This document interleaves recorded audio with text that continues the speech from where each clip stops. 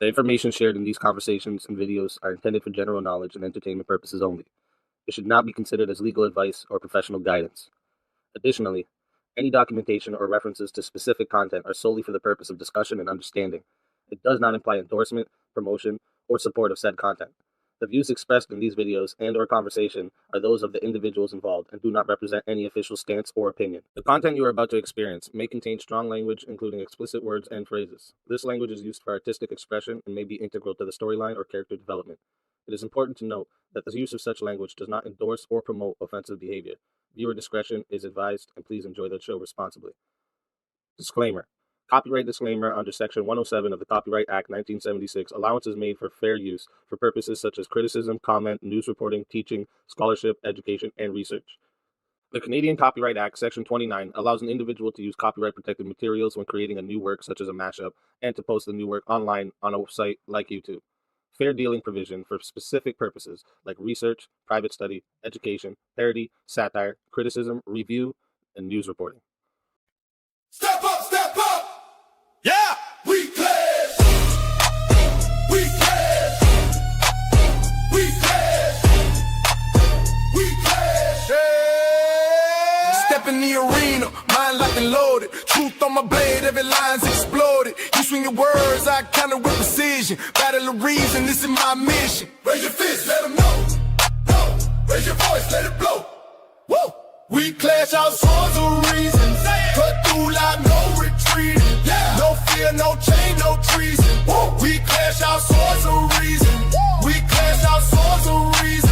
Cut through like no retreat. Yeah. No fear, no chain, no treason. Woo. We clash our swords of reason. Step back, I'm a scholar and a fighter.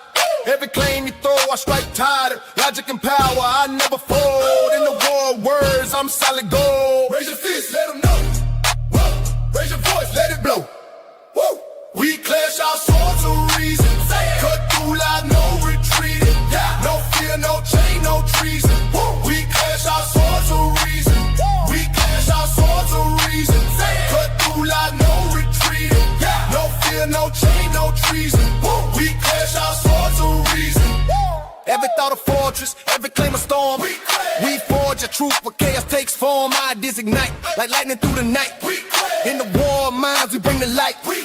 Step in, feel the heat. Truth is my weapon, never beat. Raise them high, break the ceiling. With a fire, with a feeling. We clash our swords of reason. Cut through like no retreating. No fear, no chain, no treason. We clash our swords of reason. We clash our swords of reason. Cut through like no retreating. No fear, no chain, no treason. We clash our swords of reason. We clash our swords of reason. Cut through like no retreating. No fear, no chain, no treason. We clash our swords of reason. Welcome, everybody, to Swords of Reason right here on the Speakeazy show every Monday, Tuesday, and Wednesdays. And this is where logic meets passion.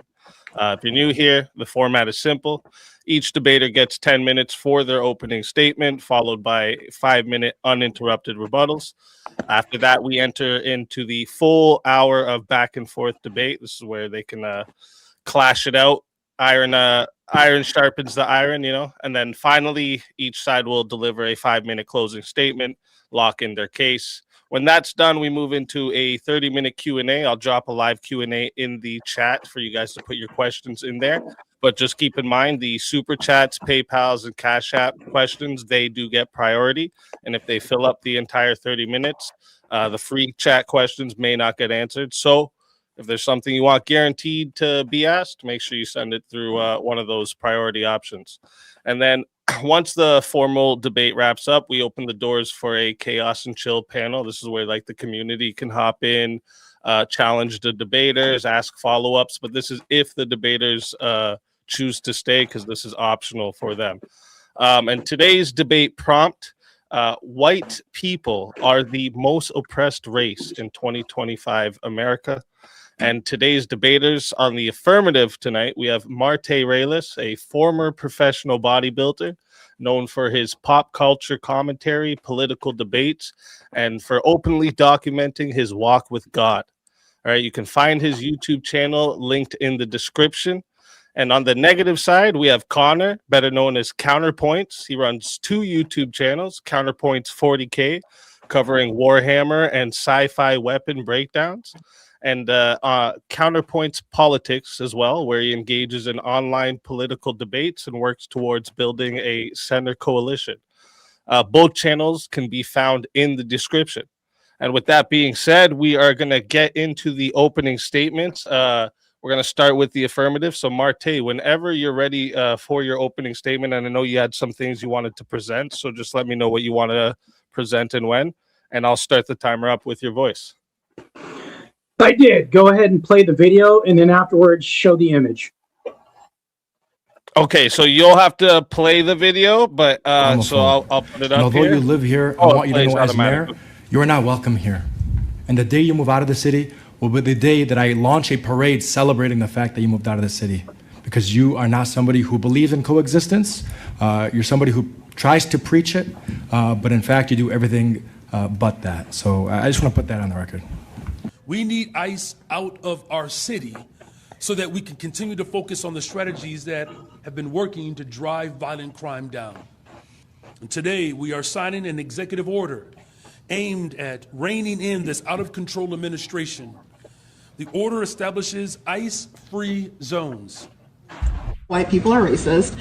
So I put this up because I really want any white person in the room to know up front that this is what we're dealing with, that it's not going to be this coddling of white tears and what that looks like. We're not going to discuss, oh, maybe some of us have worked it out. No, you're always going to be racist, actually. So even when you're on your path to trying to figure out how to be a better human being, because I believe that white people are born into not being human, like that actually, instead of people of color and black folks being dehumanized, that actually everyone is dehumanized off rip within white supremacy, that y'all are born into a life to not be human, and that's what y'all are taught to do, to be demons. So in this particular way, white people are all racist.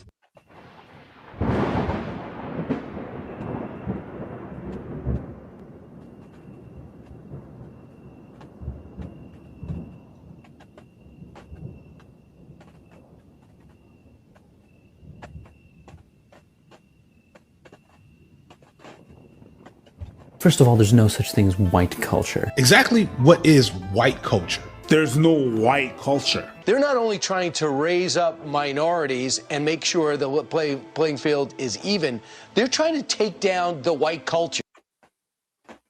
Okay, you can take this off and remove it. Mind you, that's being sold on Amazon as well, too. So right here we see a graph presented by Pew Research as well, too. DEI practices are racist towards white people. Not only is this a form of oppression, but it degrades education and the value of education. We can take this off the screen now, too. So when we think about politically moving forward, Brandon Johnson wants ICE-free zones, thus allowing illegal immigrants to live in his city, telling federal agents where they can't live. Counterpoints, I understand that you used to work in law enforcement. I did too. 13 plus years, different agencies. It's another conversation, neither here nor there. I know you're going to bring up your military background, all the other stuff. I don't want to hear it. We're just here for this debate. So back to this. Hey, I just want to make a proclamation. White people out there, I'm talking to you. Where have your balls gone? For the love of God, can we end the multiculturalism already?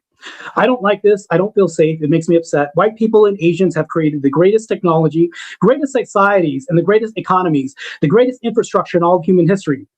You are now between 8 to 10% of the world's population, and you are importing infinity brown people into our culture and country, Europe included. You all brought into the globalist agenda, and you let women vote. Two of the biggest mistakes ever made, the greatest errors in modern society. White people used to be feared and more respected in culture, and on the global level, whites had the greatest empires in human history. Now they are getting arrested for sending memes by Muslim apologists through police arm of the state now. There's no rough edge anymore. Do you know how many white people get in my comments and tell me and say, oh my gosh, Marte, you say everything I wish I could say, but I can't because I'm white. Why not? Why? Literally, just say it. Just say what you got to say. White silence has taken a hold of American society as a form of propagandized speech impression. So my identity is only here just to be an American. That's it, not black or anything else. You know what makes me upset is when I see ungrateful brown people getting on the internet and taking bold statements and talking crazy about my society that was established, built, and maintained by white people and white immigrants and Asian immigrants. And they want to talk down on our society and Western civilization as if they come from somewhere that's beautiful and prosperous and they have it all figured out. They've been murdering each other mercilessly and senselessly, having blood views for thousands of years. They haven't developed anything that they run from. Women are treated like animals in their culture, and we can go into that as well too. They have no rights. They're just barbaric animals. And then to think that they have the audacity to come tell white people where everybody wants to go, where white people live. Everybody wants to go where white people maintain society and civilization and infrastructure. Everybody does. Counterpoints. They come to your home, white people, and then they tell you, oh, you need to make things how we have it. Then you need to change your rules for us. No, I'm starting to genuinely feel unsafe in society. You know who I do feel safe around? Kyle, Blake, Kevin, Christina, Chloe, Rebecca Thomas. You know who I don't feel safe around? Somalians, categorically Venezuelan gangs that take over apartment buildings, large groups of Hispanic men that infiltrate this country, and don't speak a lick of English. White people, please, for the sake of Western civilization, grab your sacks, grab your nuts, and remember who the hell you are. Stop with the empathy, man. We've had enough of this. You know what energy we need? Like Speakeazy was playing? Dose Volt energy. Because I'm sick of it. White people, please. I don't want to see any more Mohammeds anywhere. We need a coalition against this. So you know what I'm veering from culturally, and the reason why I veer from blacks? Your generation of white American men were told the last 80 years were a problem. People who look like you and live like you, they were part of the problem, and that all you needed to do is get past racism together. And that if you could pull it off, if you could get past racism, if you could learn to live in a colorblind society, that all things would be better for all of us. And so you were the first generation raised with a truly post-racial mindset. And if you started to reach adulthood, you walked out, put your hand forward, and shake the hands of every other race, every other group, and every other religion that you let infiltrate this country, and you were immediately sucker punched by reality. Everybody else made it clear, though, that they're not striving for a post-racial society. They didn't want this at all. They want to fight over your corpse. They didn't want equality. They want your stuff. Right now, to be a white man in America, you have to be out loud, expressively okay with the idea that in 50 years, your entire lineage, your entire bloodline, your entire cultural history won't exist anymore. I'm not going to apologize for the achievements of white ancestors as a black man. I'm not going to apologize because white people build a world better than theirs. Whites took a land made of stick huts and bison chasers and turned it into a country that put a man on the fucking moon in less than 200 years. They made everything that these people are fleeing their homelands of thousands of years to come and deliver DoorDash to. I'll end with this. In a nation built in the melting pot ideal where immigrants historically assimilated into an American way of life, we now face a dangerous inversion. Newcomers demanding that we bend to their cultures, eroding the very fabric of our shared identity. Consider Dearborn, Michigan, home of America's largest Arab American community, where cultural enclaves have led to resistance against traditional assimilation, with some rejecting core American frameworks in favor of maintaining distinct forms that challenge national unity. All of this has everything with Euro-American culture. In New York City, a beacon of diversity, immigration groups have formed insulated neighborhoods like those in Queens or Brooklyn, where demands for multilingual services, ethnic preferred policies, and cultural accommodations, from halal food mandates in schools to resistance against English primacy, shift the burden onto host society, prioritizing foreign traditions over integration. I'm about to end with this. This pattern repeats in cities like Minneapolis, Somali communities pushing for Sharia-inspired dispute resolutions, or Miami's Cuban enclaves influencing local politics to mirror homeland ideologies. All this is bad, by the way, counterpoints. All while Native American-born Americans are expected to adapt to their culture. Let us not fool ourselves with promises of reparations as a panacea for cultural grievances. Look at Canada's Indigenous peoples, where billions of settlements, apologies, and land returns have yielded and persisted socioeconomic stagnation with high poverty rates, health disparities, and limited advancement despite symbolic gestures, proving that their financial redress alone fails to foster true progress or integration. I have all the evidence and data on this on countryhealthrankings.org. Also, today I argue for reclamation assimilation as the cornerstone of our republic, lest we surrender our culture to fragmentation and further cultural extermination. I concede my time. All right. Thank you for that opening statement. I didn't want to interrupt your opening because we could hear you still what you were saying, but you might check on the StreamYard and switch to make sure you have the right mic selected because I think you were maybe on a distant mic there. It sounded like it wasn't the one in front of you. Here we go. Can you hear me now? That's perfect. Yep, Damn it. that's better. But we still heard everything. I can do That's a the only do-over, reason I didn't interrupt you. So, but you know what I mean? Okay, you know what? Since I do have a little bit of time on my clock, let me go ahead and kind of repeat what I just said because I know you heard me. Well, so real quick, we did hear you. We did hear you, Marte. We did hear you. We did hear you. I promise. Loud and clear. Yeah. No counterpoints. You were yawning. I didn't want to. I didn't want to interrupt you. You heard what I was saying. I would have interrupted you though if we couldn't. You know what? I can see my time. Go ahead. I promise. But with that, we're gonna hand the mic over here to counterpoints for your opening statement, and whenever you're ready for that, I'll start the timer up with your voice. And again, thank you both for being here. Yeah, so this was such a wild title that I didn't do much preparation, but basically, I think that if we actually wanted to look at who's the most oppressed, we can look at the definition of keep someone in subservience and hardship, especially by the unjust exercise of authority. So we could talk about law enforcement, we could talk about redlining, we could talk about generational wealth, we could talk about access to mortgages, we could talk about the GI Bill, we could talk about segregation in the military, we could talk about all the things that generationally have impacted the African-American community or the Hispanic community or the Asian communities over the past several decades. But I'm assuming, just jumping ahead a little bit, that you're going to say, oh, well, that's all in the past. Well, I will make basically arguments that systems take time to modify and for people to overcome their systems. Also, I'm not a leftist. I'm not like a DEI, CRT, progressive, woke person. But I do think that reality is reality. So I think that the United States of America is a liberal, capital L liberal project based off of a constitution. It's a republic, meaning that's a representative democracy, and that we have the capacity to integrate many of the people that you are hostile to.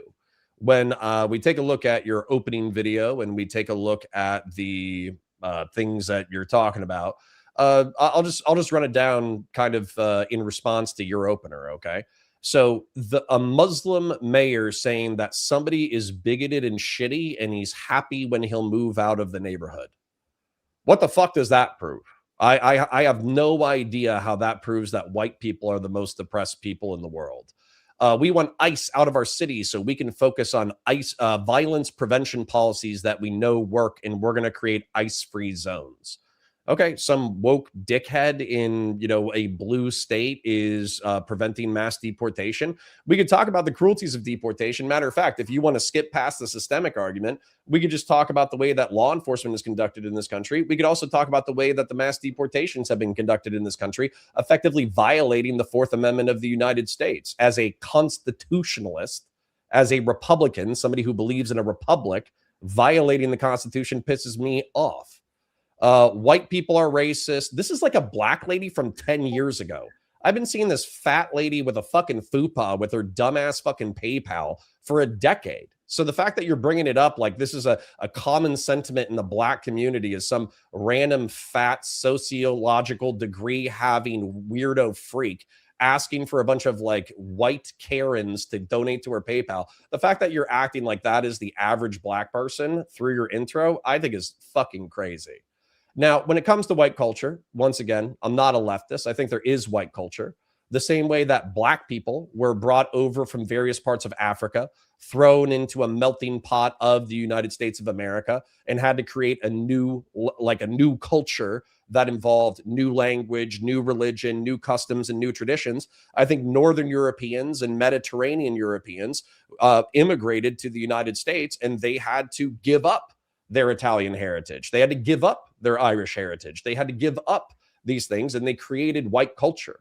I agree that American culture as a umbrella over the black culture, over the white culture, over the Hispanic culture has been a force for good. And many of the things that you valorize about the United States of America, I probably valorize as well. When you say end multiculturalism, we would have to be specific about it. I don't think Mexicans need to stop making tacos. As a matter of fact, one of my favorite things is a authentic Mexican restaurant I just went on a date with my wife to recently. That was phenomenal. I don't want people to give up their food. I don't want people to give up their religion either. Central and South Americans are typically Catholic. They don't need to convert to Protestantism in order to be more assimilated with the Northern European white culture, which is predominantly Protestant. That's a very silly thing to think is necessary in order for the American project to proceed. Whites have had the greatest empires in history. That's true. But empires come with violence and crime and authoritarianism and rape and murder and sacking of cities and all this bullshit. And we should be honest about our history. So if we look at the colonialism of the Spanish in the Americas, we should say, yeah, maybe Christianity is great. Maybe the new American world is great. Maybe, the world as it is right now is amazing for all of its technology. But also there was some fucked up shit that happened during the colonial period. If we look at the transatlantic slave trade, we don't have to excuse all the fucked up barbaric violence that was necessary in order to make the transatlantic slave trade. We can just go, yeah, that's fucked up. But it was a few hundred years ago. We're trying to get over it now. You also brought up that women are just cattle in rival societies. Okay. What does women being oppressed in the Middle East and North Africa have to do with whether or not white people are the most oppressed in the United States of America? You're saying that, oh, well, we're importing all these shitty third world cultures and then they're not integrated. I'm an integrationist. I want people to integrate. I want them to, number one, care about the constitutional republic of the United States before they even get here. Number two, I want them to be forced to learn English. That way they can integrate into our society. Number three, I don't think that we should bring over so many people so quickly that we create the ethno-religious enclaves that you're talking about. Your hostility, I hate jihadist terrorism, just like anybody else. I hate jihadist terrorism. I think liberals and progressives and lefties are blind to jihadist terrorism, but I also think your hostility to Muslims is probably overblown. 99% of Muslims are chill, decent people who believe in God, the last day, doing good works, and that Muhammad is God's messenger. Muhammad's kind of a jerk, peace be upon him, but at the same time, they're not necessarily trying to decapitate you. You brought up that liberal colorblind society is what we were indoctrinated to in the 90s and thousands. I wish we could get to that. I wish we could get to the American primary identity. We don't care if you're white or black, you're American first. I would love to get to that. But there's a whole history of grievance that we're going to have to address, regardless of whether or not you like it. I think that's almost it. Because the truth is that, we're going to get into Sharia law, we're going to get into Cuban ethno-religious enclaves, but I can leave that for the open. Oh, sorry, final point. If we look by any metric of academic achievement, lifespan, health outcomes, education, IQ, incarceration rates, any of that shit, it's going to be pretty clear that Jews and Asians are going to be at the top, whites are going to be a close second, Hispanics are going to be slightly behind whites, and then blacks are going to be at the far bottom. So once again, if we look at any stat of quality of life in America, whites are second or third best within our own society. So saying that we are oppressed, I think is an absurd statement. And with that, I'll yield the remainder of my time. All right. Thank you for that opening statement, Counterpoints. And with that, we are going to get in over to the 5-minute uninterrupted rebuttal. We're going to hand the mic back to Marte. So, Marte, whenever you're ready, I'll start the timer up with your voice. It's funny you say a couple things, but yet you don't address a lot that's in my opening statement. Case in point, you said that women are treated like cattle, nor did I even mount that or utter that. That never left my mouth. What I said is how they're treated. I didn't say like cattle. Second of all, you said, I like, integration. And you said, that's what I want them to do. I want them to do this. That's not what's happening right now. They are not integrating in our society. Secondly, you say, what does this have to do in Dearborn, Michigan, when the mayor, Muhammad, whatever his name is saying that I need a white Christian to be escorted out of the city with a parade. Right now, this is being a semblance of what is to come. If we see this, we can look at Europe as an example of what's happening. So when you talk about a hatred towards Muslim ideals and things like this, further provocation of people integrating into society in mass, unchecked, with no checks and balances. Well, insert the UK, look what's happening right there. So we also see that too. We could talk about law enforcement too, as well too. Being the fact that I could bring up FBI stats, the latest that I could show you too, and also put this in the chat so we can bring up on the screen that, you know, race, as far as races, blacks kill blacks, you know, more than whites kill blacks, and whites kill whites more than anybody. Interracial violence is really high. But if you really look at these stats, whites are killed more by blacks, even though blacks make up a minority of most of the populations that we see. So that is also happening too. So when you say, what does any of this shit have to do with what I'm talking about? We're talking about culture. We're talking about the Hollywood race swapping. We're talking about everything else. Matter of fact, this is covert racism. This is what the plantation owners have done to the slaves. What they're doing in Hollywood right now, they're giving scraps and leftovers. Notice how it's only the black characters who are given scraps and leftovers, and the main white characters are saying, here you go. Oh no, you poor thing. Black people, do you want a chance to play the main character? You can pretend to be white for a while. To me, that's what's happening right now. And also, this is also debasing white culture as well too. Anytime I can go out and be racist towards white people, and that's okay. Mexicans, Hispanics, and everybody else can do this. That's also cultural oppression. Whites, they can't do this. I can open up a black-owned barber shop. Let's see you try to open up a white-owned barber shop and see if that white-owned on there. See if that flies. This doesn't happen. Matter of fact, we can even look at other institutions, the NAACP. Think about it like this, if you will, counterpoints. The National Advancement of White People. Yeah, God, this is crazy. I can go to lengths at how much whites can't talk about this. You've never addressed the white silence that I brought up in my opening statement. That's the reason why I'm here talking, because if you switch places with me, you would be called a racist. Matter of fact, I can say I have pride in my race and all this other shit. And you can vote, you know, and you can call back to history and say, well, because of the plan, all this other slavery stuff, we're in 2025. That's what the prompt says. Let's stick to the generation that we're in right now. According to this generation, you can't have any pride in your race. You can't even talk about white history because that's being washed down and revised in history in colleges and institutions. Matter of fact, I can point to the demographic that's debasing your culture as we talk about this. There are white liberal women. Yes, that's very distinct. And I'm honing in on a special subset of people. I know you're not a liberal. Nobody cares about that right now. You could be a Republican, a staunch Republican, in advocating for your position right now. What I'm talking about is society, not you. We're talking about a societal norm that's happening right now. If I say, we'll even say salt and crackers, if I call you that right now, that's perfectly fine. But if you do the inverse of that, oh, channel banned, all bad, this is bad. Matter of fact, white oppression happens in the black communities. If I speak with good grammatical precision and enunciate my words and speak grammatically correct, I'm now talking white, and now I'm being talked down on, oh, that has to be weeded out of black culture because now I want to be white. That's being degraded as well in black culture. So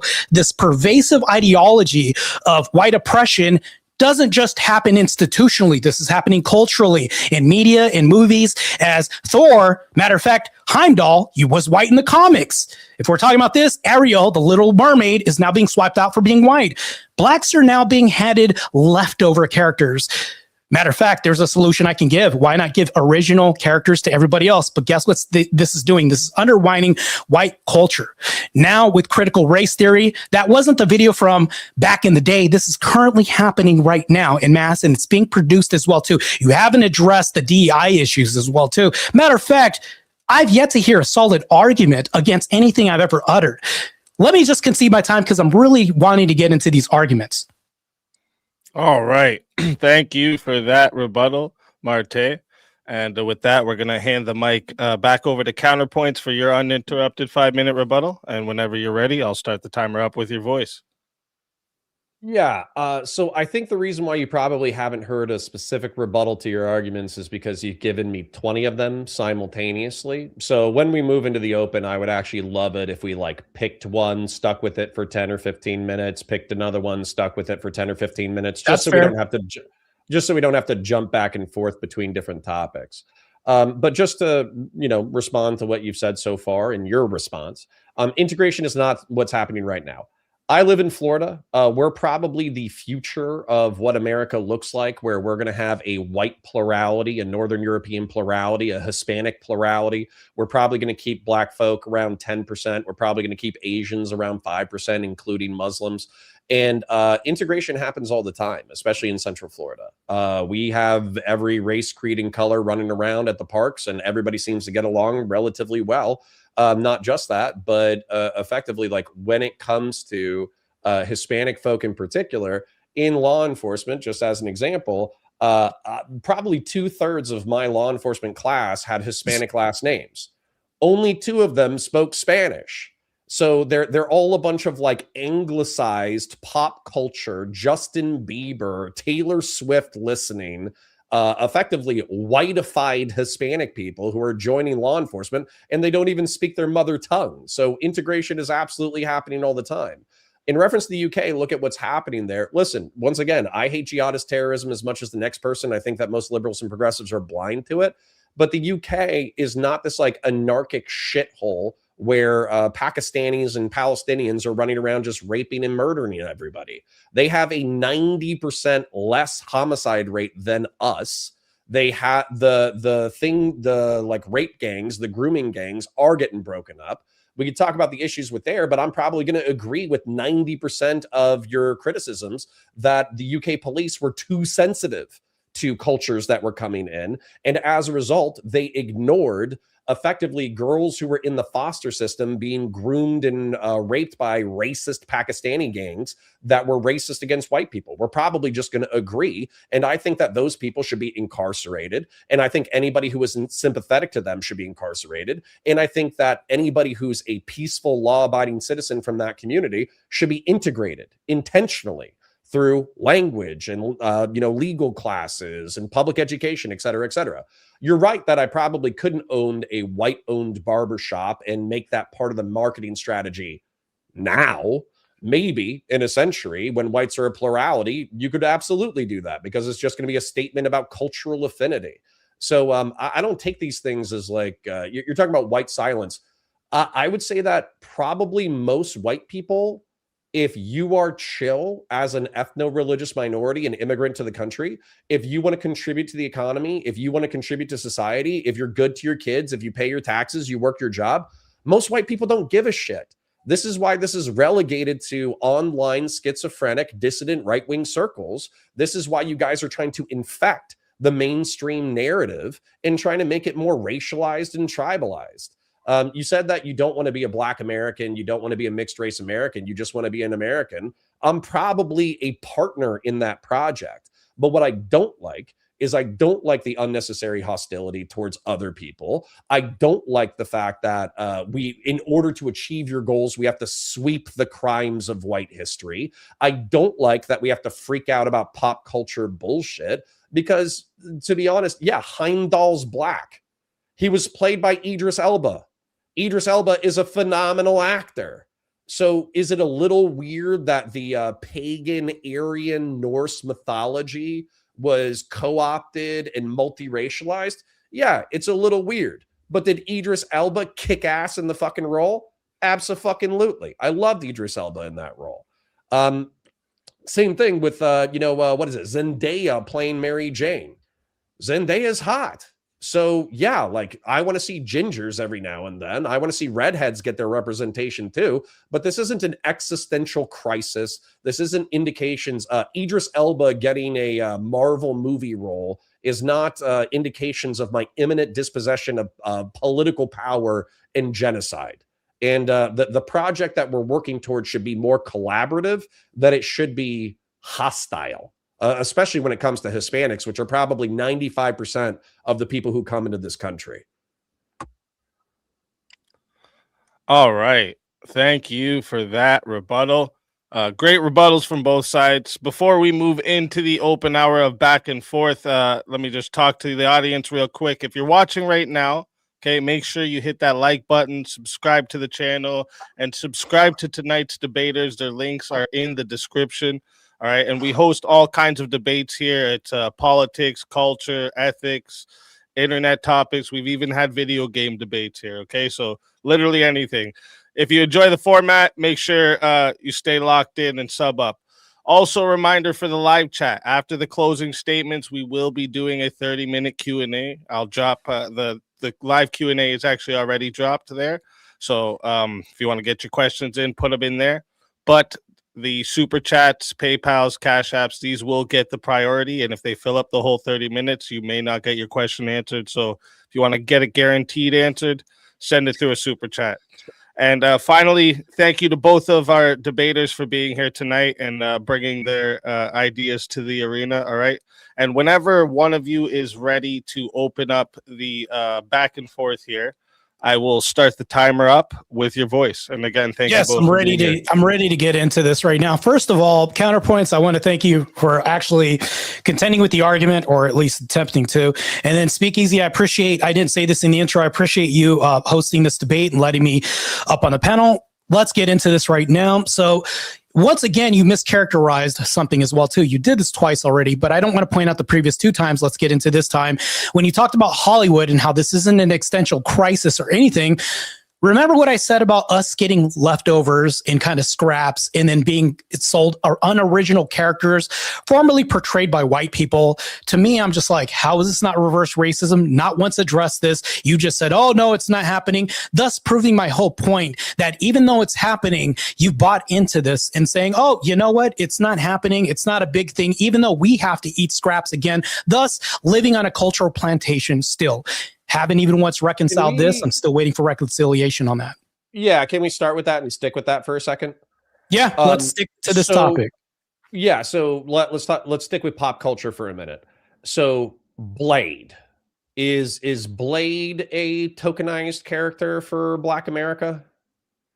I can say that longevity has something to do with this. I think that if it happens a long time under the guise of being bought into something over a period of time, I can then be bought and sold an idea under the guise of saying, oh, maybe people were born into this generation where they were, they didn't realize Blade used to be white.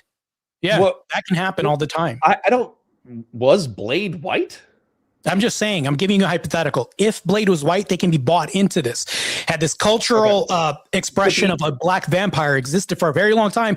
Let's say that Blade was white. This generation doesn't even remember the Hogan's Heroes or any of that stuff. If Hogan's Heroes were black, they would have never known this. And we do a revamp of this of a black rendition. They'd be like, oh, okay, this is a cool show. They would have never known the swap out would have happened. Thus Blade in the hypothetical. Yeah. Okay. So what I'm poking at, number one, I'm just trying to point out that Wesley Snipes is a personal hero of mine, and I love Blade, and I don't feel like Blade was scraps to the Black community. I feel that was an authentically, earnestly told story that was just damn cool, and I wish that it was, more of that stuff was done. Same thing with like Will Smith. Will Smith's whole arc with like Men in Black and Independence Day and all that kind of stuff. What was that, like Black tokenism? Was that scraps? You're talking about characters that were started out being black and never picked up the scraps or leftovers of a white image or character. Now what we're doing is we're doing race swapping. Has Will Smith swapped a race out with another Men in Black person?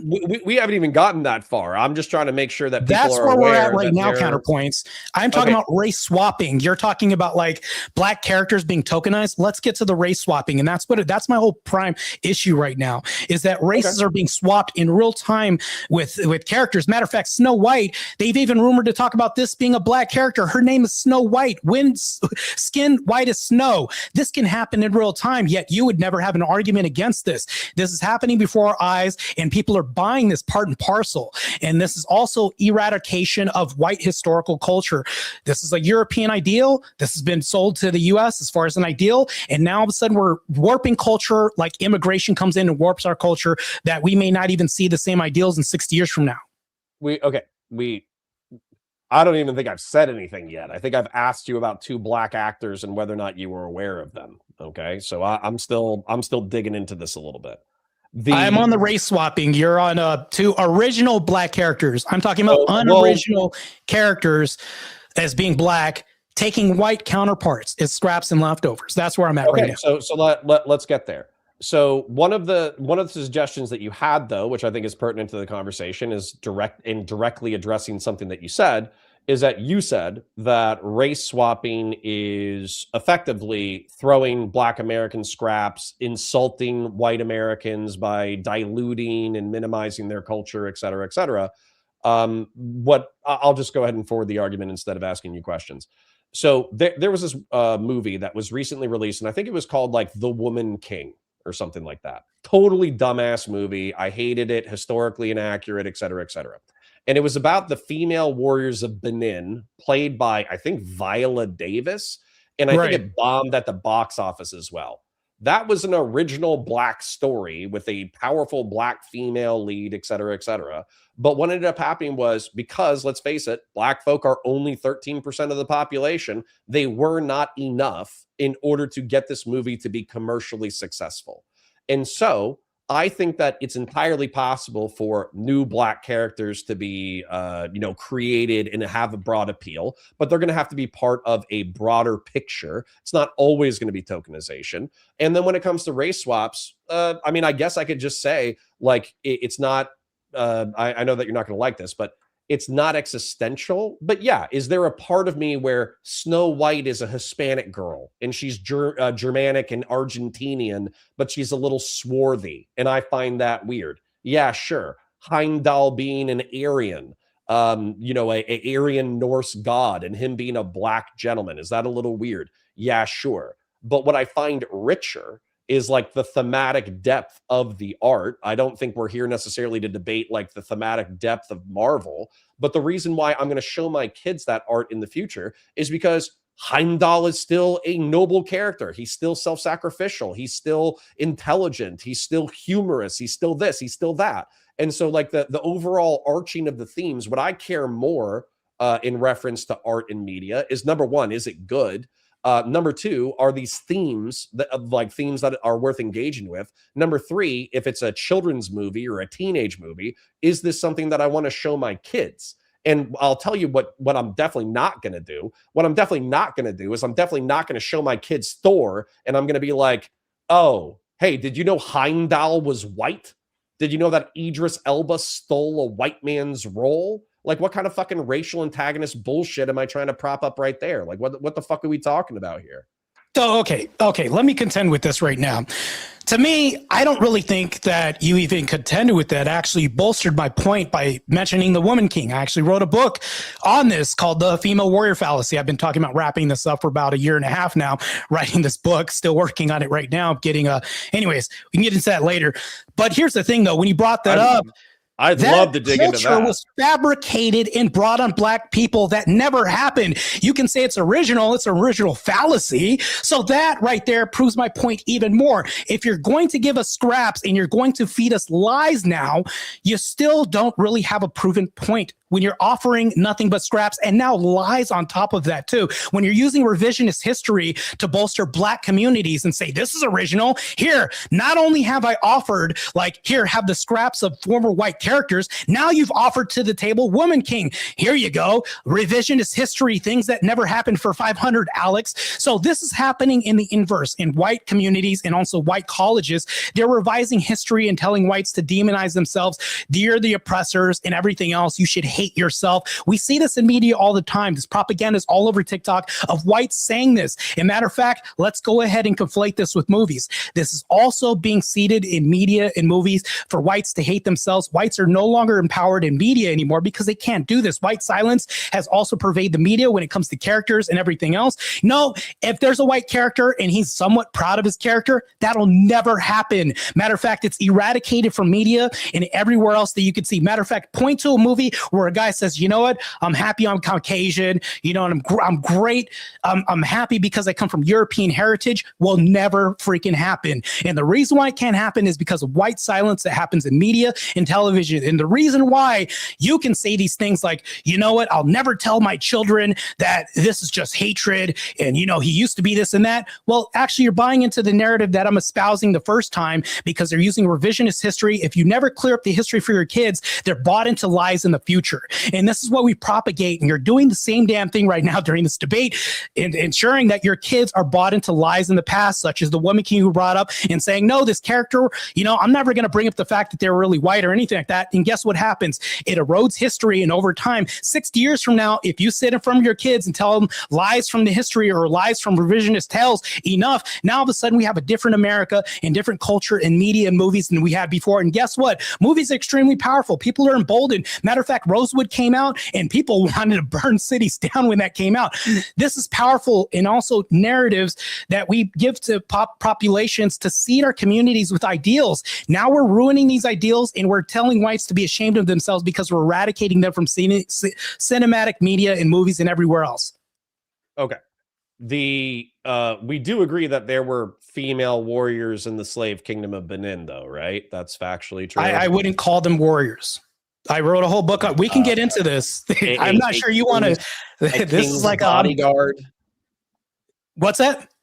A king's bodyguard, an armed concubine bodyguard. You realize why they were bodyguards, right? The reason why they were bodyguards is because when they had male bodyguards, they tend to have infidelity that happens. So in order to eradicate infidelity, they turned them into women. And matter of fact, they weren't even good at that. These women weren't even good bodyguards. They were just proven to show that it was like a show of force. And all of this was, matter of fact, you were an officer just like I was. All this was is just officer presence at the most. It wasn't a really effective tool.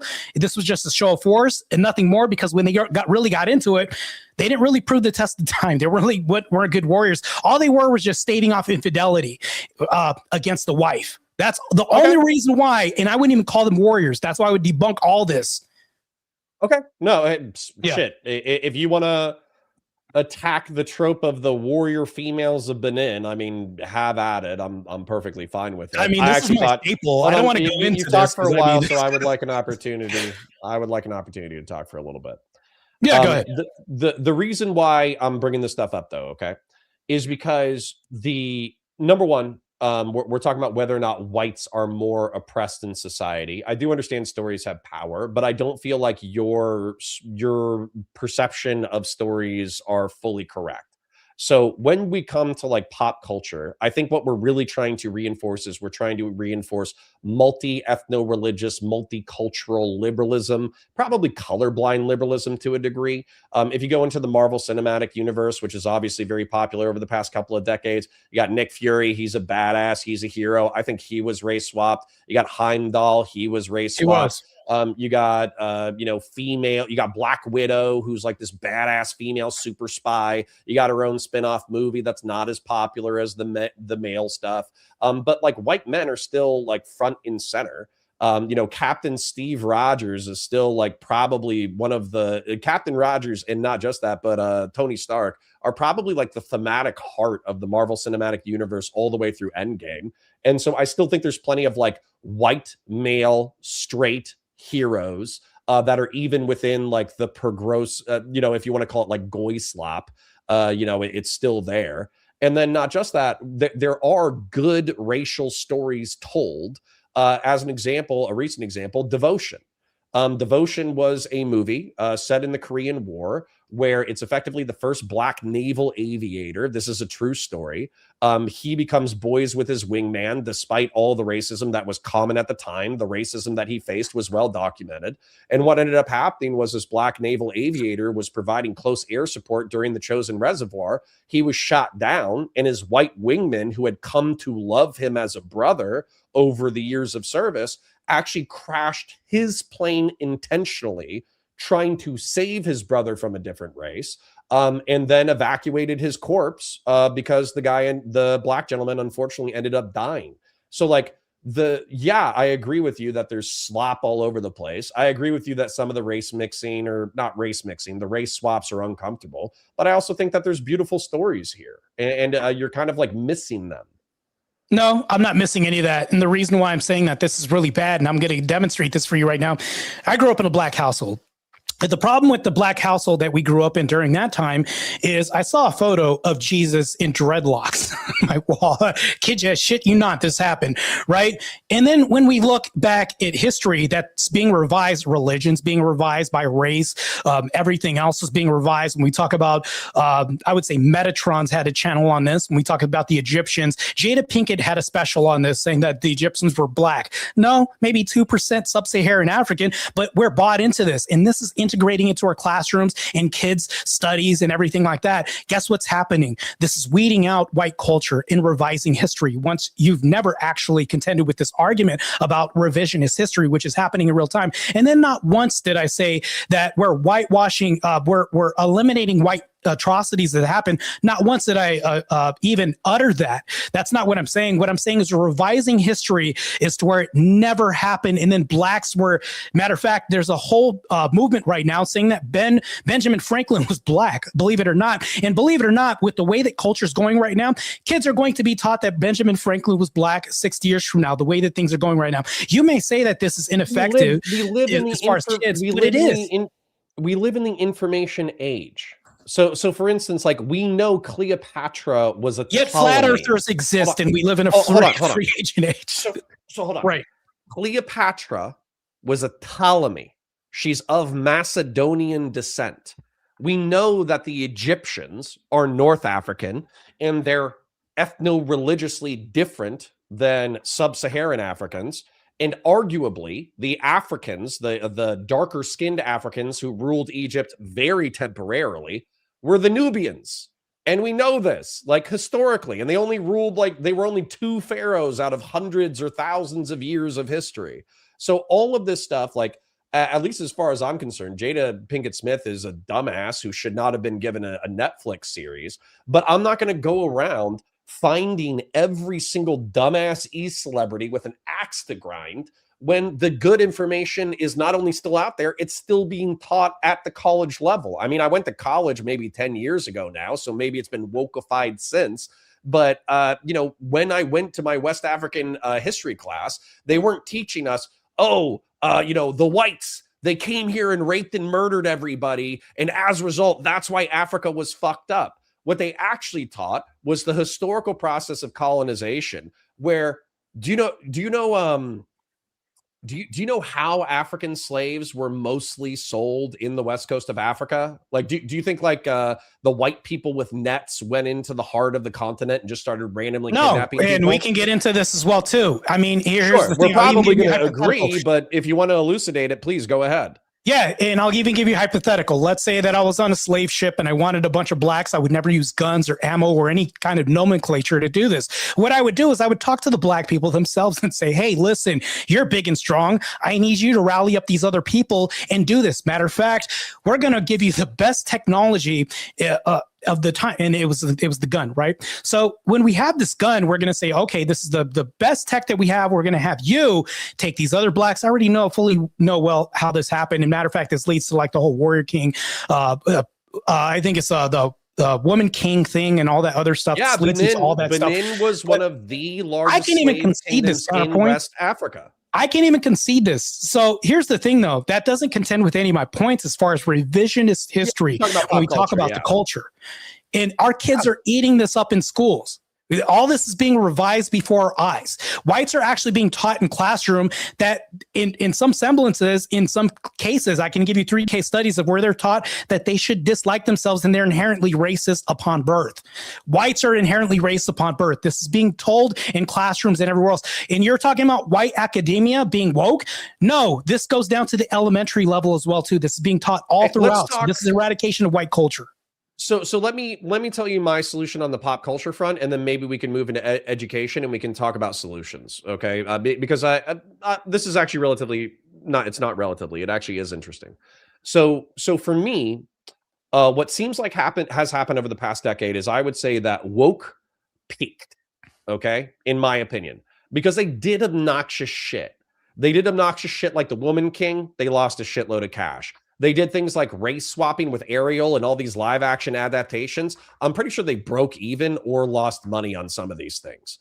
And so as a result, like woke has kind of like, hit its crest. And not just that, when you look at pop culture now, they're bringing things back like, I don't know, white, straight, male action heroes being the unapologetic protagonists. And I just mean like, I see Glenn Powell commercials every other day, and he's a white man with blonde hair and blue eyes. And we also see Sydney Sweeney with her huge tatas, and she's blonde with blue eyes. It's shifted a little bit.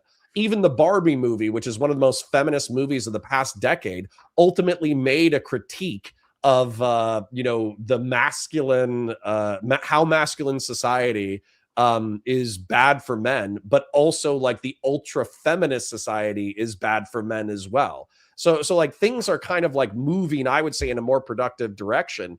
And so when it comes to pop culture, don't watch the bad shit, reward the good stuff with your money. And it seems like this is getting balanced out in recent times.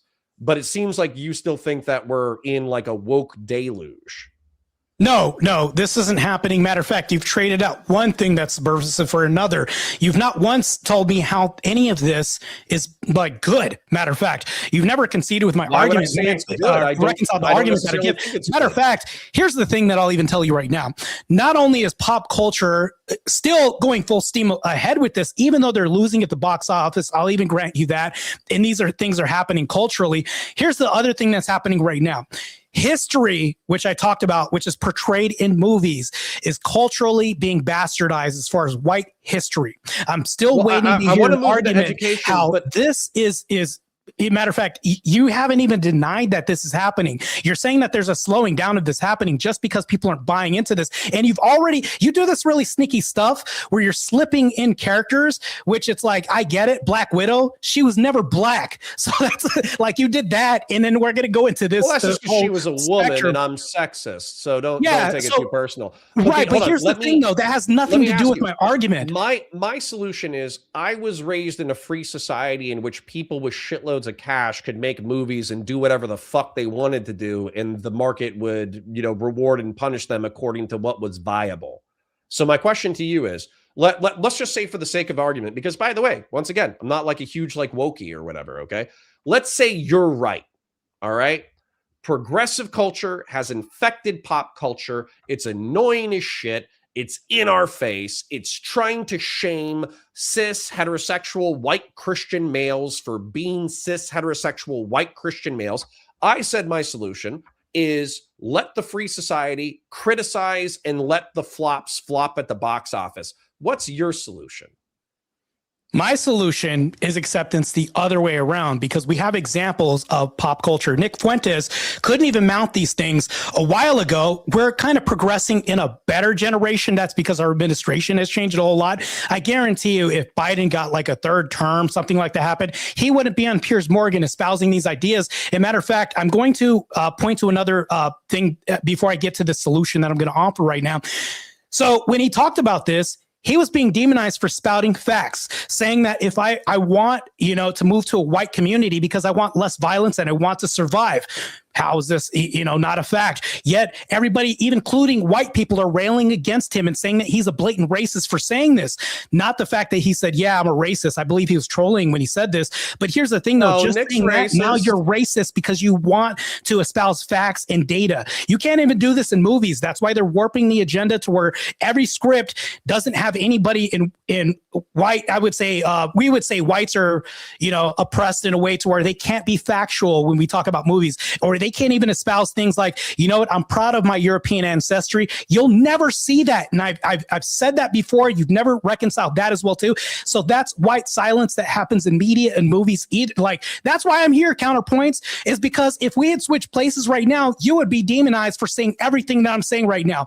That's oppression. Okay, but you don't, hold on. So what I've done in my small realm of the universe, okay, is I've embraced the villain.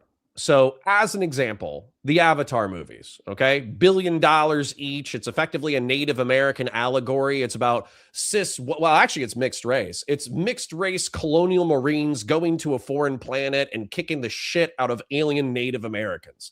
Now, because it's a James Cameron movie, and you can't have the bad guys win. Of course, what ends up happening is the Native Americans come back and they, take their dreadlocks and they have sex with fish, and then, they beat the mercenaries or whatever. But the entire time I'm watching that movie, I'm cheering for the Marines who are kicking the fuck out of the Native Americans.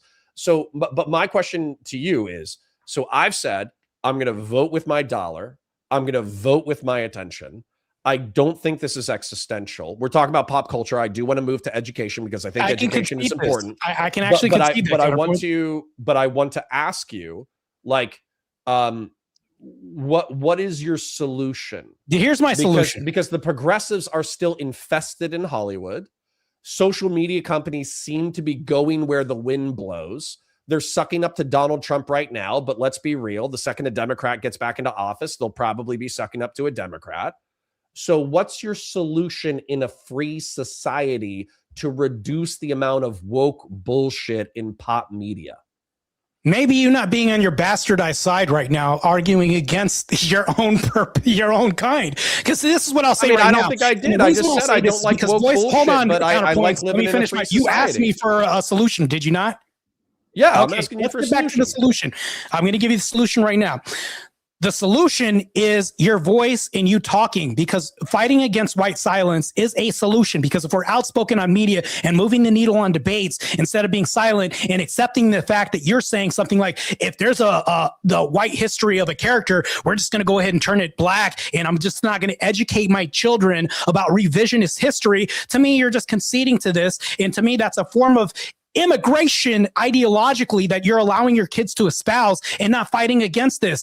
That's what you're doing. If you're anti that, that's a solution. It starts from the home. And if you don't start from the home, guess what happens? What you allow is, well, we'll continue counterpoints. That's a solution. It starts from the home. If you don't have your kids accept revisionist history and you tell them the truth, because honest reality right there, that's a solution right there. And it starts from the home. That's one out of 50 solutions I can give you. Okay. I would love to move into education. I'll be real. I would rather take my balls, put them on this table, and smash them with a ball peen hammer than debate Black Ariel or Black Heimdall. Then to tell your kids the truth about history, historical narratives? Yeah. I would rather smash my testicles with That's a hammer. a crazy take. So Okay. you're just going to let's talk about transgender education. yourself for your Education's more kids important. for lies. Let's talk about education. I want to talk about education. You want to cut your balls off to lie to your kids? That's crazy. No, That's a crazy I'm just take, saying that would counterpoint. be less painful. Do you identify as a woman right now because you lie to your kids? Little Is Mermaid. that the next I don't give a belief fuck system you about want Black to integrate in Little your Mermaid. kids? Okay. I don't give a fuck about Black Little Mermaid. So obviously you do to cut your balls off to turn into a woman. I already have now. my kids, so I already have my kids. Crazy. So I'm good. Let's move into education, because obviously you want to. I hate white, to castrate yourself on the last point, which you already did. I have two white, blue-eyed children. I'm doing okay. So, anyways, yes, let's move into education. So, when it comes to education, what's happened, in my opinion, this is my frustration with the right wing right now, is that through gutting the DOE, through encouraging people to homeschool, through encouraging people to leave the public school system, effectively what they've done is they've conceded the ground. Not only have they conceded the ground when it comes to education, they also bully right-wingers and conservatives who want to get into education, because they say, oh, why would you want to be a teacher? Why would you want to be a professor? Why would you want to be in academia when you could either work the trades or be a business person or something like that? So conservatives, in my opinion, over the past 20 or 30 years, have lost the educational institution because they effectively retreated from it. And now the Trump administration is making it worse. So if we have these things where there's a historical problem, where something is being, I don't know, some teacher is using Jada Pinkett Smith as a historical reference or something like that, there isn't a conservative in there to say, bullshit, this is wrong, here's the real history. Okay. So what do you think is what? Well, I want to ask you this. What do you think is happening, and how would you like to fix it? Before we get to this, you just uttered that Trump is making things worse. I'd like to hear how, because I'm not just going to accept this and bite this bullet that you're just going to tell me that Trump is making things worse for academia. I'd love to hear how. Before we get to your question. Okay, by gutting the DOE and not coming up with a federal curriculum, what he's doing is he's passing the curriculum back to the states. When it goes back to the states, red states might be able to do more red shit, but blue states are going to do more blue shit. So you think that it's like obnoxious now with progressive academia? Just wait until the federal government isn't regulating it at all. California is going to do all of the shit that you're talking about and probably worse. Do you think California would have improved had Trump not given it to the states? Do you think Newsom wouldn't have fought him? I think that conservatives should have given their fucking balls a tug and they should have fought for the institution instead. No, that doesn't answer my. Can you answer my fucking question? What do I think that? Sorry, ask the question again. Oh gosh, I need you to listen real quick. Counterpoints. Do you think that if Trump had said, you know, we're not giving it to the states, do you think Newsom or matter of fact, Brian Johnson in Chicago wouldn't have fought him? I think that if the federal government oversaw curriculum, then the states would have to comply with the curriculum from the federal government. Brandon Johnson's not complying. Newsom's not complying. They're fighting the whole time. What are you talking about? We see this in real time happening in California. New York, matter of fact, Mamdani just called Trump a traitor and a treason after having a meeting with him. They're not complying at all. This is crazy. Lunacy. Well, okay, so hold on. We're talking specifically about education. How has California and Illinois not complied with Trump in reference to education? Look, I'll agree that some semblances of the education may have complied, but I'm asking you about these direct states, which have implicitly, matter of fact, created a lot of harm to their states. Matter of fact, you said that Brandon Johnson, when I brought him up, because I'm going to keep this on education, but I'm going to just bring up this one point real quick. We can move to law enforcement if you want to. I just thought no, we're not going to move to law enforcement. We're talking about political legislation and offices and what they're doing in these offices.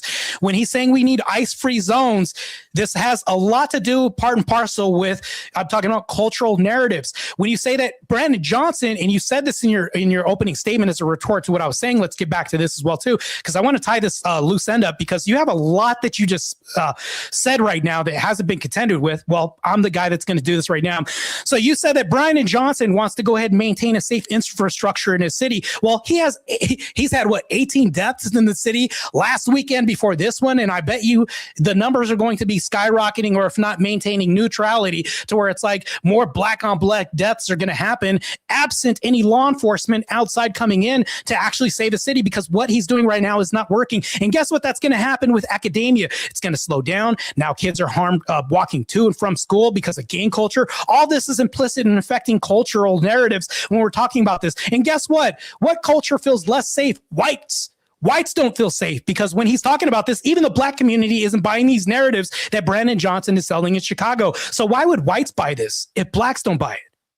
That's crazy. Give me 1 second, because I want to take a look at the actual homicide rate in Chicago, because I understand that there's like a lot of homicides, but you know, like the rate, right? Like 5 per 100,000, that kind of thing. So I just want to take a look at that. Yeah, we can go per capita if you want to do that, because that's going to be a crazier conversation if you want to do this. I'm Googling it. Do you have Chicago's homicide rate by year? Yeah, you can use Google, Grok, or ChatGPT to help you out if you want. I'm trying. Yeah, it looks like it's between like 10 and 15, which is probably do what you got to do, man. Try triple. Well, I was just going to say it's triple the national average. So, yeah, so Chicago's has been and remains a disproportionately violent city. And I'm sorry, what does this have to do with whites being oppressed? So, okay. Chicago, a lot of businesses moved out. And guess what? If you're talking about disproportionately who owns a lot of the businesses, whites, and they're taking their business elsewhere. And guess what's happening? We're limiting everything down and bad. In fact, let me go ahead and bring up what Nick Fuentes said. Whites are moving away from black communities so that way they can feel safe. And guess what? These people are taking their dollars with them. In New York, we see this happening because of this Islamist agenda infiltrating New York. These rich industrialists are taking their dollars with them. And guess what's going to happen? City funding is going to lower. Everything else is going to lower. And guess what's going to happen? Now, all of a sudden, whites are running. There's also white flight, not just white silence. There's white flight that's happening right now. None of this is being addressed by Brandon Johnson taking federal agents out of this. As a matter of fact, because I was in law enforcement, I'll even tell you the two places where federal agents can't go: national parks and one place in California that's somewhat of a military base, and that's it. But he's saying that the ICE can't go anywhere else. And what this does is allow more illegal immigration to come in and crime to run rampant. And guess where white culture is going to be? Eviscerated from that city as far as culturally and existence wise. They're going to move everywhere else that's safe, and that's what's going to happen. I would love to tell you an anecdote just for the sake of shit posts. So I worked in a city of 15,000, and 3,000 of the people who lived in that city were Black Americans. And if the homicide was going to happen, there was a 95% chance that it was going to be in the Black community, right? We had like an occasional domestic violence homicide on the white side of town. We had an occasional redneck on the west side of town do a homicide. But let's be real, 90% of the homicides happen in the Black community, right? So what ended up happening with mass immigration, as you talked about, bear in mind, this was like probably 10 years ago. The Hispanics came in. Some of them, I'm sure, were legal, but some of them were illegal, I'm sure. And what they started doing is they started buying up the Black neighborhood. And so basically within a decade, what ended up happening was the composition of the neighborhood probably shifted from like 95% Black to probably 40% Black, 60% Hispanic. Well, what ended up happening as a result of that is the homicides dropped.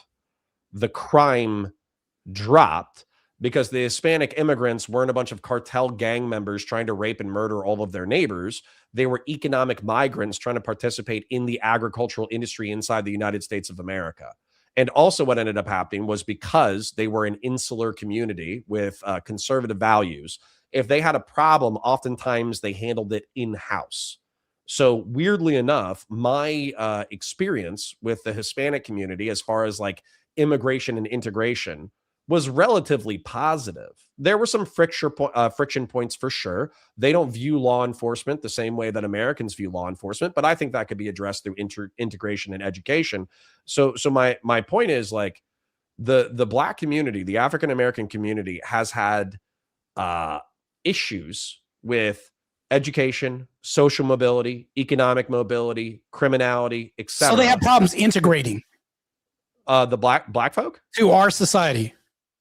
Yeah, the American so. culture, as it were. But I also think that's white people's responsibility because we didn't, we imported them as slaves. We treated them as second-class citizens through 1965, and then intergenerationally, their poverty has been pretty bad. Or their wealth has been stymied generationally for the past 200 years. Okay, so counterpoints. Let's go with this frame of logic that you're espousing right now. What if you woke up one day, counterpoints, and you noticed that $500 was deducted from your paycheck and it just says reparations? How would you feel about that? I would not be happy about that. I'm not a fan of reparations. Wait, hold on though. I thought you were talking about like, we're responsible. Which responsibilities are you talking about, and what are you referring to? Let's get to the heart of this. Yeah, I think that Americans, we are a nation made up of many people. Black Americans are my fellow citizens. And so them having access to safe communities, decent education, and employment opportunities is something that we should do via government action. That doesn't contend with what I asked you. What I asked for, what are the responsibilities because of the past? These are things that normally that's like the bare minimum. Can you give me a responsibility? But we're not doing that. You would agree that we're not doing the bare minimum, right? Yeah, this is just normative. This could be like Asians and, other people who are like from Sweden or anybody else. This is something that's normative that you would even accept as civic modicum of like I think appropriation for society. Yeah, you're right. I agree that every American should be entitled to these things. You said this. Can you tell me how whites are supposed to be responsible for something that happened when they weren't involved in to stop or do any of this other stuff? Like, because you said you would wake up and you'd be pissed if $500 was deducted from your check for reparations. Like, which responsibilities are you talking about that isn't like the bare minimum of anybody being neighborly? I think I asked a question that's pertinent to answering your question. Do you think that we are fulfilling the things that I laid out that you think all Americans are entitled to? Do you think that Black folk have safe communities? Do you think they have good schools? Do you think they have good access to economic opportunities? No, we don't have. So in the graph that I showed earlier, DEI has infiltrated education. And this is going to answer your question. If you allow me to talk real quick, I'm not going to interrupt you. So what happened though, is because we lower standards in education, now our standards of education that we're giving our children are being lowered as well too. So guess what? Schools are now becoming more defunct. They're actually dividing families with all this. And you mentioned feminism and everything else. Well, guess who's leaning into this liberal ideology? Women, black women, these emasculated people that I'm talking about. That has pervaded the culture of American society as far as education and lowering standards of education. So when you do this, you're actually producing a populace of kids who are going to produce less in society. So I think that's a corrective action that we need to take and address DEI, which is racist and oppressive towards white people. That, again, another subject that you haven't contended with or reconciled that at all either. Well, that's because the only time that we would be talking about DEI, CRT, integration, racist sensitivity, et cetera, would be in a sociological class. Whereas like the core curriculum of the United States, at least when I went to school a decade ago, was math and language arts, and then social studies was an additional class. So effectively, like, yeah, it's like a required part of your degree program, but out of 8 periods in a day, social studies was 1 class period. So how does like a woke social studies class that is less than 10% of my total education actually determine whether or not I am an economically and socially functioning human being? Because right now, hold on, I'll just jump ahead a little bit. Right now, I think you'll agree that while 95% of black folk are perfectly decent working class and middle class folk, they are not achieving the same level of academic success. There are some things culturally that are counterproductive, and these things probably need to be fixed if the United States of America is going to go forward as a nation of people from many backgrounds. Like, these are the things we need to fix. So how is a woke class hurting black folk? Once again, I'm going to reiterate this same talking point because you haven't reconciled this once. I'm going to refer to the white silence that's happening because if a student, matter of fact, there's been kids booted from classrooms. There's like 3 videos that I can send you right now because they're spouting, basically speaking truth to power. When we talk about students talking about white history and revisionist history and speaking against the agenda, they get booted. So when this happens and people accept this, well, this is what's happening right now. They start bowing down to this culture that happens because we don't have voices speaking right now. These voices are becoming eradicated, and all this stuff is remember what I said in the beginning opening statement, what you allow is what will continue. That's how this is happening because whites are silenced in classrooms, academia, media, movies, and everywhere else. We can't correct the history on this. The only way we can do this is through debates like this and you not choosing your bastardized side and coming on the base side where I'm at and saying, hey, this is truth. I'm not going to lie to my kids and cut my balls off, like what I'll take, by the way, just to go ahead and plant seeds of a lying future that we want to. You see how this snowballs into a different America 60 years from what we have now, just because of the seeds planted, indoctrination of media, culture, and classroom ideologies. And this isn't even contending with feminism or anything else. Okay. So trying to make this solution oriented, my solution, let's say that I was appointed dictator of conservatives for a day. Okay. What I would say is that we need affirmative action for conservatives, where effectively large swaths of the education system need to be conservative. Conservative perspectives need to be integrated into the education system. Males need to be encouraged to be mentors, community members, teachers, professors, etc. That would be, if I was dictator of the conservatives, how I would address this issue. Now, what it sounds like you're saying is you're saying that I am underestimating the damage caused by these woke classes, that these woke classes are reinforcing racist and self-defeating perspectives within marginalized communities, and that me minimizing what they are is allowing them to do the damage unchecked. But I'm also trying to tell you, though, which is frustrating because conservatives don't, I'm just going to be real, don't give 2 fucks about education, and they can barely muster a fuck for the black community. What they're really doing is they're doing, have you heard the term a narco tyranny, where you let a society be so anarchic that effectively all the good people are scared to do the right thing. What The you're Black doing right now is community very has sneaky. been in a narco tyranny for centuries. You're putting all of us underneath an umbrella. It's where we're labeling all of us and saying we don't like education. All of us. Are you going to make an absolutist claim like that? I think I would said never earlier do that that to even a 95%. centrist or a leftist. Whatever you are, I don't know what you are, counterpoints, but I would never do that. And this is the same ideology that's espoused when people say that all whites are racist inherently, things like this. This is the same ideology, and I'm not buying it, counterpoints. When you say things like, oh, conservatives don't care about education or anything like this. Matter of fact, we have a lot of conservatives that I can point to that do give a damn about education. A lot of them. Why did they just gut the DOE?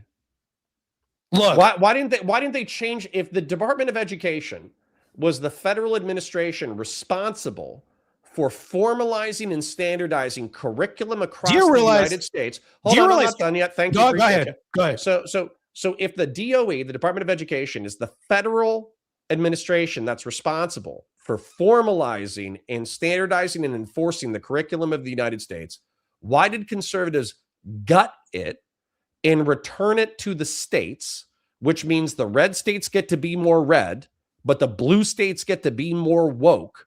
And as a result, they've condemned tens of millions of people stuck in blue states to have an even more woke educational process. Let me I'll answer tell you that. why. It's because of exactly what I just said. Conservatives don't give a fuck about education. I'm going to answer that right now. If you let me answer theirs, it's not a problem. So you're just going to answer it for me? Is that what you're going to do? You're going to answer these questions for me? I was finishing my thought, but you can go ahead now if you want. I asked this if you don't want to answer, counterpoints. Matter of fact, I'll answer this right now because the inverse would have been worse. If we allowed the DOJ to say we're going to have the not DOJ, but you know what I mean, the Department of Education to run rampant and go the way it was going on this train that wouldn't have slowed down and just run amok as far as liberalism, it would have been bad because some W's are better than no W's when we talk about this. So when we say we're going to mandate this to the states, at least the red states have more ground when it comes to education than they never had before prior to the previous administration. So when we're talking about this, we have to start somewhere. So now you're demonizing this. If there's a W here, well, this W could have been more perfect. Well, that's the thing though. Trump's being fought every inch of the way when we talked about Newsom, Johnson, Mamdani in New York, everybody else. You don't think that this is happening in semblances of like the administrative policies and everything else that he wants to try to pass? We're lucky we even had that. So to me, if a red state is more red because of this, well, good, because the inverse would have been worse. It wouldn't have been more red, the opposite. Okay. Then I already told you my solution, which is effectively, I think that conservative culture needs to change in reference to education, that effectively conservatives need to pipe up and have a voice within education. And as an example, you brought up how revisionist history is being, and revisionist progressively tinged history is being presented to American youth. That way, between pop culture and the education system, they end up erasing broad swaths of white and Christian culture. And so I've already presented to you my solution. What is your solution in reference to education, especially now that the DOE has been gutted and red states are going to go more red, but blue states are going to go more blue? What is your de-wokification solution? The solution's already baked into the pie, because if a red state is even more red than it was before, now we at least have stake in the game. We actually have a battleground state and a fight. We now have people that we're going to have vote more red than before and more conservative than before, because if we had the inverse, like I was saying, if they were blue and then they were just going to be like magenta or something like that, that would have been worse off than a red state becoming more state. Thus, having less voters, education would have been demonstrably like lessened and decreased in quality for sure. I think that at least when we have wins, I'll count it as a win, because you can't say that everything across the map can be red. Oh, that's just bad. Well, we got more red than we used to be. To me, that's a W. I want to ask you a pertinent question for the way that you're conceptualizing politics. Do you think that the right wing can go too far? Both sides can go too far. Okay. So let's say that we get red states that go more red, but let's say that Nick Fuentes, who we mentioned earlier in the conversation, let's say that him and his political ilk become more popular within the political sphere. Nick Fuentes is a Christian nationalist. Okay. The the people that he identifies as worthy of advocating for at the policy level are exclusively Christians, atheists, agnostics, Jews, Hindus, Muslims, Sikhs, etc. All those people are effectively second-class citizens within his system. So let's say that we have, I don't know, Alabama, and it goes Christian nationalist, and effectively they have a battle with the United States federal government because they start discriminating based off of religion and intellectual and also like a lack of religion. They start discriminating people openly based off of that. Is that an example? Would that be, the red winning and therefore being based because we made it more red? Or would that be an example of the right wing going too far? What are you talking about? We already have this going as far as the left is concerned. They have, when we talk about blasphemy laws and things like this is happening. Hold on. This is happening on the other side too, because if I talk about a certain country or said certain things online, my YouTube channel would be banned. Speech is already the restrictions on speech has been lessened. Actually, we're fighting that right now. We're gaining some kind of ground because, like I said, Nick Fuentes could say the things that he says. And now it's like, this is what I'm contending with is the white silence that's happening. I think right now we're doing a great job moving forward against speaking against these false narratives and lies. So when you talk about revisionist history, going back to this before we even move forward with this, let's call it what it really is: lying to our children, lying to future generations, and talking about something that never happened for $500, Alex, like I espoused in my intro, which you still never conceded with. That's contended with. It's like the fifth thing right there. But this is the thing, though. When we come to education, you're talking about an extreme. Yes, extremes happen on both sides. Well, we already have that right now. There's a war right now, an ideological war that's happening right now. Like I just posted recently, Nick, the debater, I forgot his name, Charlie Kirk, had his neck opened up in front of his kids. There's an ideological war that's happening right now. People now want to fight debates with bullets because they don't have solid arguments. I think right now these debates, like on Speakeazy's channel, are a battleground that are going to embolden people to actually speak out against this white silence that's happening right now. And if this continues and there's no pushback, all we have is allowance for these extremes that you're talking about to happen when you say whites are doing this and it's going to be extreme. Well, it's extreme on the other end. And that's what we're doing is we're fighting that right now. Well, sorry. Were you saying never happened for $500, Alex, just as like a random comment, or was there like a specific revisionist history narrative that you think that you had in mind when you said that? So I'm talking about this whole thing that you've never reconciled as far as like lying to your kids, lying to people. And now you want to go ahead and lying to kids about what? I just said that I didn't want to talk to my kids about whether or not Heimdall was black or white. I'm still going to talk to them about history. Do you understand how stories are so powerful? Matter of fact, when we talk about the apostles talking about things back in the day, I'm not going to get into a theological debate, but storytelling was how things were passed down. When we talk about this, things weren't written down. These stories were intact. So do you think language is powerful this day as it was back in those days of storytelling, which is put on films, everything else, and you lying to your kids about these stories and revising history? It's just as powerful. And when you leave movie theaters, you have this belief that's now affirmed that you now pass on to your kids that emboldens them to take action to whatever direction that this film guided them into, which is a bold blatant lie. Craziness, and you want to cut your nuts off. Are we talking about the woman telling them the truth? What are we talking about? Are we talking about the woman king? What are we talking about? I'm saying in general. You said you mentioned two characters in your children, and then you talked about Heimdall and all this because you mentioned Ariel and Heimdall when you talked about educating your kids as far as like lies and continuing on this package deal that's part and parcel with bastardizing white culture and lying with revisionist history. Yeah. Okay. Sorry. I don't spend all of my life. Okay. I spend a healthy chunk of my life on the internet. Okay. So, I'm already more internet brain than more people. But yeah, I'm going to go ahead and reassert that when I watch Marvel movies with my child, I'm not going to see Heimdall, the fucking guy who opens up the gate to Asgard with a sword, and I'm just going to go to like my white child real quick, and I'm going to be like, hey, kid, so counterpoint. Just so you know, this is based off of Norse mythology, and Heimdall wasn't actually black. He was the fairest and whitest of the Norse gods. Counterpoints. Why the fuck would I tell my kid that? What counterpoints? The fuck are we talking about? I'm not going to bring your kids into it because I read the disclaimer and everything else. Let's say it's another person's kids.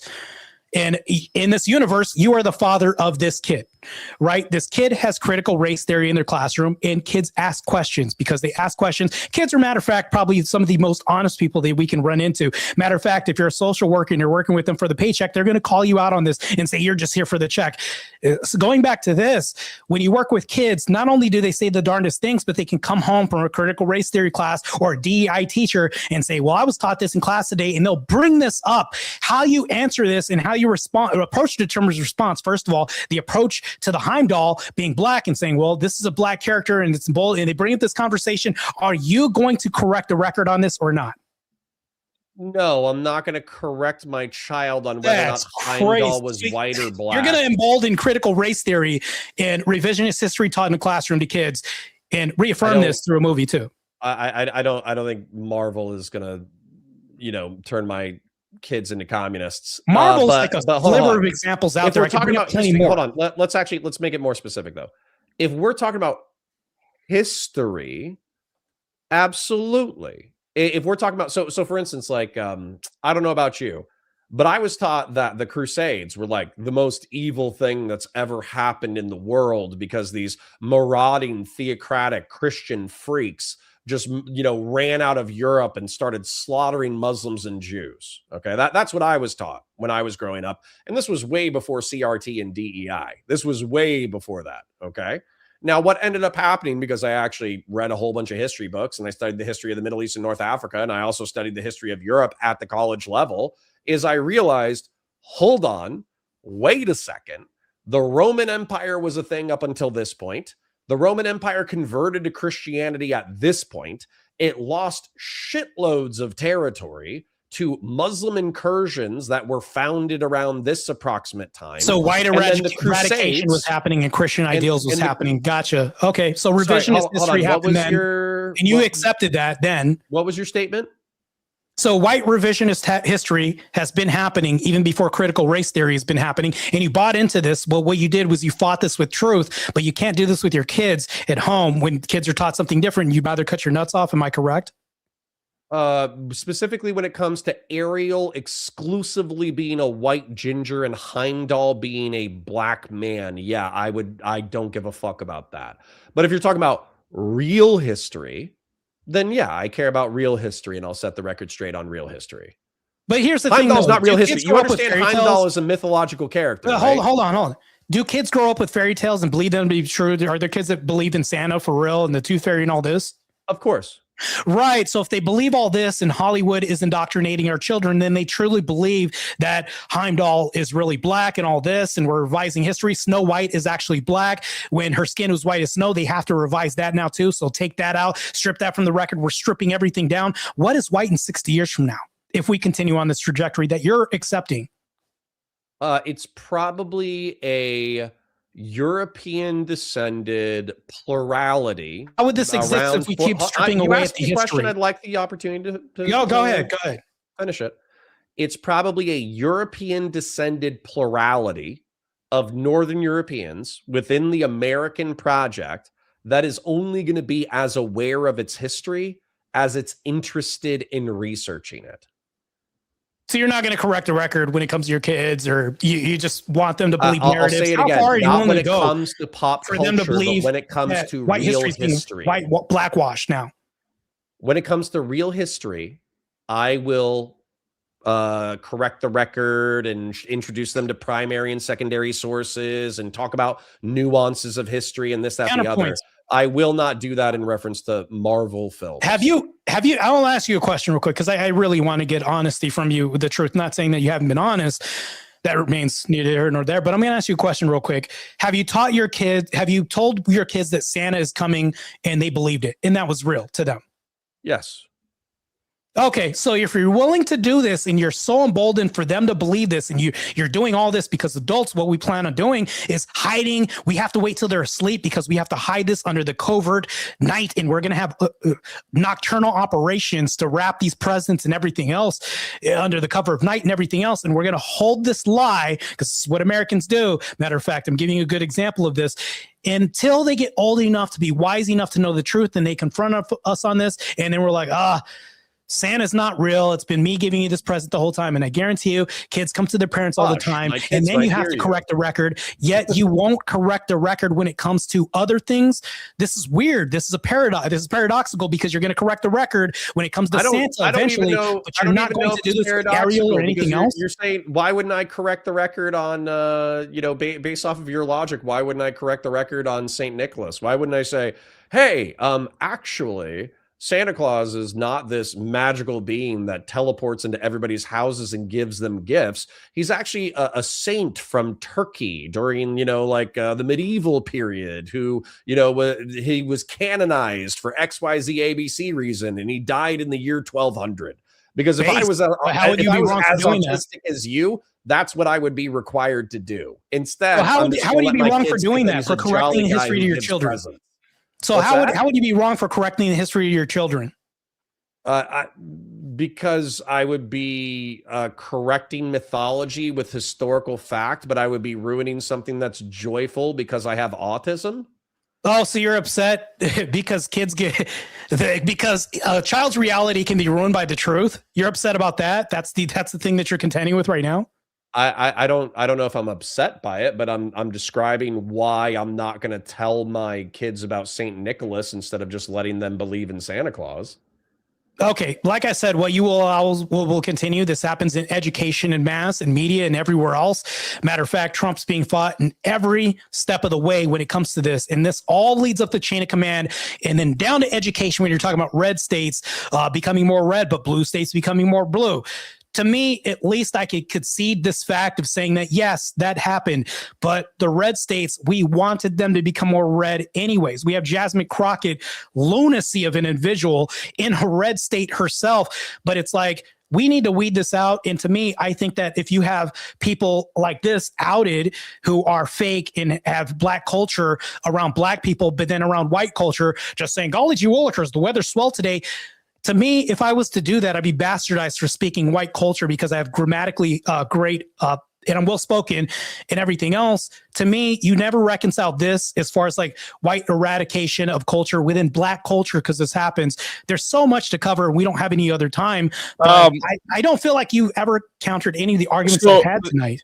That's that is the end of the hour of open floor, but I see the convo still like pretty heated up. And maybe you guys wanted to iron out some more things. So do you guys want another 30 minutes to get more out? Or I mean, I don't mind if he has an argument. Finally, I mean, I'm looking for one argument instead of just sure. I don't think any of the things that you've hold on. You want an argument? I'll give you an argument. Okay, please. I've been looking for one. I don't think any of the things that you presented have anything to do with white people being the most oppressed race in America in 2025. Having pop cultural icons race swapped, having what is it, like your education be wokeified, having some sense of white guilt because it's been narrativized. Okay, great. This all pales. I'm speaking. You want a real point. So this is all pales in comparison to what's been done to every other minority group within the United States of America, and it's almost laughably small. It's almost like this is oppression. Oppression is I have Black Ariel. Oppression is I have Heimdall. Oppression is, I have to roll my eyes when my woke, progressive, blue-haired teacher says something obnoxious that I know isn't historically accurate, and I could just Google it and then say, hey, Miss Whatever, your fucking source is bullshit. Here's what's actually happened according to the internet. Like, what the fuck is this? Oppression throughout history was like genocide, rape, murder, second-class citizen status, all that kind of bullshit. So what the fuck is this point that I don't think any of your supporting points support the narrative of white people are the most oppressed race in America. Do you think that oppression happened because somebody just took a sword and lopped somebody's head off and it was just violence? No, it started with the chain reaction of thought and ideology that never got pushed back against and countered.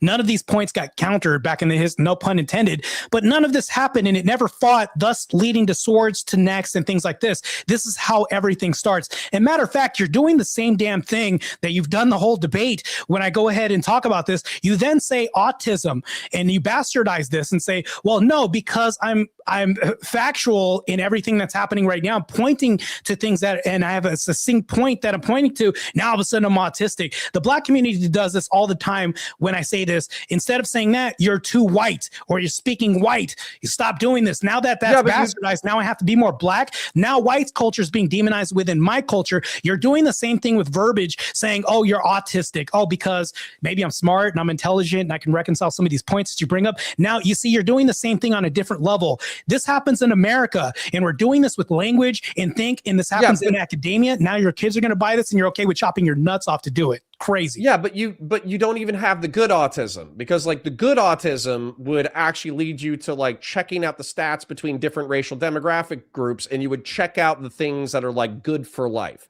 Because if you have an oppressed class of people, you would probably see it like resonate within certain aspects of their lives. It would probably like show up in health outcomes, access to education, law enforcement, incarceration, all that kind of like quality of life, you know, access to like high quality nutrition, all that kind of stuff. Okay. That's where you would see the manifestations of oppression, but you haven't looked at that, statistically analyzed it, and come to a conclusion. You just went, oh, well, you know, Blacks and Hispanics and Asians, you know, they all have these affirmative action programs in the modern era, and white people have a series of inconveniences because of progressives. Therefore, white people are the most oppressed people in the United States of America. Your autism is misdirected. It could be better. Anyways, back to this real subject, because you're little subjective. No, that's a real subject. Don't you think it that doesn't mean shit to me? I don't care about your subjective analysis. 30 minutes. What I care about is this point that I'm going to give you right now. Oppression should show up statistically. Let's go to real oppression. If you want real oppression, this is happening right now. Illegal immigration is infiltrating our border right now. These people are coming. They're refusing to assimilate. Dearborn, Michigan. Let's go back to that. In Dearborn, Michigan, they're telling people that this food is halal. It needs to be halal. They're changing mandates in New York. This is happening right now. They're refusing to assimilate to our culture, thus telling us to assimilate to their culture. That's oppressive in nature. Not to mention this, but you're not telling me how students. Well, hold on. I never interrupted you one time. I said one thing and then that's it. Not to mention, this is oppression. You've not once told me how this isn't a form of oppression. When you talk about this, you're saying oppression's only one type. That's crazy. Now you sound like a liberal that's saying, oh, I have trauma. There's various methods of trauma in different stages of trauma. You're talking about one semblance. Suppression of information is oppressive. Suppression of non-divided families is oppression. Matter of fact, I would even say that you have a lot of privilege, right? But the only white privilege you have, I would say, is my dad's. You have a dad that's going to come back from getting milk. You have a nuclear family that's going to stay together. We've bought into a narrative, but we blame white people for this all the time and say it's because of you. No, we didn't have to take the crack epidemic and sell it on the corners. We didn't have to take the EBT. We could have allowed the fathers back in the home. So that's our fault. We were implicit on our own destruction, yet white people will say, no, it's our fault for doing this. Yeah, you can blame everybody all you want, but we're implicit in our own destruction. I at least have accountability on my side, whereas you don't. Okay. So how, just walk me through the logic, because I think there's something missing here. How are white people kept in a state of subservience and hardship, especially by the unjust exercise in authority? And bear in mind, I'm not asking just for examples like pop culture race swaps. You didn't just say white people, hold on. You didn't just say white people are oppressed. You said they're the most oppressed. Yes. So how do you qualify white people are the people who are most kept in subservience and hardship by unjust authority? Okay. Everybody can be racist except for white people. If I can say things and call you salt and crackers on this live panels, it gets brushed off like it's nothing. But if the inverse happens, you can't do this. You've even accepted the fact that if you had a white-owned barbershop, can't happen. And you've even conceded that whole point. I can go on the NAACP. Will you get offended if I say food that is oppressive? You can't even be proud of yourself here. Food that is vaguely associated with black people? collard greens and cornbread. Okay, what if I use that as an invective insult? Am I going to have the entire internet jumping down my throat because I stated two random foods that are associated with black folk? Matter of fact, didn't Nick Fuentes use the N-word with an A and an ER recently and avoid cancellation because he's moved on to platforms that don't support cancellation? So Nick Fuentes and Kanye West have actually saved me. They've saved the white race from the injustice of not being able to be racist. So now that Kanye West and Nick Fuentes on the internet have made it socially acceptable for white people to be racist again in public, what other oppression are whites suffering? It's funny, you throw several things at me, and you're very sleuthy when it comes to this because you throw in food and then you throw in Nick Fuentes and all this. There's a whole cultural, ideological narrative out there that whites don't season food. And whites have also accepted this, that whites can't dance and they have no culture. Thus, in the beginning, when I pointed this out, that whites have no culture, yes, whites have a ton of culture, but none of this culture is passed down to our kids. What culture are kids going to accept? And I'm going to go ahead and address your Nick Fuentes wild Kanye thing too, as well too. But what culture also are white people going to have if we keep buying these lies by academia being passed down to our kids that, oh, whites don't have this, they're not good at this? Is this the counter that we need because blacks were oppressed? Listen, white culture. Sorry, I lost audio for him. Oh, you muted yourself on the StreamYard there, Marte. Okay, and hold on. I'm gonna. Okay, I'm back. Okay, white culture is emo music, pop punk, country. It's definitely a whole shitload of foods like cheeseburgers, French fries. You're swimming in it. You're swimming in white culture. It's steak. It's French. It's fish and chips from the Brits. It's pasta from the Italians. It's chicken parmesan from the Italians. It's food. It's music. It's dance. It's this, that, the other. And you're saying, this is all disappearing, and yet we're swimming in it constantly. I'm constantly swimming in white culture. And so once again, let me reorient the question. So you said that one of the oppressions that white people suffer in the modern era is that minorities, through the oppression Olympics, are capable of being bigoted and racist against whites. People are not allowed to call it out under that framework, even though I do. And then whites cannot be bigoted and racist in public without suffering social consequence. I brought up the fact that Nick Fuentes and Kanye West have normalized the N-word with an ER. They've also normalized some quite extreme right-wing political positions. And so as a result, I am now emancipated from this hardship. So I'm asking you, in what other ways are white people oppressed in American society? So recently, I can even send you the video. There was a teacher that was fired and terminated because he spoke truth in a classroom about white history and that blacks aren't oppressed nowadays. Because he uttered this, terminated from his position. Do you think what truth was he uttering? Silence in the classroom. What, do you think anybody else was he follow suit and dare do this against a high school teacher said blacks aren't oppressed? Yeah. He said blacks aren't as oppressed as they used to be. And right now, this is just an overcorrection of cultural thinking narratives. That's not happening. Don't you think that that's a so for instance, like what teacher was he? Was he a math teacher? Was he an English teacher? Was he a social studies teacher? Was he a psychology teacher? Yes. Okay, so if he's social studies and he's stating an opinion in reference to black oppression, then yeah, I don't think he should have been canned for stating an opinion. So when this happens, so hold on. Let's hold on to this thought. When this happens, do you think anybody else would follow suit and do the same thing? Or would this shut everybody else up from speaking the truth in academia? Well, I mean, it's the truth as you see it. So hold on. No, this is the guy used stats, facts in his classroom and actually broke down this narrative. I can send you the video if I look it up right now. Stats and narrative, like statistics can be narrativized. We use statistics to justify our narratives. But well, hold on. So I'll hit you with an example. So you remember Mike Brown, right? The hands up, don't shoot guy, the guy who punched a cop in the face and then walked back towards the cop and got shot like 9 times and died. I agree that can happen. Yeah. Okay. Well, that's not my point. My point is that in the DOJ investigation of Ferguson, Missouri, they found that the city of Ferguson had real cash flow problems in that they were treating their citizens as pay pigs, where they were using traffic stops and jaywalking citations and various citations in order to pad the municipal coffers because they weren't getting enough tax revenue. Okay.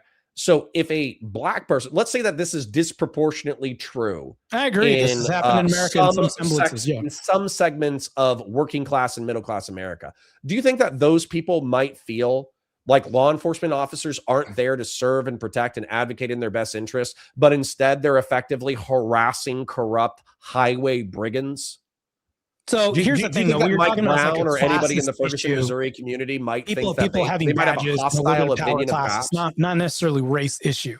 So if you're talking about people wanting to line coffers' pockets with funding and things like this would definitely be abuse of job and employment. I have not heard a racially motivated reason out of you when it comes to this. What I'm hearing about is maybe borderline classist issue. And when we talk about classist, it's like there's a difference between us and law enforcement and things like that. But that doesn't really contend with the race thing that we're talking about here. When you think about how during the Reconstruction era, black folk were prohibited by charter in unions to not be positioned as officers over white men, and therefore they got less pay, less employment opportunities all the way through the 1960s.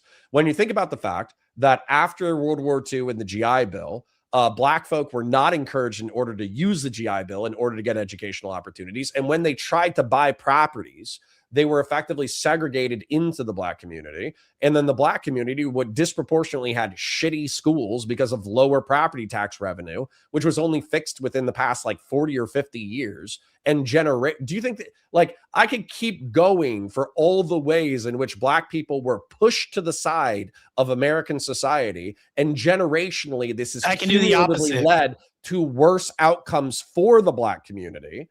But you're shaking your head no. Why are you shaking your head no? I can do the opposite. So the military, hundreds of millions were spent on white privilege training. I don't know if you know this because you were ex-military. I was wondering when you're going to bring this up. Diversity quotas were distracting from lethality. This divided truce, when we talk about like troops on the ground, it contributed to historic recruiting shortfalls. All this is happening. And to me, it's like mass non-European immigration, higher birth rates among minorities are shifting to populations. So whites are going to be a minority. Remember what I said at the beginning of the opening of the debate? Whites make up 8 to 10% as a minority. Well, guess what's happening? Culture is being eradicated. DEI has further oppressed other people too. You haven't told me how that's not oppression. You haven't told me how lying to your kids about white history is not oppressive to your kids as well too. This is just crazy. Made up a position, so that's interesting. But so hold on. That wasn't my point. My point was that we can look at systems that have disproportionately fucked over the black community and led to generational outcomes that are worse. And those things are still true today, despite the things that we have done to improve our systems. So, like, how are we still arguing that white people are the most oppressed race in America? Considering that we probably, the only way that white people have it worse than, the only people that we have it worse than are Jews and Asians. Hispanics and blacks, we kick the shit out of statistically. So you mean every single metric. Hold on. Let's contend with the DEI argument. So back to why, because you're saying how are they oppressed? I'm going to tell you how they're oppressed, even more so because you haven't contended with this. I think that the best way in the door is to be black or another race, because if you're white, you're at the back of the line, unless you have like something in between your legs, which separates gender and sexes and all these other things. I think that if you're white, you don't have a leg up when it comes to the industry of getting employment because of when we talk about DI programs, that's also infiltrated education, everything else. How is that not oppressive? You haven't even told me how that's not oppression. All you're doing is telling me that's not oppression because of my ideal of oppression. Well, hold on. So I'm going to reaffirm my point and then I'll address what you're saying. Okay. So number one, I would say that the reason why I don't believe you when you say whites are the most oppressed is because the two examples that you've brought up so far are we've been required to go to woke classes, and also we've had race swapped pop culture media, and people are actually, you brought up three examples. People are allowed to be racist to us, but we're not allowed to be racist back without social consequence. Those are like the three examples that you brought up. I brought up how black folk, through what I would say is what the sociologists would call systemic racism, is that they have been intergenerationally fucked over compared to whites, and this is still borne out statistically in current day America. No, Now, that's hold on. not true. But I can address what you're saying because you asked me a question. In reference to affirmative action, the way that it's been explained to me and the way that I understand it is that there should be similarly qualified white folk who are we're like 66% of the population, or at least we were a few years ago. And if you have a similarly qualified black person or a similarly qualified person of color or Asian person or female or whatever, then as a result, in a tiebreaker, it would go to the minority person. And so you're saying that replacing merit and cohesion with racial patronage and divisions, okay? No, I actually don't like it. I think we should move back to a purely I think we should move to a purely meritocratic system. But this doesn't mean that white men or white people are the most oppressed in America. They are. And I'll tell you why. I've told you culturally, give me I've told you example. through cinema, education-wise. If we go on this trajectory that you want to ignore and keep lying to your kids, you want to cut your nuts off and lie to your kids, do you think America will be more American than it was now, or will it maintain the same semblances of the America you see 60 years from now? And if we allow this illegal immigration problem to happen? Yeah, still. I'd love to answer this as well. You understand that like 98% of the people who are coming into the United States of America are from Central and South America, right? Yeah, this creates a cultural shift. Yeah. Okay. Sure. Sorry. What culture? What like language group do they emanate from? What do we call these people? Oh, like we didn't have a Somali issue that just happened right now. Like we didn't. No, that's not what I said. That's not what I asked. Don't dodge. No, I'm not dodging. I'm saying that these are yes. People don't speak Somalian. Answer the question. Is Somalian a language? 95 to 98% of the people who are coming into this country illegally are coming from one demographic. What is that demographic? What do we call those people? We call them illegal aliens. No, we call them Hispanic. Why do we call them Hispanic? Illegal aliens? Yeah, we call them Hispanic, whatever you want to call them. They're illegal aliens. The people that come in and don't want to assimilate. So 98% of them are Hispanic. That's the answer I was looking for. And then why do we call them Hispanic? What does that have to do with what we're talking about right now? Why don't you just answer the question? What is that? Can you tell me the relevance? No, you can answer the question. Oh, yeah. So I have to answer your question. It would be nice if you did. Look, counterpoints. I'm talking about the warping of culture because regardless of what they speak, what language all of this is being weaponized against white culture. You've never reconciled the fact that the guy in Dearborn, Michigan is saying we need your culture of Christianity out of the city. When we talk about this, that's not what he said. He said some random fucking dickhead who was being rude at a city council meeting. He'll throw him a parade when he gets him out of the city. You didn't even show us the original context for who that person was. So was it some rude fucking random? We can show you the full footage if you want to see this. This was a white Christian. This is a white Christian. Oh, so he's a white Christian, so he can do no wrong. How about you answer my question? Why do we call Hispanics Hispanic? You mean people that come from Hispania? Is that what you're talking about? Okay. No. The hell are you talking about, that's bro? funny. That's funny. Okay. Hispanic is root word Spain. You know why? Because the Spanish colonized Central and South America. Spanish people are a combination of two demographic groups. To whose detriment at the time? From Spain, who are European, who are white, who speak a European language, and Native Americans, the people who were here first. Okay, so cool. Yes, let's roll with this. Northern European, I'm not done yet, thank you. A Northern European Anglo-Protestant cultural tradition will mix with a predominantly Catholic Spanish culture over time But this is not existential. They're both European. They're both, to some degree, white. And the degree to which they're mixed with Native Americans. So you're fucking freaking out about we're going to have this broad existential demographic shift. And I'm telling you, the people who are demographically invading you are Native Americans and more Europeans. The crazy it's thing not about existential. The crazy thing is you brush off Dearborn, Michigan, you brush off New York, you brush off Chicago as if they're just happenstance. It doesn't happen. Muslims are 2% of the population. What? Well, hold on. Let's back up and let's get back into reality here. When you talk about Michigan is nothing, when you talk about New York, oh, that's nothing, this is going to happen. This is the same mindset of you telling your kids, no, I'm not going to address these issues or correct anything, thus leading to things that you want to allow to continue. This is major. To me, just hearing a mayor say this, and then it bleeds over into other things with Ilhan Omar and her nonsensical ideas, and her saying that, no, Somali is the best ideological belief system that we have as Somalians. She's in America. This is crazy. This belief system doesn't just stop in New York. It doesn't stop in Michigan. It doesn't stop in Chicago or anything else. American, westernized, Caucasian heritage is being bastardized, and all the European, whatever semblances of history is being washed out of the American educational system. And also we can see this politically happening, and this divide's happening as their citizens accept this.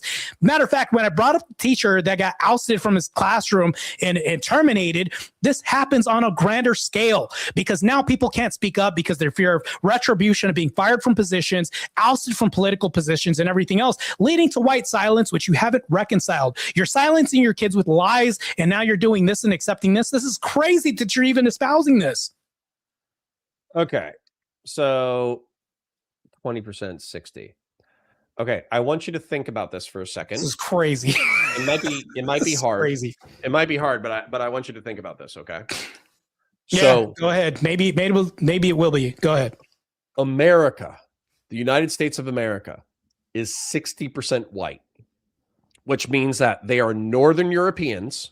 They're Irish people, they're English people, they're Spanish people, they're Italians, and they've all mixed together, and that's 60% of the United States of America. 98% of the immigration that's coming into the United States, including the illegal immigration, is Hispanic. Hispanic culture, I mean, I guess technically there's probably some Brazilians in there, but the Brazilians are Portuguese, Native American, and African people who have all mixed together. And Hispanics are Spaniards mixed with Native Americans. And that is still 80% of the population. And so you're saying, oh, well, Ilhan Omar in the Somalis in Dearborn, Michigan are, I'm assuming you think that they're Islamic supremacists. They're Islamists. Never said that. They're theocratics. Well, I'm assuming that's what you believe. Otherwise, you wouldn't be having a fucking hissy fit about it. But they're different than us. We shouldn't let them into our ethno-religious enclave because they're so different they can't be integrated. I agree because they refuse to. Yeah. Okay. What I'm telling you is the people that you're worried about integrating are 2% of the American population. Oh, let me stop you right there. 80% of the American population They're not integrating, is already American. They're not integrating. 30% of them are black and they're American. Wait, hold on. You're now taking my words and twisting them. You're saying I'm worried about them integrating. No, I'm worried about them not integrating. That's my whole point, is because of the non-integration. Here's the thing though, Connor, I can go to Sweden. I can go to any other country. I have to integrate into their culture, their ideals, their system. I may even have to learn their history about how they behave themselves and maybe even their national holidays, things like that. Now all of a sudden we're allowing these Hispanics to come in. We'll even go with that. Are they integrating to our culture? I don't see semblances of this happening in mass. Matter of fact, it's happening to the point where we're having a bastardization that leads into the academia that we see, culture and everything else. Dearborn, you haven't even reconciled any of this, and even the DEI or anything like that. This is crazy. You're like literally a bush dancer. You're dancing around all of this. Like none of this. Okay, and then you're so saying none of this I'll reiterate my point. American ideology. I don't think you're contending with what I've said. Okay. You're not contending with the oppression that's happening right now with American ideology. Right. I asked you a question that still never got answered. Well, ask it again. Okay, so if you continue to lie to your kids as a general normative society, and we say, you know what, we believe that Santa isn't real, we're going to tell them the day that they do whatever, and we accept this critical race theory, and a kid comes home and this kid says, hey, you know, our teacher was talking about this and that really happened, and you blatantly know that this historical narrative was behind, whether or not it's fictional or not, kids are bought into narratives all the time, and you don't correct the record and you allow this happening. And do you think that if this happens and we, let's say this is pervasive, an invasive species comes in as a form of a different race, whatever you want to call this, and we allow this to happen, do you think America is going to stay the same culturally with white narratives 60 years from now? No, I'll just answer this flatly. No. If CRT, then that's the whole damn argument. This is crazy, bro. This has nothing to do with the core of our argument. What you're saying is, if progressivism goes unchecked culturally for the next 60 years, will we live in a different society? Obviously, that's just descriptively true. However, I'm an integrationist. I'm somebody who thinks that when you come to the United States of America, you should be compelled to learn English. Connor, I'm also somebody who believes in truth. So I think that in reference to history, it doesn't matter. You're going to lie to your kids, though. No, I'm not even going to lie to them. I'm just not going to talk to them about why Heimdall is black. I seriously think you just made something up in your own mind. You're not going to correct the record. Let's get that straight. I'm not going to correct the record when they're watching Marvel movies that Heimdall was white in Norse mythology. If we talk about Norse mythology separately, then I'll talk to them about Norse mythology, but I'm not going to talk to them about, you know, hey, a bunch of Jews in Hollywood really wanted to race mix the American people. So as a result, Heimdall was cast as Idris Elba. No, I'm not going to be telling my 8-year-old child that. Sorry. No, if your kid comes, like freak internet shit. If your kid comes from a critical race theory class and says something and then the movie that you're watching is a reference to Norse mythology, you're not going to correct the record. You literally just said that. From critical. Well, yeah, no. Of course, if they come back from a class and they say, "Hey, did you know Heimdall was black in Norse mythology?" I'm going to be like, "No, where did you hear that?" Wait, hold on. This contradicts what you just said earlier. No, it doesn't, because I was talking about Marvel movies versus real history. It doesn't contradict a single fucking thing I've said. You're just not listening to what I'm saying. No, so hold on. You're not answering. Let me ask you a question. This is very bad faith of you to even not even answer a single damn question. Not bad faith at all. Yes, because here's the thing, though. This is the crazy part about that. Do you even know what bad faith means, Connor?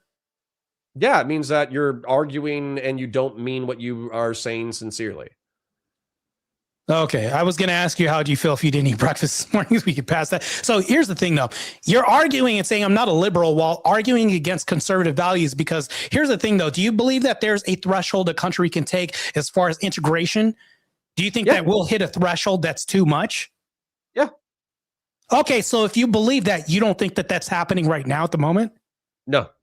So in Chicago and in Michigan, you don't think that that's happening? No, I think that there's probably problems of integration because we don't have. No. Hold on. Think about this for. This is crazy. I don't know why. Sell me a lemon right now. Just please. This is crazy. Okay. Well, I'll explain if you'll indulge me. The homicides over the past 30 years have been cut in half. Okay. So the black community still has disproportionately more violence, but we are in a fundamentally less violent society than we were in the 1990s. So I would actually say that this is a vast improvement compared to 30 years ago. We have violence comparable. I understand we're out of time, but I just want to finish the point. I disagree, blatantly disagree with that, but go ahead. Okay. We have violence and criminality that's similar to the 1950s and 1960s, which is oftentimes the idyllic time period that national conservatives want to appeal to.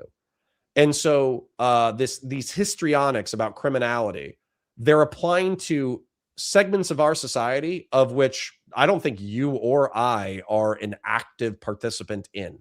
It's disproportionately working class black folks who are fucked over statistically by homicides and crime. By ourselves, not by whites. Disproportionately by ourselves. We murder ourselves the most, not white people. Matter of fact, if you look at the FBI statistics, the most recent ones. Hold on. You want to go to law enforcement? We can do that. If you want to look in the recent FBI statistics, blacks kill more blacks than whites kill blacks. Whites kill more whites than whites are killed by blacks. But overall, if you tally all these numbers up, there are more whites killed by blacks, and blacks make up the minority of this equation. I can even show you the stats on this. This is crazy. No, I'm familiar with the stats. What does this change? You're out of your mind to see see that it doesn't. We can see this blatantly in society right now. What? Okay. Nothing that you said changes anything I said. Yeah, I don't. All right, that's the prompt is white people are the most suppressed race in America. Oh, whoops. We're gonna wrap that up there because we got the extra 30 minutes on. We still got to do the Q&A after closing. So I just want to say first off, shout out to both the debaters for coming in there hot. It was great. All right. Reminder to all of you in the chat, after the closings, we're going to be doing a Q&A, and the super chats are going to get priority. So if you want to really make sure your question or comment gets read, send it through a super chat. If we have time, though, after the super chats through the 30 minutes, we'll get to your questions in the Q&A. But with that being said, too, you can also find both the debaters in the description, so make sure you go sub up to both of them. Go show them love. They're both streaming right now too, so go send them super chats, all of that. Okay, so we're gonna get moving into the 5-minute closing statements here. We are going to start with Marte with your closing statement. That'll give counterpoints the last word there. And whenever you're ready, Marte, we'll start the timer up with your voice. Yes, it's funny that my opponent blatantly admits I didn't study for this debate or look up anything. I mean, I'm just going to run on tangents off of just, me just randomly just thinking thoughts of what I see. Objectively, right now, I think that he hasn't conceded. I think reconciled my points of DEI. The fact that even if he does have an answer, just giving back to black people isn't going to help. When I brought up the natives, he's never reconciled this at all. He's never reconciled the damage that happens with think and ideology that's happening in America. Right now, he's so compelled to say that this is such a wild thing to debate that he chooses to step up and do this. Well, debate is extremely powerful because we can have people who are lukewarm fence sitters at home, yet saying, I don't know how to feel about this, and then get here and be emboldened by ideology. The same thing happens in movie theaters that we see. The whole time when we talk about Heimdall and all this, let's just say that was real history. Well, if I asked him, would he correct a record with his kids? He would be unbothered. Well, if we multiply this rhetoric amongst a lot of white Americans and they do the same thing, well, guess what's happening? Suppression. Sounds like what? Oppression. So there's an oppression Olympics that he's talking about. But what I'm talking about is real oppression, ideological wars that are happening right now. Oppression to the point to where people are actually taking bullets to the necks because of this. And to me, ideology is so powerful that if we combat this with truth, not lies, which my opponent has admitted that I cut my nuts off and lie to my kids to do this. Sounds very transgender-like, but we're not going to go there. So this is the thing, though. When he talked about oppression, he only refers to violence and physicality. Oppression happens on various avenues. It's a multifaceted conversation. And I understand that this is a comprehensive debate that we're having about a debate that could be talking about compartmentalization. And he could have went the avenue and actually conceded and said, no, oppression happens in different semblances. This could be oppression in education, because if we're lying to people, we're oppressing them from hearing the truth, thus lying to them and having them buy into an agenda that we now seep into our homes. And it starts from the homes. And then, not to mention this, he's also conceded the fact that he can't own a white-owned barbershop. Can't ever happen. I can go ahead and be proud about my race, but he can't be proud about his. I can be racist towards him in culture, but guess what? He can't be racist towards me. And if we go down this rabbit hole of everything I can do and he can't do, what am I? A black supremacist now. So now, if we have black supremacist ideology, and I was to tell Connor this with this ideology from me thinking about this whole argument that I've had with him, I guarantee you that I would get a pass on black supremacy. But he can't even have a fraction of any of that, because if he did that, platform canceled, banned, banked, and depersoned from everything else.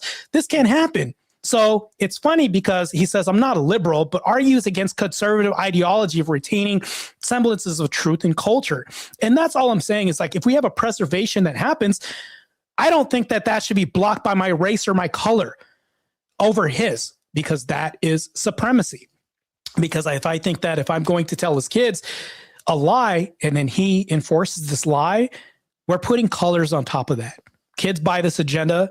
They eat it up and they grow up with this. And guess what happens? Kids turn into bullies, things like this. There's a liberal argument for that, but I'm not going to go down this rabbit hole. My opponent also brings up the extremist argument and says, right-wing supremacist ideals happen all the time. Suppression happens all the time. Yeah, this happens on both sides. But what I'm doing is I'm actually speaking truth. All I want is truth in classrooms. All I want is white silence to vanish because that exists. All I want is DEI to go away because that needs to vanish. He's saying that that's not oppressive to white people. How in his crazy mind he says DEI is not oppressive to white people or a form of oppression is insane and asinine to me. When we have quotas, things like this, we've already had this happen with the female version of that in law enforcement. I guarantee you, Counter would agree with me. We've had female police officers that when they're on the scene, we'll say, no, we'll put them in the back and they'll never go in the door first. Never happened. $500, Alex. Never seen it in my law enforcement career. I guarantee you he's never seen it either. And if it happens, that's true DEI right there. And that endangers everybody else, thus invoking liabilities. And here's the other argument. When we talk about DEI oppressing people, it's like, so Connor, we have a DEI heart surgeon. Do you want that guy to work on you or the guy that worked into that position off of merit? And that's the oppression that happens. This endangers lives, causes liability. And also when we revamp history, he's already agreed that the America that we see nowadays is not going to be the same white American historical narrative that we have, thus warping everything else through immigration and other things. He's denied the Michigan and all this other stuff. Anyways, crazy. All right. Thank you for that closing statement, Marte. And with that, we're going to hand the mic over to Counterpoints. And whenever you're ready, I'll start the timer up with your voice. Yeah, so I would invite Marte and Rulus, by the way. That's interesting last name. I would invite you to watch a movie called Gangs of New York. It's specifically about Irish mass immigration into the United States of America. It's about the anxieties and hatred of Catholic Irish Americans when they were coming into the country from Bill the Butcher. And half of the things that you said, your worries about demographic shifts, cultural shifts, religious shifts, all that kind of stuff, it's coming out of Bill the Butcher's mouth. And it's kind of silly to think that he saw these existential crises of the Irish horde coming over and polluting and destroying the United States of America. I'm a product of that Irish horde. I'm a product of the barbarians knocking down the gates and coming over in their flea-infested ships. Okay? Now, to correct some things, I can own a white-owned barbershop. If I owned a barbershop, it would be a white-owned barbershop. However, if I marketed it as a white-owned barbershop and I said, Connor's white-owned barbershop, that might be a bad marketing strategy that would not be tolerated by broader society. So I just wanted to correct you on that detail. To clarify, when I would smash my nuts with a ball-peen hammer, what I was saying was that I would rather do that than talk about Black Heimdall or Black Ariel with my kids. I do not give a fuck about Disney movies having random black characters. White people are the most oppressed is the title of this debate. And the examples that we brought up were race swaps in media, woke classes in education, affirmative action, and mass Hispanic immigration changing the nature of the country. In reference to affirmative action, I think it needs to be corrected that allegedly, I don't know, I've never hired anybody using affirmative action stuff, but affirmative action allegedly is larger corporations, if you have similarly qualified candidates, are encouraged to, well, not encouraged, they might be legally compelled. But if you have similarly qualified candidates, then you're supposed to hire the minority or the woman over the white man. That's all it is. Now, is that good? No. Is it the worst oppression that people have ever suffered? Or is it comparable to the black experience in America? No. I think oppression should be manifest statistically. I think that if we analyzed homicides, deaths of despair, drug abuse, incarceration rates, educational outcomes, and health outcomes, whites are towards the tippity top. The only people who beat us are, I would say, like the tokenized minorities, like Jews and Asians, who disproportionately are educated and achieve good life outcomes. Another weird thing that's going on in this debate that I really encourage the chat to think about, and I actually encourage Marte to think about it as well. Mass Hispanic immigration is not going to wipe out Northern European white culture in a half century. The most that could happen is whites will become a plurality in which they are probably 40% of the population, and Hispanics would also be 30 to 40% of the population, and we would share this continent with some level of cultural integration. Which, by the way, I do think if you move to the United States of America, you should learn English and you should learn our history, and you should learn it from a pro-American perspective. But I'll also remind you that Hispanics are a European-descended colonial project. Americans, Northern Europeans, come from France. They come from Ireland. They come from England. They come from Germany. They come from the Czech Republic. They come arguably from Eastern Europe sometimes. Hispanics are Spaniards and Brazilians are Portuguese who crossed the Atlantic and then mixed with the Native American population and then also mixed with African slaves who were imported into this nation. If you're talking about the United States of America, they are probably not American in that sense of the word. If you're talking about America, the continent, they are American as fuck. And to think that we would just sit on the continent together without figuring out some kind of cultural power sharing between the two peoples is insane. It's going to happen. You're going to have to fucking deal with it. It is what it is. And I had fun. That's it. End of yap. All right. So fuck our values. Thank you. You think Hispanics don't share your values, Mr. Yeah, Rulus? they don't share. They don't integrate. You said they. All right, hold up. They're not doing that. So I just want to say first off, thank you to both the debaters tonight. And real quick, if you're enjoying what you're seeing, okay, make sure you not only like the stream, subscribe to the channel, but you also subscribe to the debaters, both found in the description. All right. And if you're liking the debates, you're going to want to subscribe because we do all type of debates over here, political, cultural, social issues, trending topics. Like I said, we did a Zelda debate a couple of weeks ago. So like I said, anything we can clash iron over, you know what I mean? And so we're going to go into the 30-minute Q&A from the chat. So chat, if you have a question, make sure you get it in the Q&A there. And I don't see too many super chats, so we should be able to get to some in there as well. So let me start this timer up quick here.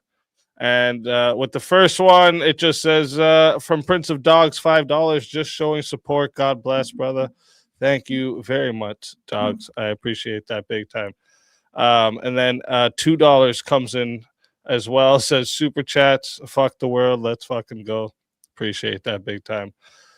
Tay Gooch sends in 20. Says for the goal, not one step back. Funny, a black man saying yes and the progressive white man saying no to this prompt. That's because I can speak to this issue. Whereas if he were to do this, he's now deemed racist to do this. My point is, I'm a little racist. What do you want? Well, I mean, anyways. We got Prince of Dog member for 10 months. Says, hey, 10 months, still digging it. Thank you very much. I appreciate that big time. Over on Counterpoint side, there was one from Fashion 40. Said, can barely afford this, but Connor, ask him who owns the studios, production companies, marketing, etc. It's very, very funny. I'd like to address this chatter.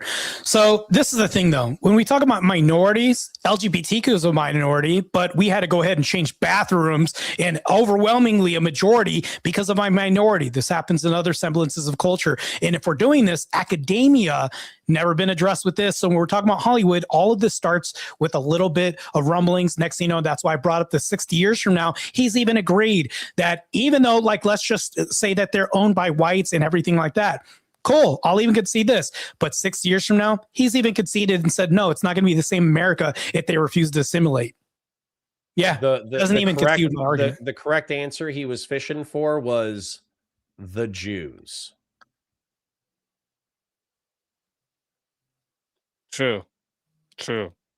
I think that's where he was going with it. Makes sense. Premonition comes in for $5. Says white guy trying to erase whites' history. Black people have their own rich history. Blacks don't need us to forget ourselves. White guys want us white guy wants us forgotten.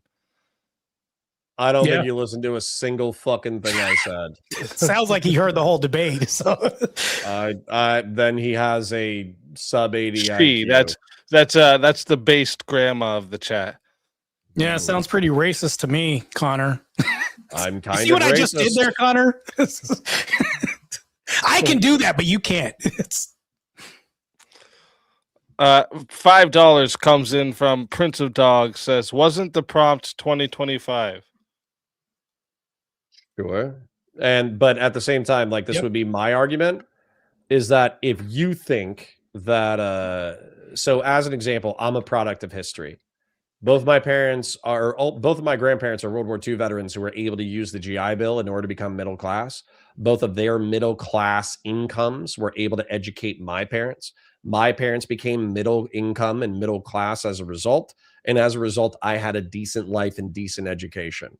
So if you think that, black veterans not getting access to the GI Bill and being forced to move to the wrong side of town with bad education systems, then not having as much generational wealth that they're able to pass on to their kids, then those kids don't have enough generational wealth to pass on to their kids, and they're still going to dog shit schools on the wrong side of town. If you don't think that's affecting the outcomes that are affecting this current generation, then I also think you're 80 IQ and are slurred. So, Connor, let me speak easy. Just one question real quick. Do you believe that white guilt is a thing, Connor? Yeah. I don't have very You're much. You're bought into this psyop, which I believe is a total psyop. That's so stupid. Okay. Well, all right. Anyways, let's move on. I don't have. It's crazy. We can keep moving with the questions, but you understand, like, I don't have a lot of white guilt because I'm Irish. So by descent. So my people. Not saying you do, but I'm saying that this overwhelming vain thought that's happening is weaponized in saying white guilt, and we're telling whites to accept this as something that's a real thing that's happening in mass. It's not. This is just okay, but you don't like think that's happening. You brought up that the white people had disproportionately the greatest empires on the planet. One of the greatest empires on the planet was the British Empire, right? You understand that the British Empire invaded so the British Empire had a trade deficit with China.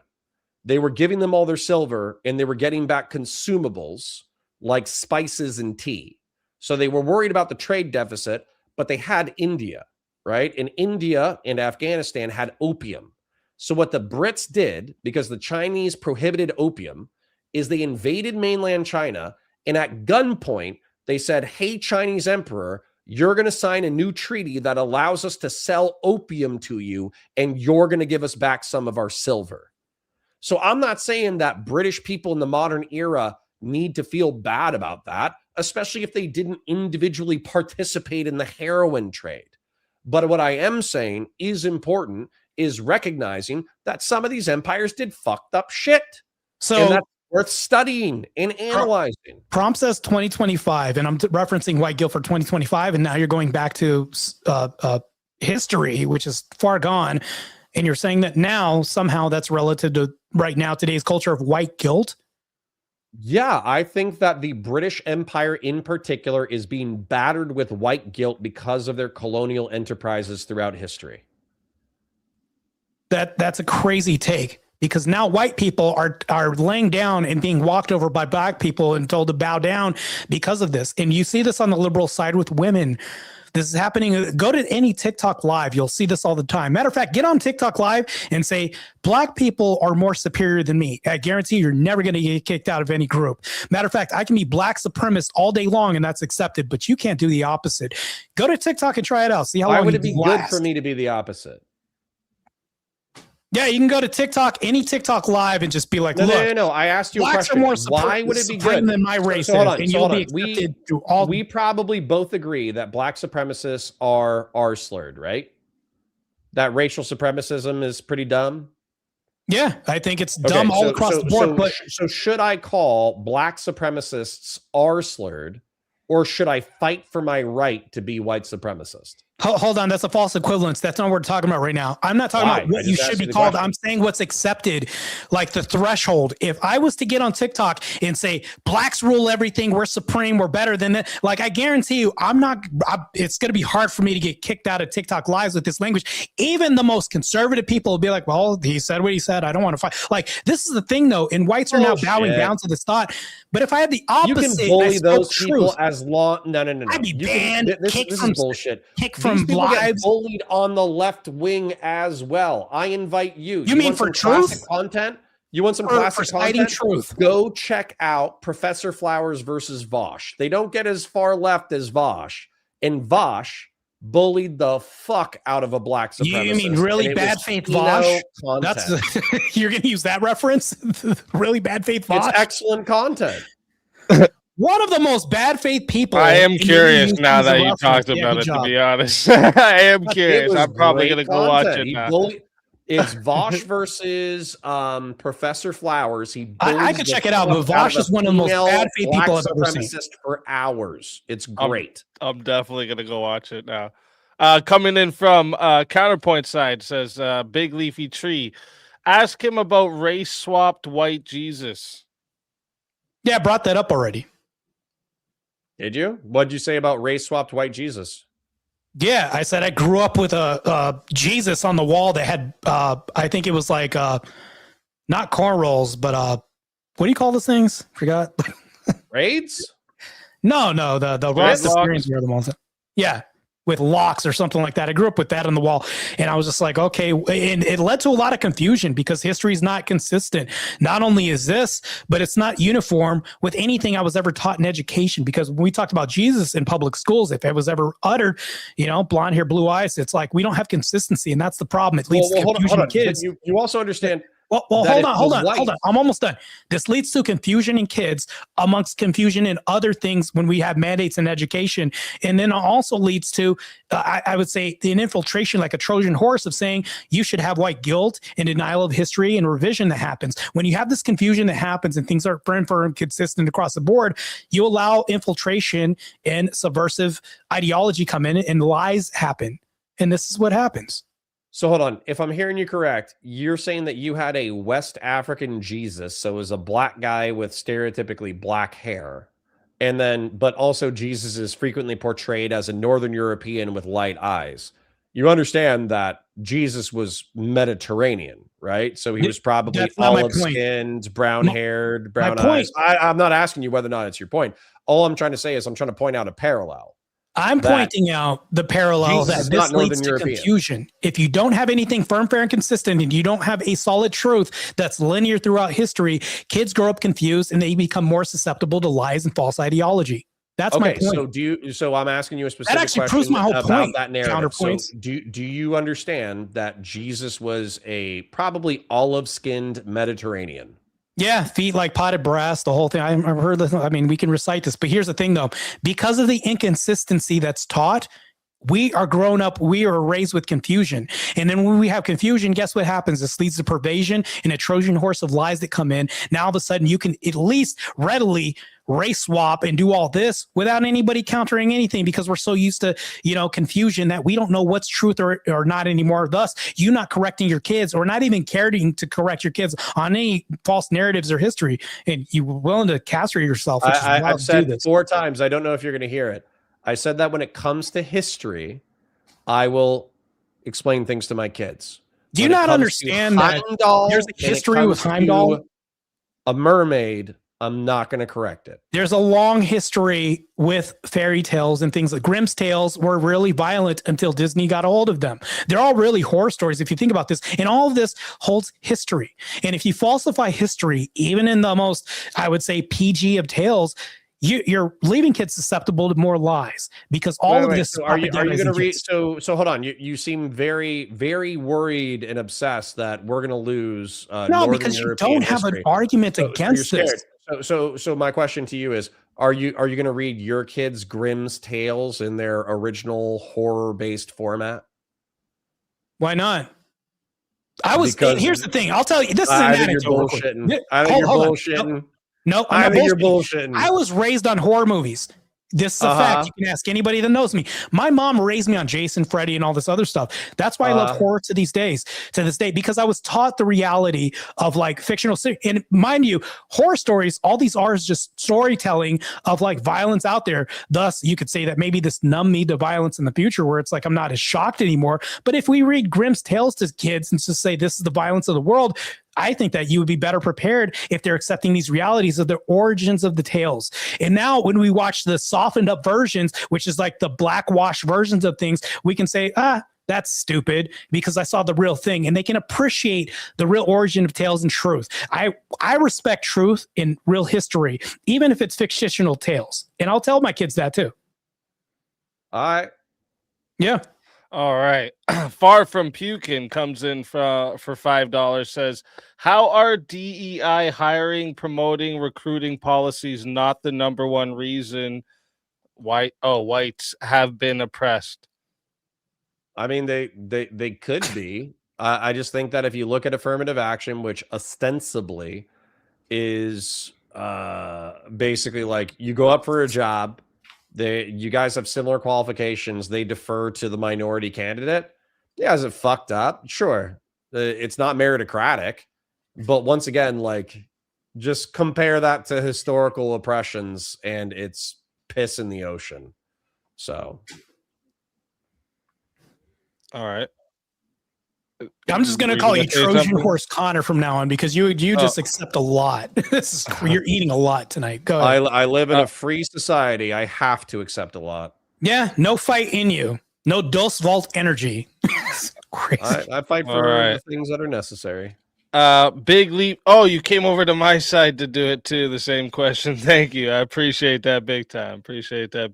Same question. The OG race swap because I think it leads to a lot of confusion because when you race swap a lot with kids, they tend to have these questions, and if we don't reconcile them with truth and honesty, and even honest narratives, even if a fictional history is told about a character and they're confused because it gets portrayed so many different ways, we're now more susceptible to lies and other false narratives than ever before, unless we have a consistent story and we correct the narrative and correct the record when it comes to children, kids, and a lot of this propaganda.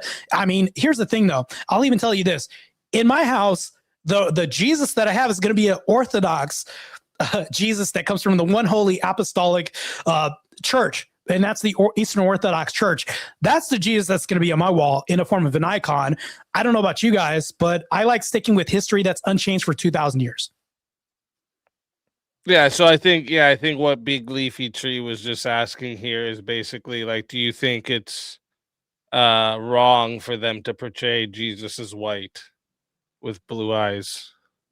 I think confusion is wrong. I think that if you don't correct the narrative to something that's more firm, fair, and consistent, and you know better, and you don't correct a record with kids or show them something that's linear, that's an example. Guess what? Let's say that if I do tell them that Jesus is a guy with dreadlocks and has gold chains and all this, because I've seen that before depicted, and then they go see a different Jesus.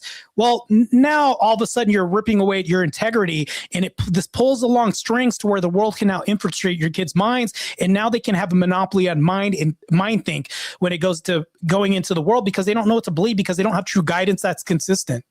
As a parent, you should be consistent with your ideology, and they should go out in the world and be able to debunk for you. And that's how we change the world and the future ahead of us through our children and kids through our home. All right.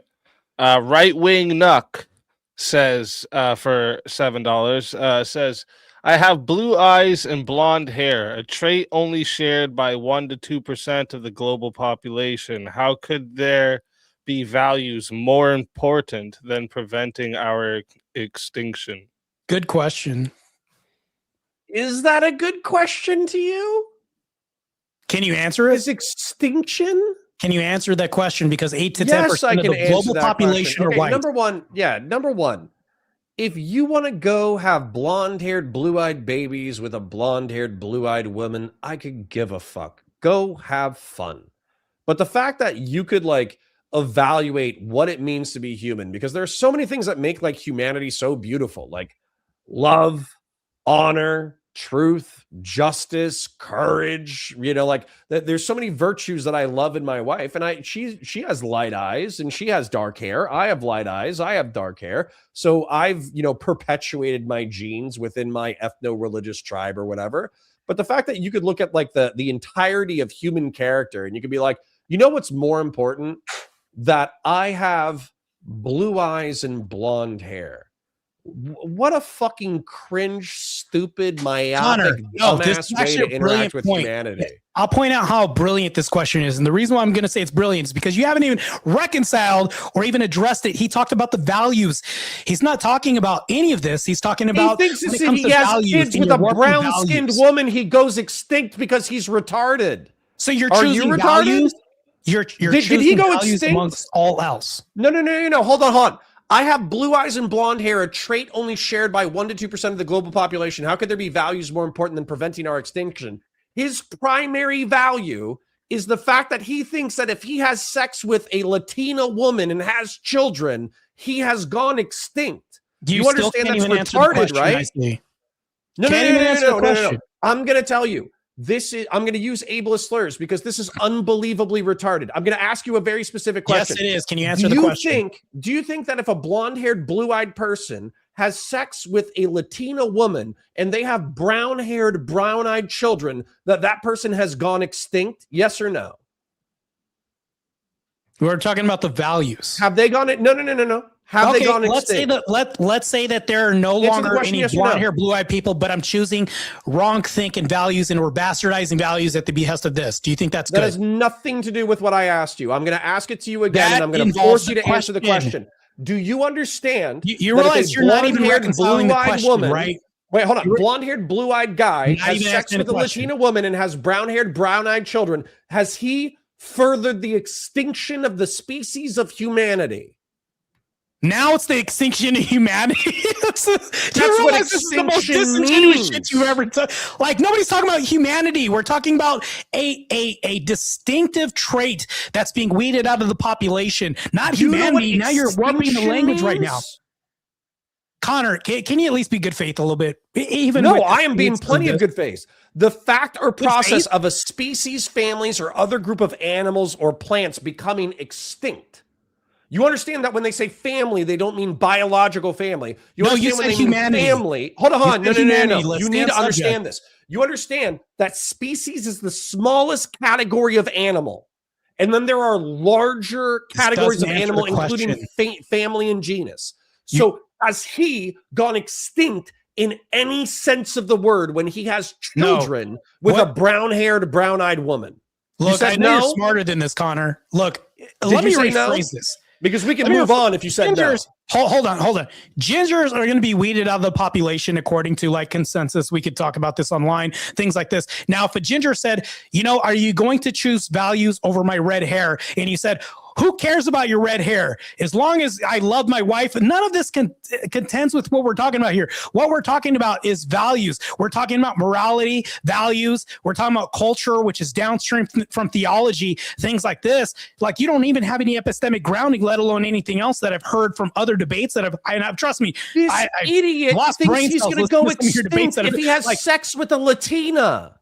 Listen, you're choosing values over preservation of things that even people can say are preferences. So wait, for a quick clarification, maybe genetic traits is the ultimate value, which is retarded. For a quick clarification, maybe here, right, maybe I think because of what Marte sounds like, maybe he's saying is like, are you saying like there'll just be no more blonde-haired, blue-eyed people? Yeah, he's okay with eradicating a whole segment of blonde-haired, blue-eyed people at the behest of warping values. Are you okay with that? No, that's not what he's saying. That's what he's saying. How could that? I'll read it for you because you guys have reading comprehension issues. Good Lord. Oh, he has reading comprehension. How could there be values more important than preventing our extinction? Number one, he thinks he's going extinct.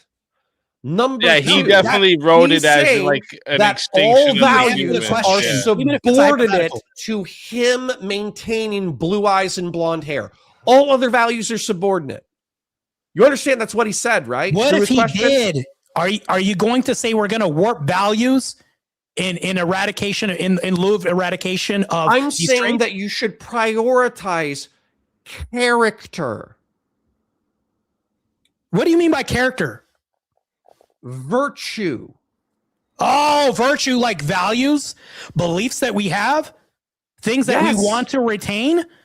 Yes. That are invasive coming into our culture. You think Hispanics are an alien species?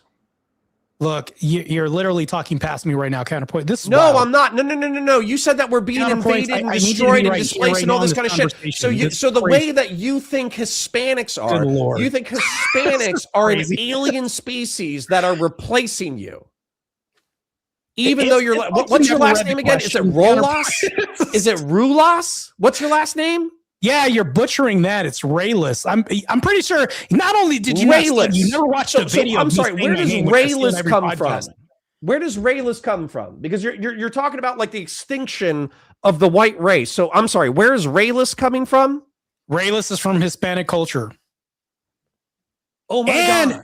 The crazy thing is I have to defend white culture because you can't do this yourself. No, it's because you're fucking bored. It's because you're bored and you're looking for an existential struggle and you're creating one that doesn't exist. No. The counterpoints, you've never even addressed this. When I'm educated and I talk to people, I'm a decent orator when I go to different assemblies and talk to kids, things like this. They tell me things because of groupthink from their household, from black households, and say, why do you have to talk white? Guess what? This is white oppression in black communities. That's happening. I'm affected by this. I'm affected by white oppression and I'm black. Therefore, because I can talk about this and you can't, I'm not going to be called a racist because I can be a black supremacist. I can talk about it right now. This is crazy. I can talk about it right now. This is crazy. Ghetto black kids oh my God. be integrated into the well-educated middle-class segment of society. There, I just talked about it. And that has nothing to do with race. All right. Jonah over on Counterpoint side sends in $5 to say, Stubbs toe. This is white oppression. The liberal woke DEI moved my couch overnight. Western civilization is over. What it feels like. Thank you, Jonah. And we got another $7 from Right Wing Nuck, says it's not my primary value. Statistical probability over centuries with non-dominant genotypes, you worm. Contend with my argument. Not my primary value. I think that's what you said. Started probability over centuries with non-dominant genotypes, you worm. Contend with my argument. Have fun. I don't give a fuck. Go find a Scandinavian with the argument like I originally said. Good job, Connor. Wait, hold on. Can you acknowledge that this guy said, I am a member of a recessive genotype with blonde hair and blue eyes, and I feel like I'm being wiped out, even though that's not happening genetically, but that's okay. And I say, have fun, go find a Scandinavian broad and have kids. I don't give a fuck that he wants to perpetuate blue eyes and blonde hair. I give a fuck that he's having an existential crisis about it. We literally talked about blackwashing Jesus. We literally talked about blackwashing all of Hollywood and everything else. Wiping out doesn't happen with genotypes being eradicated or even a CRISPR program or any of this other stuff. Whitewashing or blackwashing happens through media, through educational systems and everything else. Even silence. All of this suppression. He's saying that he's worried that the 2% of the population that's blonde-haired and blue-eyed is going to disappear from the human species. Even if the species continues to perpetuate itself. Counterpoints. Can you at least contend with this question? Because this happens through a vast modicum of, I would say, movies, everything else. Rarely are we going to see blonde hair, blue eyed people in media or everywhere else. The eradication doesn't just happen through that. Powell and Sydney Sweeney, who have been blasting up popular media over the past 3 years. No, I'm talking about the race swapping and other avenues where this is happening. We can see this creeping up, and you haven't denied this from happening. You even said 60 years from now, America's going to be different if we keep up the trajectory and where we're going right now, which means what happens to blonde hair, blue eyed people? Guess what? Evisceration from media, education, historical accounts are being warped, and you won't even correct the narrative and chopping your balls. This is great. This is circular at this point, which you haven't even still contended with the question, but let's move on. I'm anxious to get into All this. right, we got a couple. We got some questions. We got a little bit of time here to get to the questions here in the Q&A. If anyone wants to bump themselves up with a super chat, they can. First one comes in here from OK Let's Go. It says, Marte, if you think Snow White must be white, do you think the Democratic People's Republic of Korea, North Korea, is democratic? I don't understand the question. The reason why is because if I think Snow White is white, when literally her skin was white as snow is the mantra with her namesake of last name being White. Like, what does that have to do with North Korea? They're saying that obviously the DPRK is not democratic or the People's Republic. And so it's not that big of a fucking deal to have a black Snow White. I think it's silly. Communist country, and I they think can it's identify silly it to have as a black anything Snow else. White, but I'm not going to freak out about it. Yeah, you don't freak out about I'm pretty invasive sure that language movie's and a lot. an inversion of ideals and values. Next question comes in from Steelborn. Counterpoints. Is there anything wrong with telling people that George Washington was black? Yeah, especially if you're not talking about Carver, yeah. Like, we should be factual, of course. All right. Next one we got here. That's not a real question. Ticky Tack. What should we do with those who do not want to fit into American culture and espouses to promote segregation of culture in neighborhoods, cities, and schools? I mean, we live in a free society, so as long as they're not committing crimes, you let them do their advocacy, and then you just fight them in the marketplace of ideas. I mean, if you don't like that, then you don't like living in a republic. Can I answer that Speakeasy too? Because I want in on this question. Yeah. You can. I think that segregation should happen, and I'll go ahead and just kind of explain this a little bit and dive deep a little bit. I'll be quick and short-winded when it comes to this. I think that we should stall immigration and just stop immigration, even legal immigration, for a while until we keep our values intact and we could show that we can have an American culture that isn't being subverted by ideologues that come into our country like Dearborn, Michigan, New York, fighting our own presidency. Matter of fact, a medium civil war is happening between Brandon Johnson playing the race card the whole time. This is happening in American culture. I think we should just say time out on all the immigration and just say no, even legal immigration. Let's get America sorted out. Pull out of Israel and all that. Like, that's a whole different conversation. But I think that we should fix our own problems right now before allowing anybody else in. Although counterpoints is like, oh, they're not hurting anybody. These people aren't assimilating at all. Fix the shit before we move forward. How about that? All right. We got 20 seconds. We'll do one more here. Comes from JS Urban Adventures. Connor, why are white parents being arrested now when their kids do school pew-pews, but black parents are more likely to get paid settlements if their kids do a gang shooting and get hurt by the cops? Wait, sorry. What? Why are white kids? Why are white parents getting arrested when their kids do school shootings? Yeah, all right, I'm gonna answer that question first. Yeah, because when you are reckless and you allow your kids access to firearms, firearms are supposed to be secured, and ultimately you can be legally held responsible either civilly or criminally if you recklessly provide a firearm. That happened, like a year ago, where the parents knew that the kid had a gun and they still didn't do anything about it, and they let him shoot up the school and they got incarcerated. So yeah, fuck those parents. I don't know why we would do that. And then, sorry, what was the second half of the question? Why do black people get settlements? Yeah, but black parents are more likely to get paid settlements if their kids do a gang shooting and get hurt by cops. You would have to give me a specific example and I could break it down for you.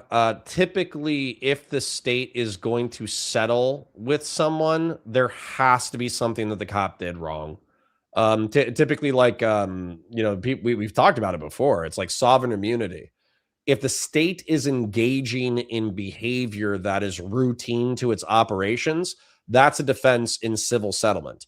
If the state settles with somebody, they typically think that the cops did something wrong, or it's cheaper to pay them off. Like the cop might have done something wrong, so it's cheaper to pay them off than it is to go to court. So I would have to know a specific case in order to evaluate it. So I actually can contend with this right now and bring up another example.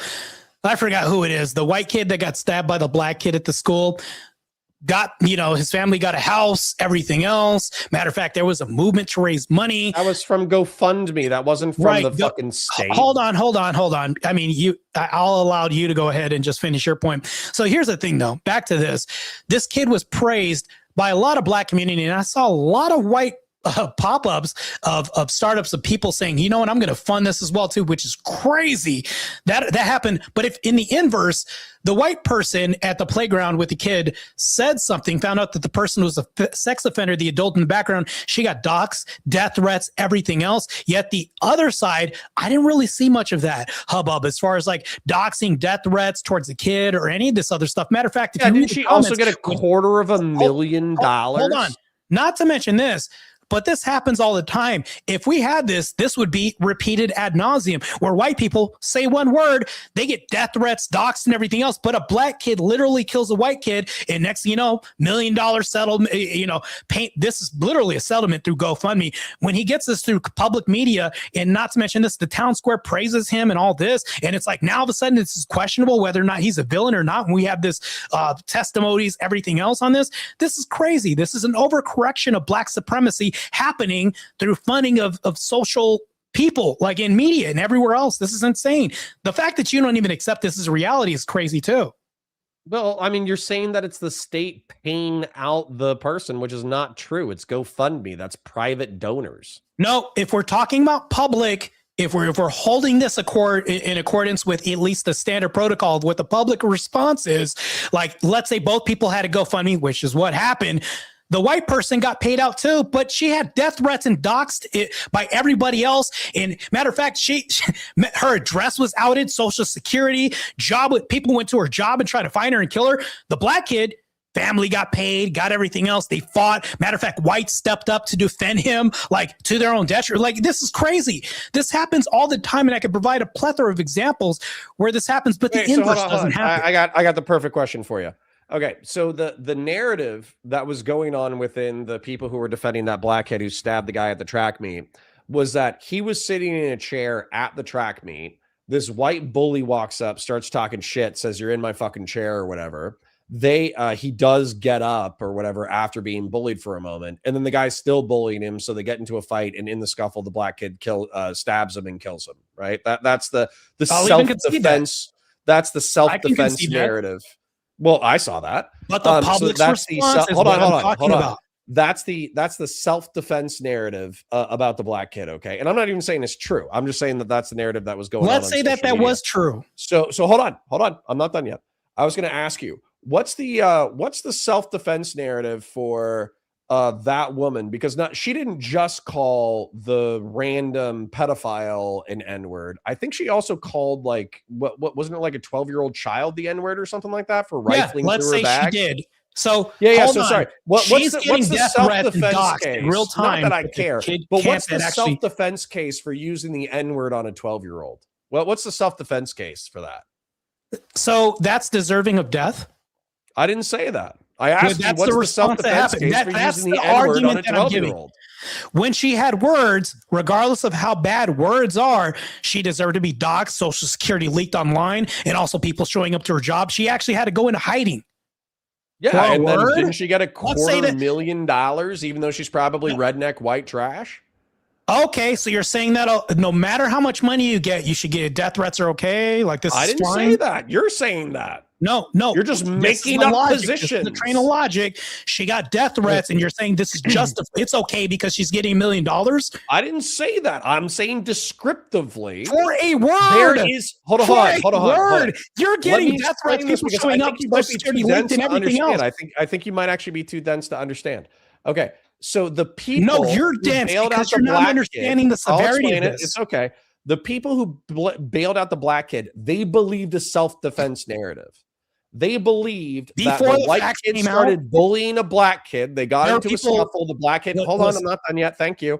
So the black kid got into a scuffle with the white kid, and as a result, he was defending himself. He stabbed this kid, and this kid died. And as a result, he needs money for relocation, and he needs money for defense attorneys, and this, that, the other. That's what they believe, wrongly or rightly. I can't even. I can even concede that, and still tell me the logic of giving a woman $250,000 for using the N-word in self-defense.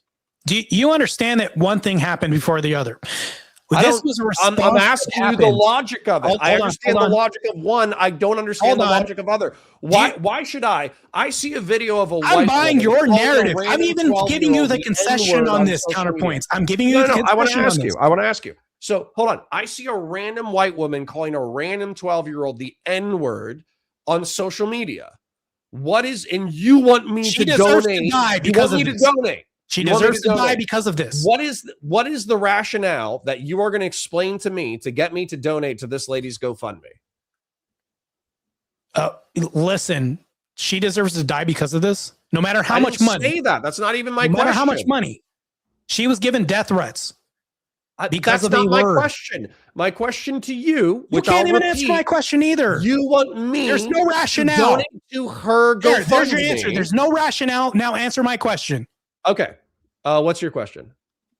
Okay. There's no rationale, regardless of what this is. It's a bad word, whatever. The fact that she got paid was a response because people feel like the death of the white kid was unjustified. That happened first. So at least there's some context we can view here. Now, going back to this, I'm going to ask you this question again. Do you think that she deserves to be doxxed, Social Security leaked online, and her to go into hiding because of her fear of death? Because of this? No. Right. Do you think that that was a proportionate response to what happened? No. That answers my... That's crazy. Yes. Wait, hold on. We at least agree on something. You understand that I'm saying she doesn't deserve the doxing, right?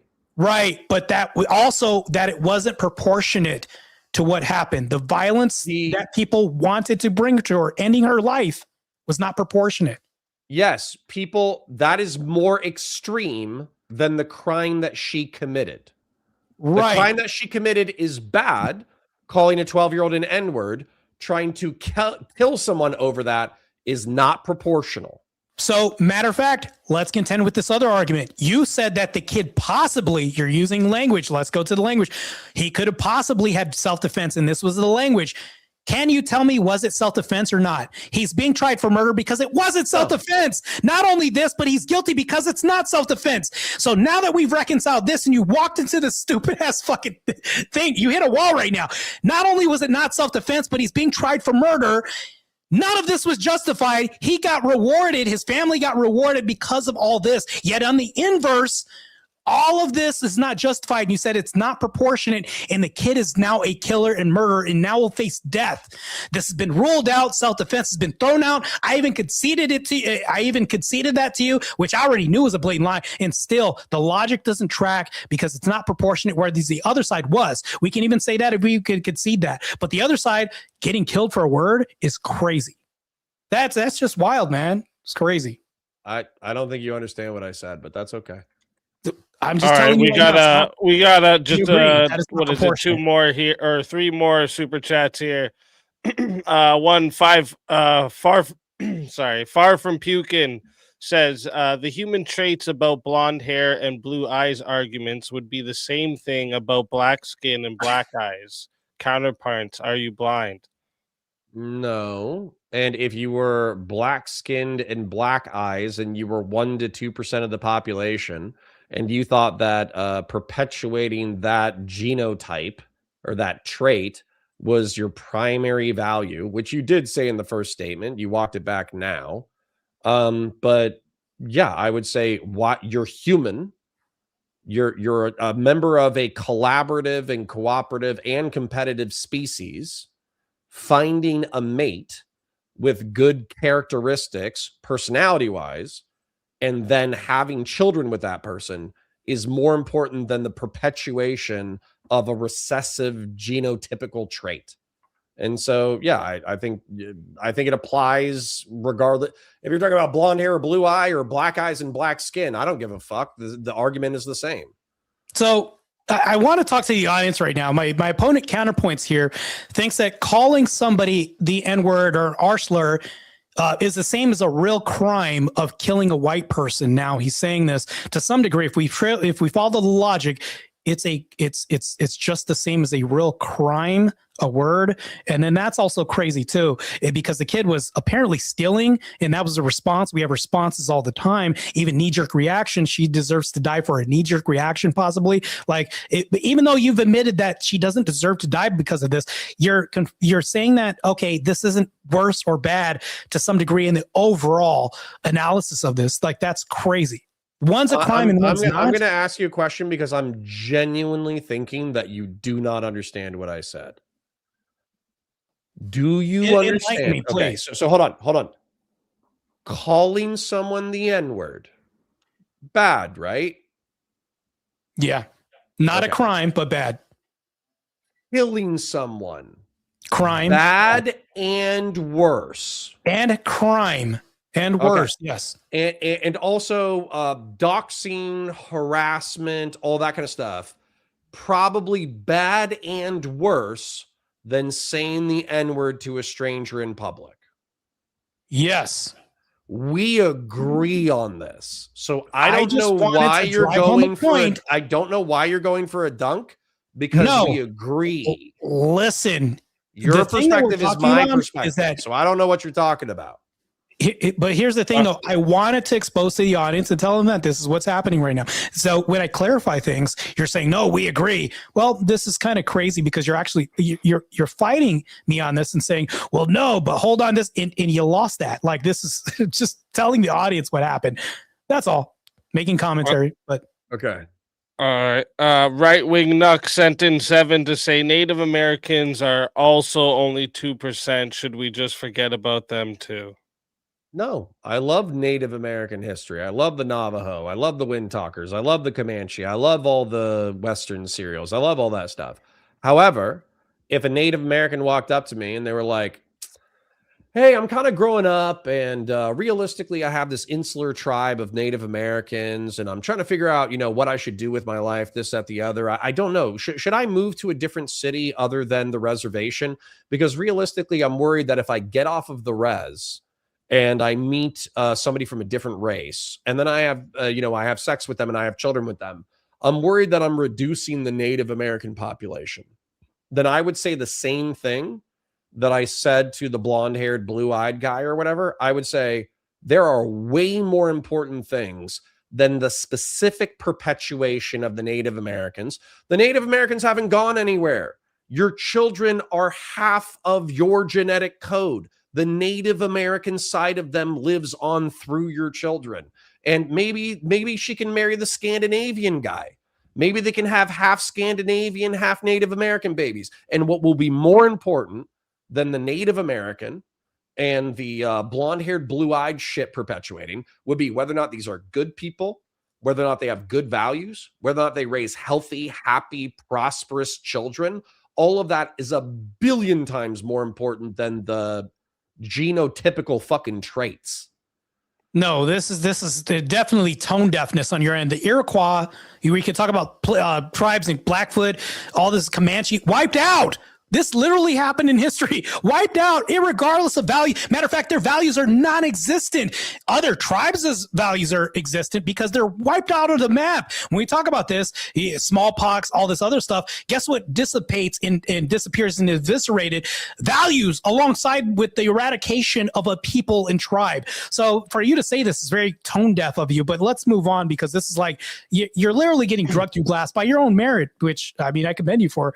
This is Wait, sorry, hold on. So I'm just going to ask you the same question. I'm going to ask you the same question. A Native American walks up to you and they say, hey, I've been living on the reservation my entire life. My family's a little racist against people who are not Native American. And I'm worried that if I go out into the world in order to pursue better economic opportunities, I might start dating someone who's not Native American, and we might get married and have children. And so as a result, I think I'm potentially going to reduce the Native American population by one person by having mixed kids. Your advice to them is what? My advice is to them is like, if they want to do that, that's fine. But here's the thing that I'm going to contend with. I would say if you want to do that, that's fine. But if you're indoctrinating whole schools and students and having this groupthink of saying what you ought do and having an ought claim with that and saying, you know what, this is why I'm doing this. And I'm going to tell other people they should do this. And I'm having other people buy into groupthink, thus enabling more confusion amongst the tribe and basically diminishing value in the process of doing this. That's bad. So we have to contend with the context. Like there's a lot of context here too. So you have to ask them like, what's their whole purpose of doing this?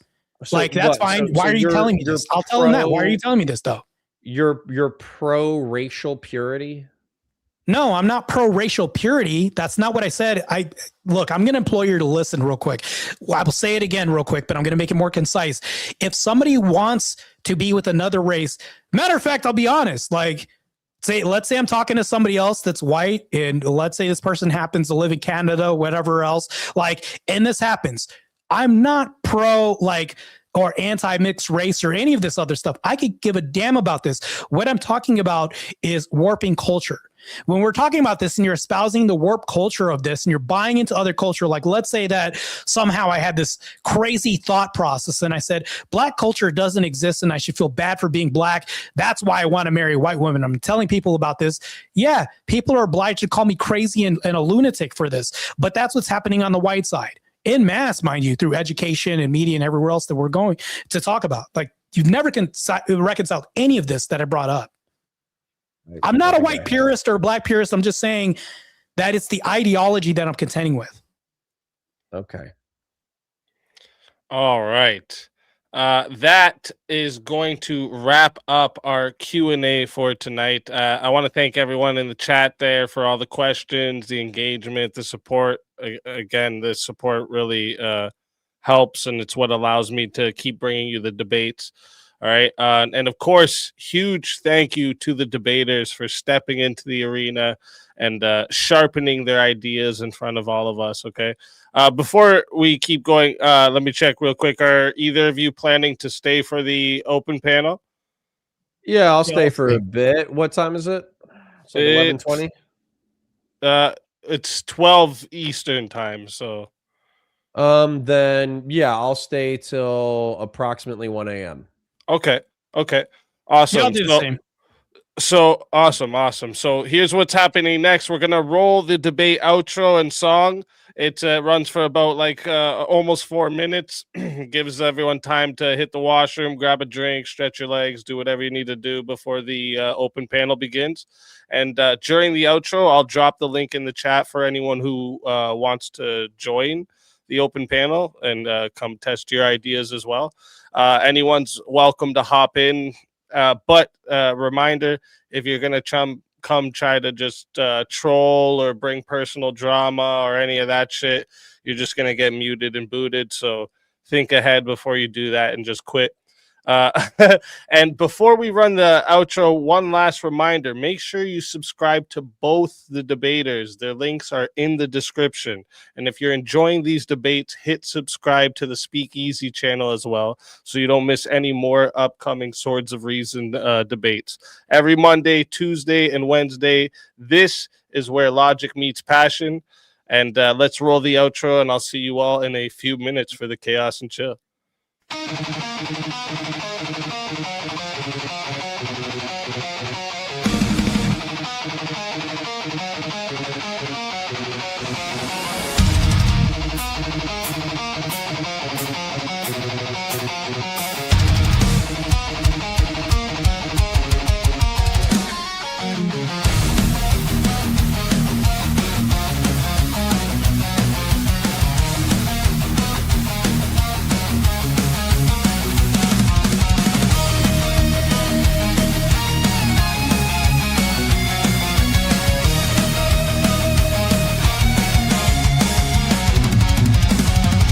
Step into the circle where the echoes collide. Truth through the static, no place to hide. Iron tongue, sharpened fire in our breath. We dance with conviction on the edge of death. Your words are bullets, mine are storms. Ideas forged where light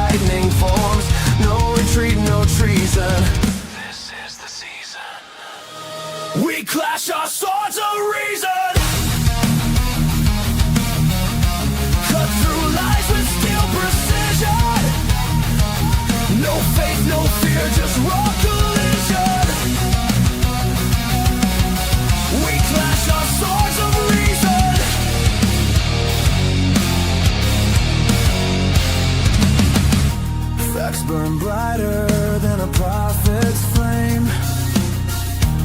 Egos crumble, but the truth remains. Every scar, a mark of thoughts crusade. In the battlefield of minds we've made. Speak your truth, but bear the cost. Every claim can still get lost in the war of voice and vision. Feel the friction. We clash our swords of reason. No silence left for indecision. Ideas break with loud precision. We clash our swords of reason.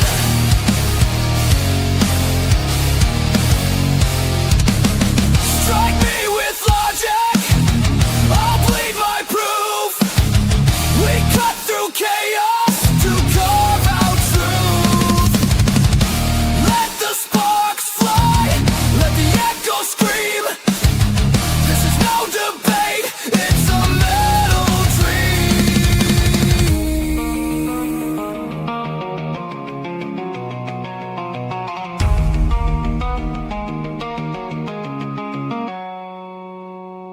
We clash our swords of reason.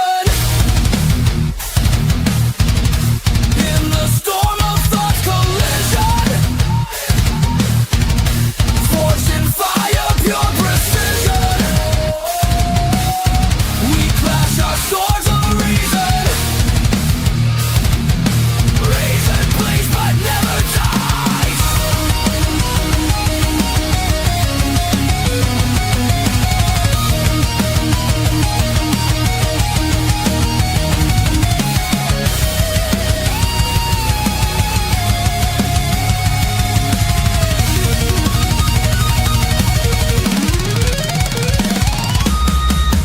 No surrender, no retreat. In the war of words, we find a beat. Swords of reason.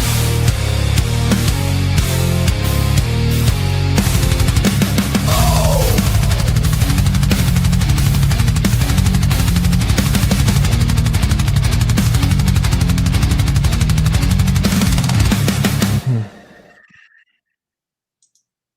And wait, why is it like this? What the hell? Nobody's here. What's going on? All right, What's I got going some swords on? in my face. I got it all messed up. My overlay. Oh, my throat. Okay. Didn't switch my overlay. That's what happened. Welcome, Connor. Dylan. Connor, how many times are we going to teach you this lesson, old man? Last time you came on here, you talked about the Muslim population not being a threat because only 2%, okay? You're completely ignoring the fact that these people move in, they don't assimilate. Dearborn Mission is a prime example. They could just keep spreading. If they keep spreading, go to the state level, the whole state will be Sharia law. They'll have calls to prayers 24/7. Also, I mean, just look at London. London was like 40 years. Now they have no-go zones for Muslim control. You're also forgetting that in history, we have violent minorities that take over governments. Look at Iran. If you go back to Iran pre-1979, a lot of the cities, they looked like cities here in the U.S. You couldn't even tell the difference. Now they got women walking over there in hijabs constantly. So you can't tell me this can't happen. This is complete. You don't seem to understand. You don't seem to give a shit about the future generations of America. It might not happen in your lifetime, might not happen in my lifetime, but if we ignore it, it will continue to spread and it will happen. But isn't the main difference what people believe and not what they are genetically? Isn't that what we're getting at? Because you can leave a religion, but you can't leave an ethnicity or a race or a phenotype. Ideologues. That's what we're talking about. The ideology that they subscribe to. They don't assimilate. That's why they have the call to prayer in Dearborn, Michigan, and the Christians there are constantly bombarded with this all the time. Okay, well that's one thing, but I thought the debate was about white and race. I was coming into because he mentioned Dearborn, Michigan, and he brought the stupid thing. Oh, it's only 2% of the population. That doesn't mean anything. That's a retarded argument. Okay, so he brought it up. Yes, he brought it Right. up. Well, this was my point of talking about minorities being a subversive group. We saw what happened with LGBTQ, and then we were adjusting as a minority because of sympathy. I think that sympathy has been overcorrected at this point to where even though Mo, even if I can concede that this is 2%, we're bowing down, changing whole cities' infrastructures as far as like the sound, ordinances, everything else because of a minority. And guess what happens? Everybody else starts assimilating to their culture. And guess what happens? Bastardization of American culture, evisceration of all our belief systems and values.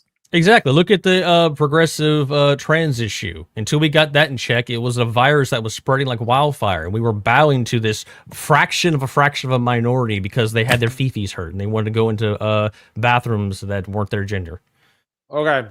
Listen, I don't think you guys have ever met a fucking Muslim in your entire life. So honestly, I'd rather talk Doesn't about matter. That's not contained with the argument. That's an anecdotal. Yeah, it does. Just because you met don't some even know what they fucking Muslims, believe. just You don't know because what you they met some fucking believe. Muslims You that they never were been to fucking A-okay Dearborn. You don't know what and they're oh like. great. You have no idea who they are. You don't know the fuck you're talking about, clearly. Yes, I do. I know a lot more. No, than you have anecdotal evidence. That's all you have. No, I also have statistical evidence. How many jihadists? You just brought up. I met my friend. He was a Muslim and he was great.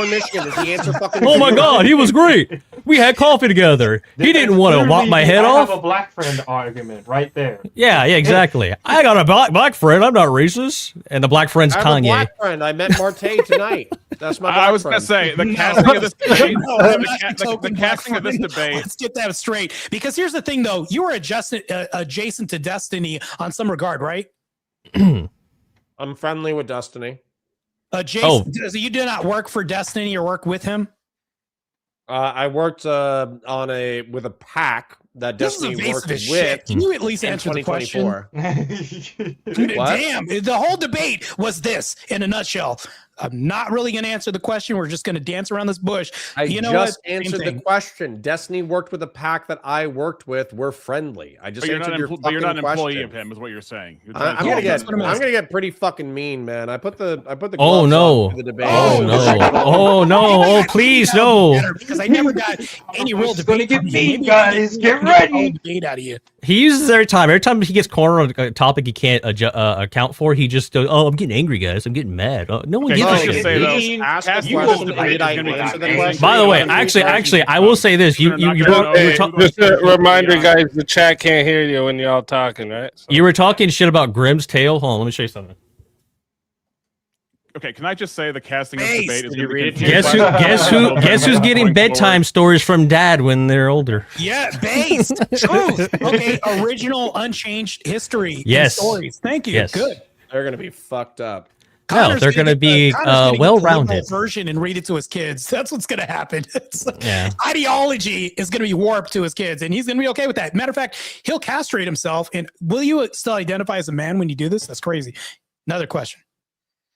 It was what the point is that I think that if you are worrying about Black Ariel, you don't have any real fucking problems. That was. I worry about what it represents. I worry about what thing, changing these previously established points of storytelling, which is historical in its own right, and this changing of basically dynamics to where you basically just say, "Oh, it's okay. It's okay that all of these historically white characters can now be black." I am afraid of what it represents, not exactly what it actually is doing, but what. Well, I understand that when it comes to you doing with actual history, like if you lie about what people in medieval Europe actually looked like, then you got an agenda going on. But if it's just like something that's a comic book, I'm not as worried about that. Well, hold on. You don't think agendas can see through also, film? Hold on. A woman changing her appearance in order to attract a man and then having to, do random magic shit in order to save herself and the fucking prince.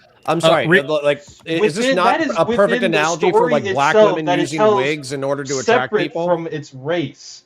Re-examination. I have a question. Re-examination. I have a question for you. Connor's a lost cause, but let me ask you something. Do you think propaganda is powerful and it's real? Does it affect people? Yes, but I also think that the problem is, because we're in a post-Christian nation and we're going back to caveman ethics where we're just like, well, if you look like me, you're on my side, then I think we're really degrading ourselves. And I think this is where America... That's not what it's about. in the he mentioned the 90s and how in the 90s we were a lot better about the race relations, and that's kind of where I'd like to go back to, where it wasn't nearly as big a deal as it seems to be now. I think we attribute these unearned qualities to our genetics, and I think that's where America is right and everybody else in the world is wrong when they get tribalistic. I think tribalism is the problem, and that people who are go ahead. I'll say this though, the debate was on 2025. If you want to talk about going back to the 90s, let's stay in the present, at least be on the prompt. So the thing is, I am the prompt. I'm just saying what I'd rather go back to. I'm not off the prompt. No, I understand that. The would you rather? I just want to be more concise and just keep things in the. I'm giving context to where I'm coming from when I speak. That's all. But I know we're talking about today. And I'm not denying that there's discrimination against white people, hate against white people. That's all over the place. I see that. I get it. It's okay. I'm just acknowledging that you're using a reference, but anybody else can hear what you're saying, and I just want to keep them on point because they'll hear what you're saying and they'll run the direction that I'm talking about. So I'm just preventing that from happening because I can see where somebody can hear what you're saying and then say, "Yeah, let's go back to the 90s." That's not what you're saying. That's what I'm saying. Yeah, I'm just saying that our ethnic framework is like really unstable today in terms of like, how should I think about people merely because they share my genotype, phenotype, whatever. And then we're looking at it like red versus blue or sports teams, and that's completely unjustified. I haven't heard anything that says because X genotype has died out, therefore humanity is irrecoverable. We've lost our leg or something like that. Now we're limping all over the ground. And it's like, look, because we're all human and we can reason with each other, things are communicable. Now, cultures make that difficult. Philosophies and religions make that difficult for sure. But the philosophies and religions are ideas. They're not what comes from our genes. This doesn't spring from our genes. And that's what I want to make sure that we get straight. Well, let me ask you this, actually. Let me ask you this for examination. So Japan has a really good culture. It has a really dug-in culture, correct? You would agree with that, right? I don't know what you mean by good, but they keep their culture is important to them. Their culture is important to them, and they protect it. Put it that way. Let me rephrase it. Sure. Okay. If we went in there and replaced all the Japanese people with Native Americans, would the culture be the same? No, it would be the same because if you're talking, here's what I'm assuming though. You're talking about taking Native Americans as they stand right now with their ideas in their mind and dragging and dropping them like the little yellow man on Google Maps and then putting it right over the Japanese, deleting the Japanese. It's hypothetical. And of course the ideas would be gone if you're deleting the Japanese and then we're putting the Native Americans there. Yes. So the question is, can you separate culture from lineage? I think so here's a problem with the question, because when you say, can you separate culture from lineage? Well, I'm Irish, but I don't think I have any Irish culture. I'm born in America. So on an individual basis, absolutely. When you're saying if you're taking a mass group of people who are cohesive to each other and can you take them and put them somewhere else and they're going to change? No. If you have a bunch of Puerto Ricans that come to Miami area, they're going to retain their culture because of proximity. All this is just proximity and communication. It has nothing to do with any other level of what they are. But you wouldn't be separating them from I would say you can't. You have to, like, it's part of your lineage is your culture is part of your lineage, right? So I don't see. So if they drop a group of people, they develop over a course of time, part of their lineage, it's baked into their history, all these different cultural traits that come from it.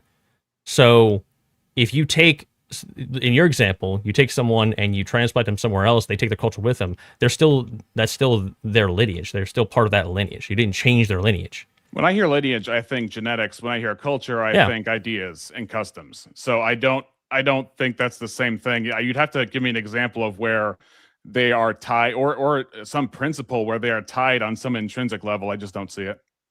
Japan. Family.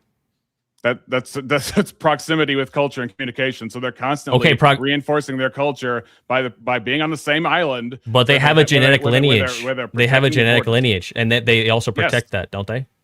Yeah. Also, yes, sorry, but hold that's on. not culture. That's the genetics. It's a completely different category altogether. I want to wave the talking stick. But it's connected. Okay. You can't really separate the two. On what level? Go counterpoints. I would say. Yeah, history. Mo, you have the energy of a primary panel participant. So you have the energy of a boomer who doesn't know what the fuck he's talking about.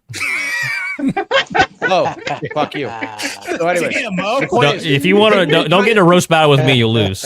Okay. Didn't we kind of fucking annihilate the Japanese? I don't know, 2 generations ago. Didn't we completely change their culture 2 generations ago? Didn't the culture that you're talking about protecting? Didn't it fundamentally? Oh, I'm sorry. Did those bombs rewrite the genetic code? Did it rewrite their genetic code? There it is. Thanks, asshole. Yeah. Didn't it get completely butt fucked by the Industrial Revolution? Like your whole argument tonight, tonight, where you're saying, Connor? "Oh, the Crazy. Japanese are so protective." And What is your point? Get land the plane. What's your point? Yeah, aren't you fucking analyzing Japanese culture completely incorrectly? No. No. I'm So saying you that think they have this like insular, unchangeable culture. I think culture something evolves you're over missing time. when you're coming up with all of that is the fact that Okay, they had 2 fucking bombs dropped on them first, and Yeah, they were didn't also we butt fuck invaded them and with had American a lot culture? of their people killed before that sort of rewriting ever took place. And then they were they were essentially. Did they lose their culture? Did they lose their? I would argue that they actually lost broad swaths of their culture. Really? How so? I mean, they're no longer. They might have the emperor might exist, but he's a symbolic figurehead. So the emperor is their culture. That's the only thing that makes their culture. Treat him as a deity, not fucking like tea and shit and all and like all their like art, their art, their infrastructure. The discipline. By the way, no, this is how retarded this is, and this is where your confidence is overplayed. So hold on. If Jesus Christ was no longer central to your culture, would you say that your culture was like dramatically shifted? You mean God? I asked Mo a question and I'd like him to answer it. If Jesus, wait, say that again. I'm trying to understand what your question is. I think you're talking about. You're going to Jesus now. We're talking about Japan now. You're bringing in Jesus, but let's go. Yes, and it's pertinent. I promise you. So okay, I'll go down this rabbit hole with you. You were a Christian. So if Jesus was no longer central to your identity within a generation or 2, would you not view that as a massive and dramatic departure in culture? Jesus is God. He's not a physical person on earth. What are you talking about? It's a false equivalence. Yeah, it is a false equivalence. Jesus is God. What are you talking about? That's crazy. Okay, the Japanese treated the emperor as a deity on earth. They no longer do so. The emperor was God. So that's a huge and massive. Okay, I'll grant this. I'll grant this. So you're saying that one point, right? That one thing is the entire thing that represents Japanese culture. Just this one aspect, one trait, not the architecture, not the art, not the freaking. Well, then what are you inferring then? What you said is like, oh, you can lose Japanese a part. Culture, you can lose. Let me make this easy for you, since you don't fucking understand. You can lose certain traits of a culture and still have the culture as a whole, pretty much. You came into this conversation saying, "Isn't Japanese culture good?" And I think you said that to re-examination down here. Okay. Now, I said strong. And then strong, you also strong as in part of the reason why it's good. I had to rephrase. Okay, give me a fucking break. Because it's insular and self-protecting. And what I'm saying is that insularity and self-protection mechanism. It's pretty cool. That insularity and self-protection mechanism wasn't even true within the past century. And then not only that, what I will further argue is that Japanese culture is quite fucked up. And it's probably fucked up in ways that you don't even conceptualize. But here's one that's simple for you. Do you know what the Japanese replacement birth rate is right now? Yeah, it's shit. Good. It's dog shit. So how could you argue that this is a good culture if it doesn't even perpetuate itself? You're saying that because every single culture is in population collapse. Yeah, exactly. Every single culture. So what's your all over across the West? Except maybe Africa.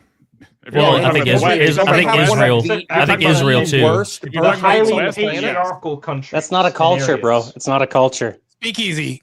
Birth rate is absolutely a part of culture. What the fuck are you talking about? Speakeasy, can I address you about something real quick? I know this is like I love these red herons. And besides the subject, I love that you just got raped. No, you're talking nonsense. That's weird. No, that's a weird way. That's a weird. Now he's talking about graping another man. Now you're that's gross, that's dude. weird.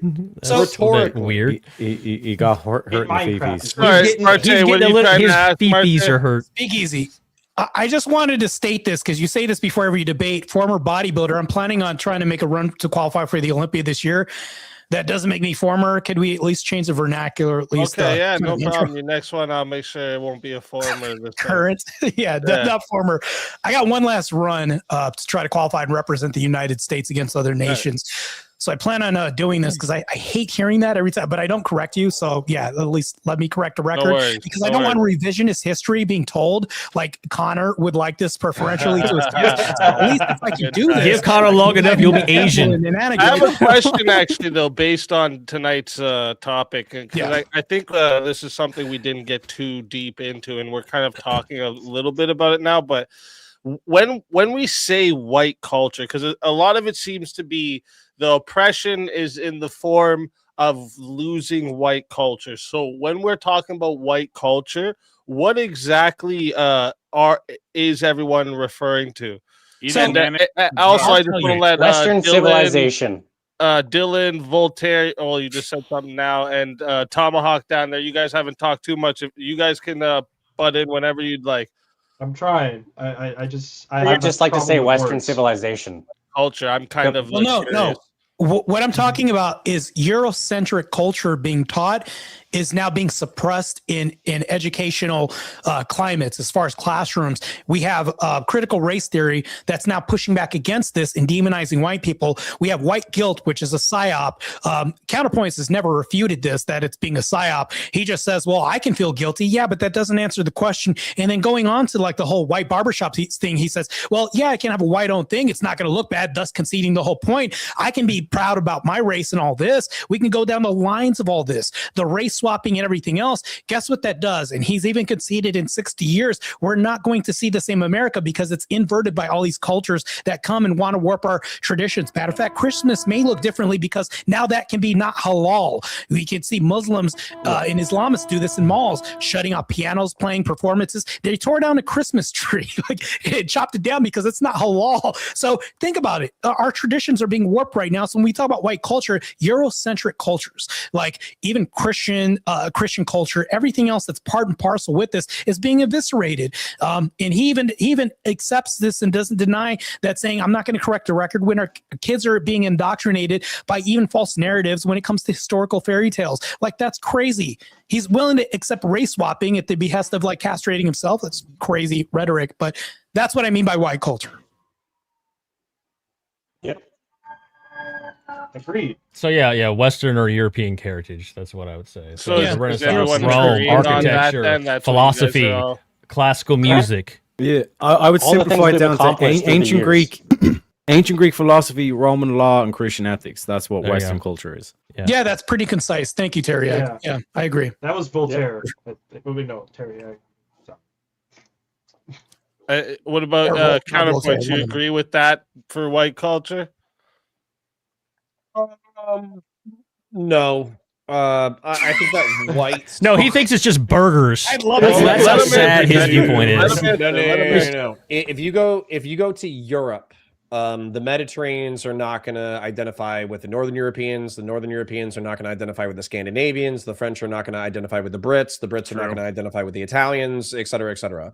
They, in my opinion, actually have a more normal historical analysis, which is ethno-religious. Okay, so they kind of root their culture in ethnicity, and they all like ethnos, like their population, and they also root it in their religion. So and so they would not hold. I'm not Christian fucking ethics? done. Thanks. They asked a question. Hurt his Shut the fifis. fuck up. So, anyways, Don't hurt his fifis. the He'll point get is angry. that when you say white, when it comes to black folk in West Africa have a similar thing where like the Bantu are not the same as the Khoisan. It's actually language groups is actually the easiest way to identify black culture in Africa.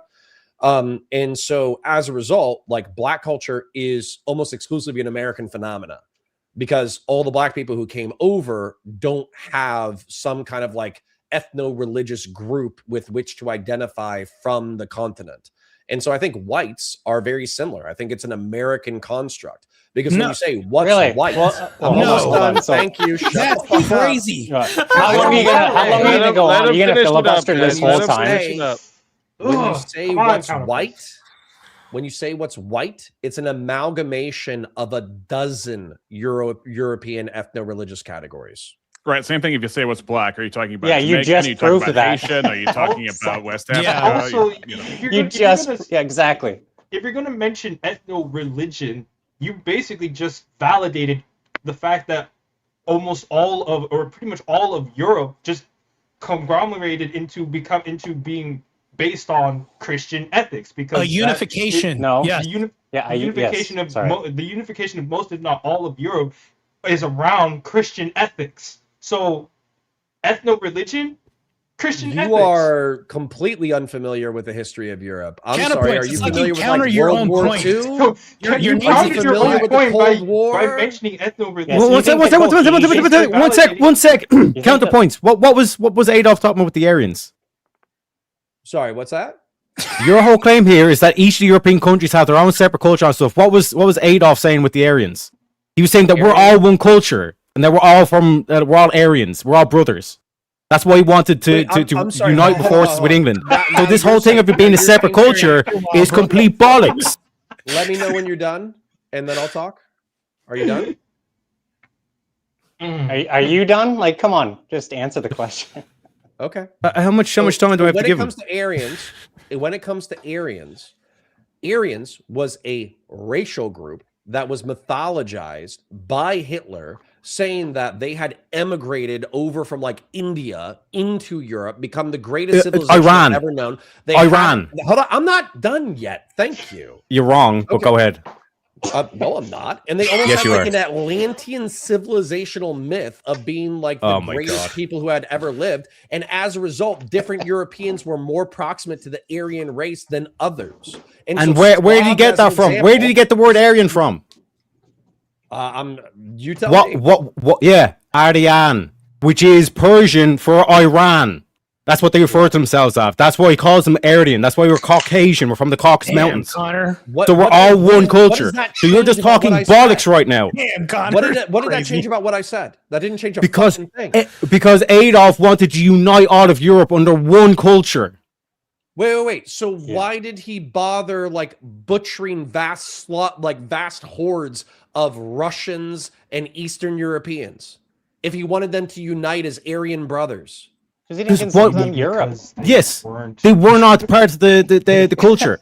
They didn't like this whole thing that you've invented. Oh yeah, like it was all ethnic. No, that's all bollocks. No. Wait, how is it bollocks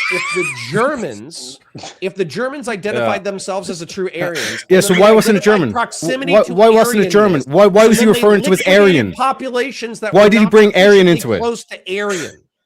Why did he bring Aryan into it then? If it was all just about Germany. You did. You said that. No, Adolf did. Adolf was the one that was saying Aryans, and you're saying if World War II was purely about German-only culture, why is Hitler talking about Aryans? Because he believed that it was running in the background of European society. Yeah. He was pointing to a fundamental culture that goes as far back as ancient Persia, and that myth that he's talking about ancient Atlantis, that comes from the Persian myth, where it's the only myth that says our homeland froze over. Okay. You don't know what you're talking about. You tried. Wait, hold on. How are you saying you don't know what you're talking about when you're just saying what I said back? Not about you. Hold on. Do you have then why are you trying to disagree with me then? And then said that you don't know what you're talking about, and then not just that. Is this myth true? That's irrelevant. Yeah. No, it's perfectly relevant. It's irrelevant to what I'm pointing towards. I'm pointing towards that we all originate from the Caucasus Mountains. All of Europe comes from the Caucasus Mountains. So they come from one culture. What I said, and I don't want you to repeat back what I said and then say you don't know what you're talking about. I want you to listen to what I'm saying. Okay? The Aryan idea or the belief in the Aryan race, one culture. Hitler identified proximity to the Aryan race, and he was willing to liquidate those who were not sufficiently proximate. Do you agree with me or disagree? What was your original claim? What was your original claim, Connor? My original claim is that most modern Europeans do not identify with race. They identify with ethno-religious heritage. Yeah, and it's all separate ethnicities and all separate religions. And then I'm pointing to the whole World War II, which you then brought up, was Hitler saying, no, we're all one culture. And was he correct in his mythology? Yes, we all originate from Persia. Yes. This is why we call ourselves Caucasian. Why do we call ourselves Caucasian? That was the whole point of Terry. Where do we get the word Caucasian from?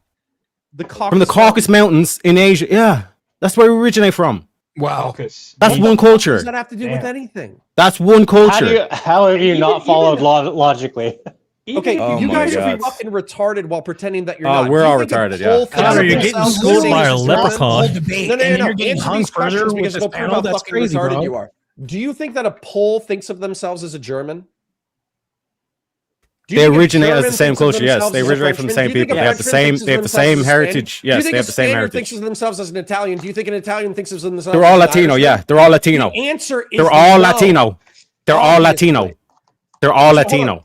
No. Can you answer my question Yes, earnestly? yes. A Do Spanish person any considers of the themselves Latino. ethno-religious Italian groups people that I've consider themselves identified, Latino. Do any of them identify Yeah. as any of the other ethno-religious groups I've identified? They all come from the same ethno group. And so you're telling me that if Yeah. I talk to a Pole right now and I say, "Hey, you're the same as an Irishman," they're going to say, "Yeah, we're pretty much the same." Yes, we come from the same heritage. Yes. You're fucking retarded and you're lying. Yes. to you. Yeah. And then okay. come And then on, explain yeah, how fucking lying piece of explain as well in terms of the German culture how they adopted the Norse mythology. Wait, hold on. So where's your accent? No, answer my question. Explain that to me. You answer my question. Where are you from? No, explain it to me. No, where are you from? Explain why. You get to interrupt Teriak, and now you Irish. get to ask a question. Where are you from? I'm Irish. Now answer my question. Okay, are you the same as a Brit? See that he doesn't. Yes, we come from the same clan. What are you talking about? You, a Celt, are the same as an Anglo-Saxon? Yeah. Or a Norman? Yeah. No, back in the Roman times. Yeah, back in the Roman times. Back in the Roman times, it was who? Similar lineage. Who was it? There was a conglomeration of ideas at one point. You apparently don't know how to trace. And when you look back at the Celtic mythology, it mirrors the Norse mythology, which mirrors the Greek mythology. It's the same mythology. You've just been destroyed, Connor. You don't have a single fucking clue what you're talking about. I'm right, he's wrong. Eat a dick. You're all retarded. This Great is just argument, coke bro. counterpoints. This is just insane coke, bro. Oxford. You're all wrong. You're a retard. I'm right. No. Hold on. Are Anglo-Saxons, are they Celts, or are they Germans? What? Are Anglo-Saxon Celts or Germans? It's both. It's a mixture of all the tribes. You're a fucking idiot. You don't know history. How am I fucking idiot? Okay, so then answer my question. What's the difference between Wodan and Odin? Probably just the word referring to the deity. Oh yeah. So why is there Germans worshiping the same gods as the Norse then? If it's different cultures. Because they're physically proximate to each other. Germany is right next to okay. Yeah, so it's the same culture. It's the same culture. It's the same religion. It's the same mythology. And it's the same mythology being perpetuated in ancient Greece. It's the same mythology that was being perpetuated in ancient Rome. And you're saying these are all different cultures. Why do we have any differentiation between like the Lombards, the Sicilians, the Etruscans, the Romans? Why did we even bother you're the one that's having saying, any of those okay, Connor, words? let me Let bring us back. Let me bring us back. What brought us down this line? You're the one that's saying that Europe developed as completely separate and distinct ethnic religious I don't think I ever tribes. said separate. Together, you call them Individual ethno-religious. Yeah, that's what you said. And like, as I pointed out, with the mythology, the Germans were doing the same mythology, just a different translation, a different language, than the Norse, which was the same, religion as the Celts, and which was the same religion as the ancient Romans and the ancient Greeks as well. So in terms of Europe, it's been separate tribes, but it's pretty much the same culture. No, so you made up a perspective that I never said.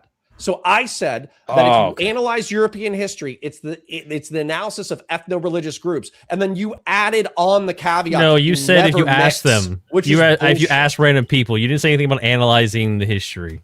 And even if just you put that shit even out. if you ask random people, the fact that he if said you that analyze the history, you would realize we all identify came as a from Brit is Persia. bullshit. He's lying through his fucking teeth. Well, he just proved that if you actually analyze the history, you don't know what the fuck you're talking about. Yeah. You got schooled Okay, by wait, leprechaun. Can I? Let me ask. Don't know what you're talking about. Let me ask a question on the side that's saying that the Anglo-Saxons and the Celtics are the same.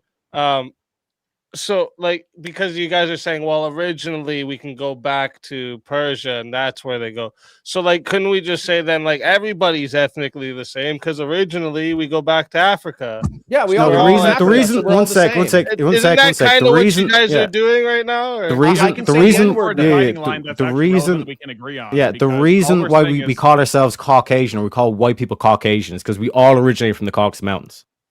And when you go back and you, like what you're saying, when you analyze the quote-unquote history, you realize that the Norse, even the Germans, adopted that religion. It's the same religion, which is the same as the Tut and the Dana, that was the Celtic religion, and then in ancient Rome, it's the exact same gods, the exact same meanings, and the same in ancient Greece. It's the same culture, just different languages. Well, now you're just wrong again. So I'm sorry, you're saying that. Oh my God! Hold on, you're saying that Zeus and Jupiter and Mars Zeus, and Ares and all this stuff. You're saying that they're the same. What's as Zeus the god of? deities from the pagan Norse mythology. What's Zeus the god of? Zeus is the god of lightning in order. No, he's the god of light. And what's Thor the god of again? Thunder.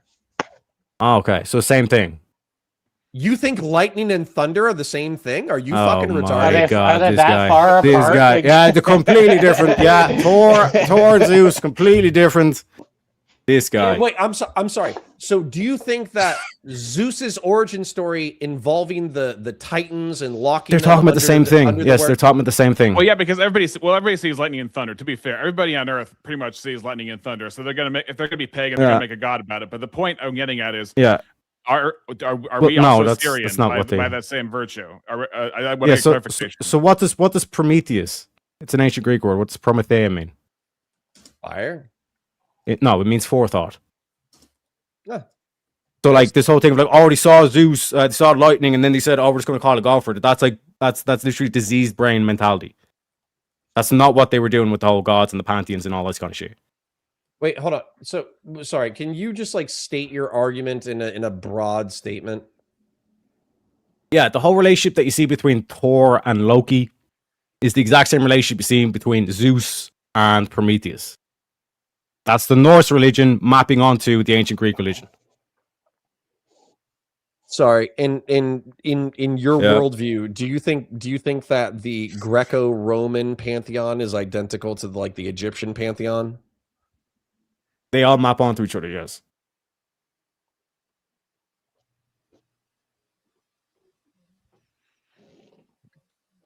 Do they all map onto each other because they just see the same natural phenomena and give gods and names to it and say we attribute it to this god? How is forethought a natural phenomenon?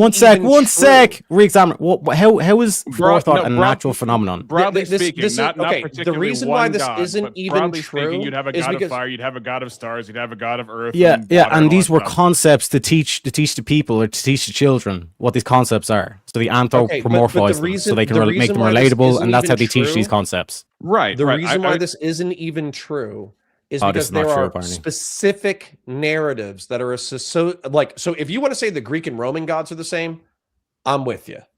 If you want so the Greek and Romans can copy each other's gods, but no, the Norse can't copy each other's gods. They're retarded. Your take here. The Norse definitely copied the Greeks. The Norse and who?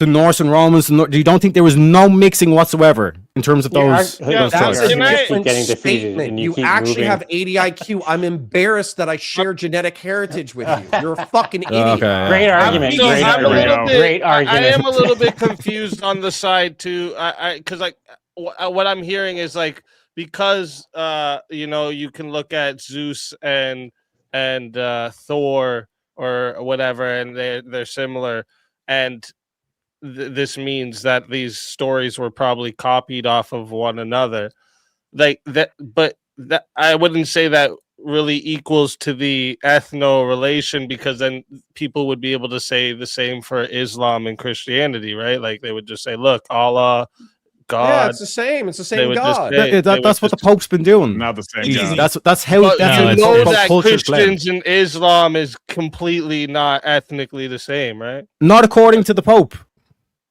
Not according to the Pope. Not according that to is the same God. They're talking about the creator God. Yeah, not according to Orthodox. In terms of like the major religion, Christianity, Catholicism, Their head honcho is saying, yeah, it's the same God. Speakeasy, can I interject real quick? God of the universe. 1 second. Will there be a poll as to who got the W? Me, but anyways, will you put out a poll to your chat? Because I'd love. Oh, to sure, see. yeah. I usually do. I forgot to this time. Yeah. Yeah, so just to kind of go on what Tarek is saying, yeah, so according to Vatican II, Catholics do believe they worship the same God. Now, if you go to something like Orthodox, obviously Muslims don't believe in the triune God, so you would not be compatible or be able to map onto each other. Same thing with Protestants; they would not be able to map onto each other at all. Correct. Well, it depends on the Protestant. I would but say all of this. Let's say Reformed Baptist, somebody who goes back at least 500 years, as opposed to like 2 seconds ago. And all of this leads back to the fact that as a people, you may have all of these different sort of religions, you have all these different races, you have all these different groups, basically geographically, all across Europe.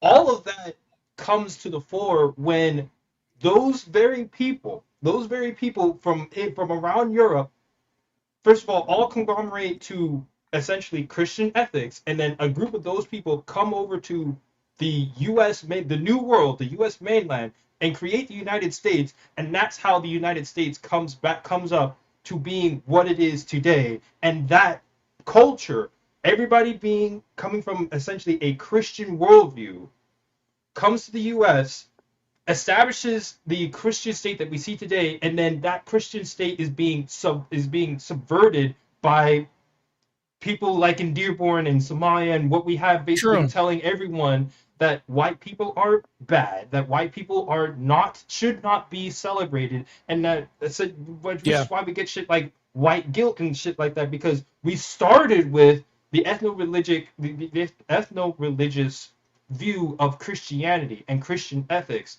And we're all of a sudden today saying all of that's bad, and we should actually go for, say, Islam or Hispanics or something that isn't white, something that isn't all of that, which is why there is that oppression, which is why it comes back to the prompt of the debate itself being that whites are the most oppressed, because we're basically saying we're taking all of that ethno-religious history of Christianity and Christian ethics and saying all of that's bad. We should instead look at this other thing: Islam, Hispanics, something that's not Christian ethic centered, and saying this is actually good, but Christian ethics is wrong. Hispanics are hella fucking Christian. They're more Christian than Northern Europeans. This is why I brought it up in debate. Marte kept saying, No. Hold on.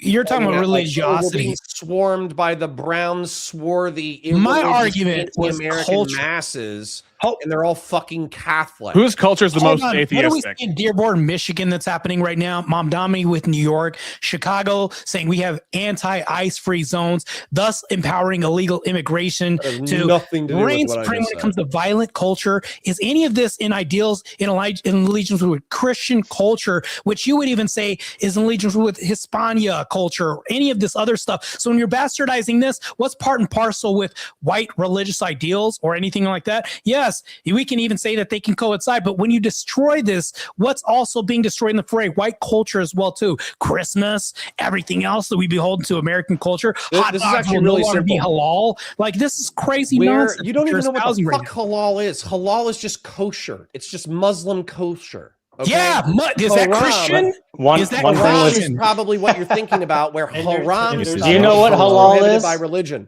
But anyways, let me ask you. Means good. 98% of the people who are coming into this country, where are they from? The answer is Latin America. What is Latin America dominated by? Is Islam Christianity? Is Islam compatible with American culture? Is Islam compatible with American culture?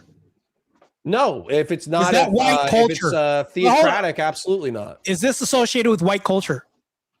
No. There, dog. What? That didn't change a single Connor, you did this to thing yourself. I said. That doesn't even make any sense. So you're doing this to yourself, Connor. You realize this, right?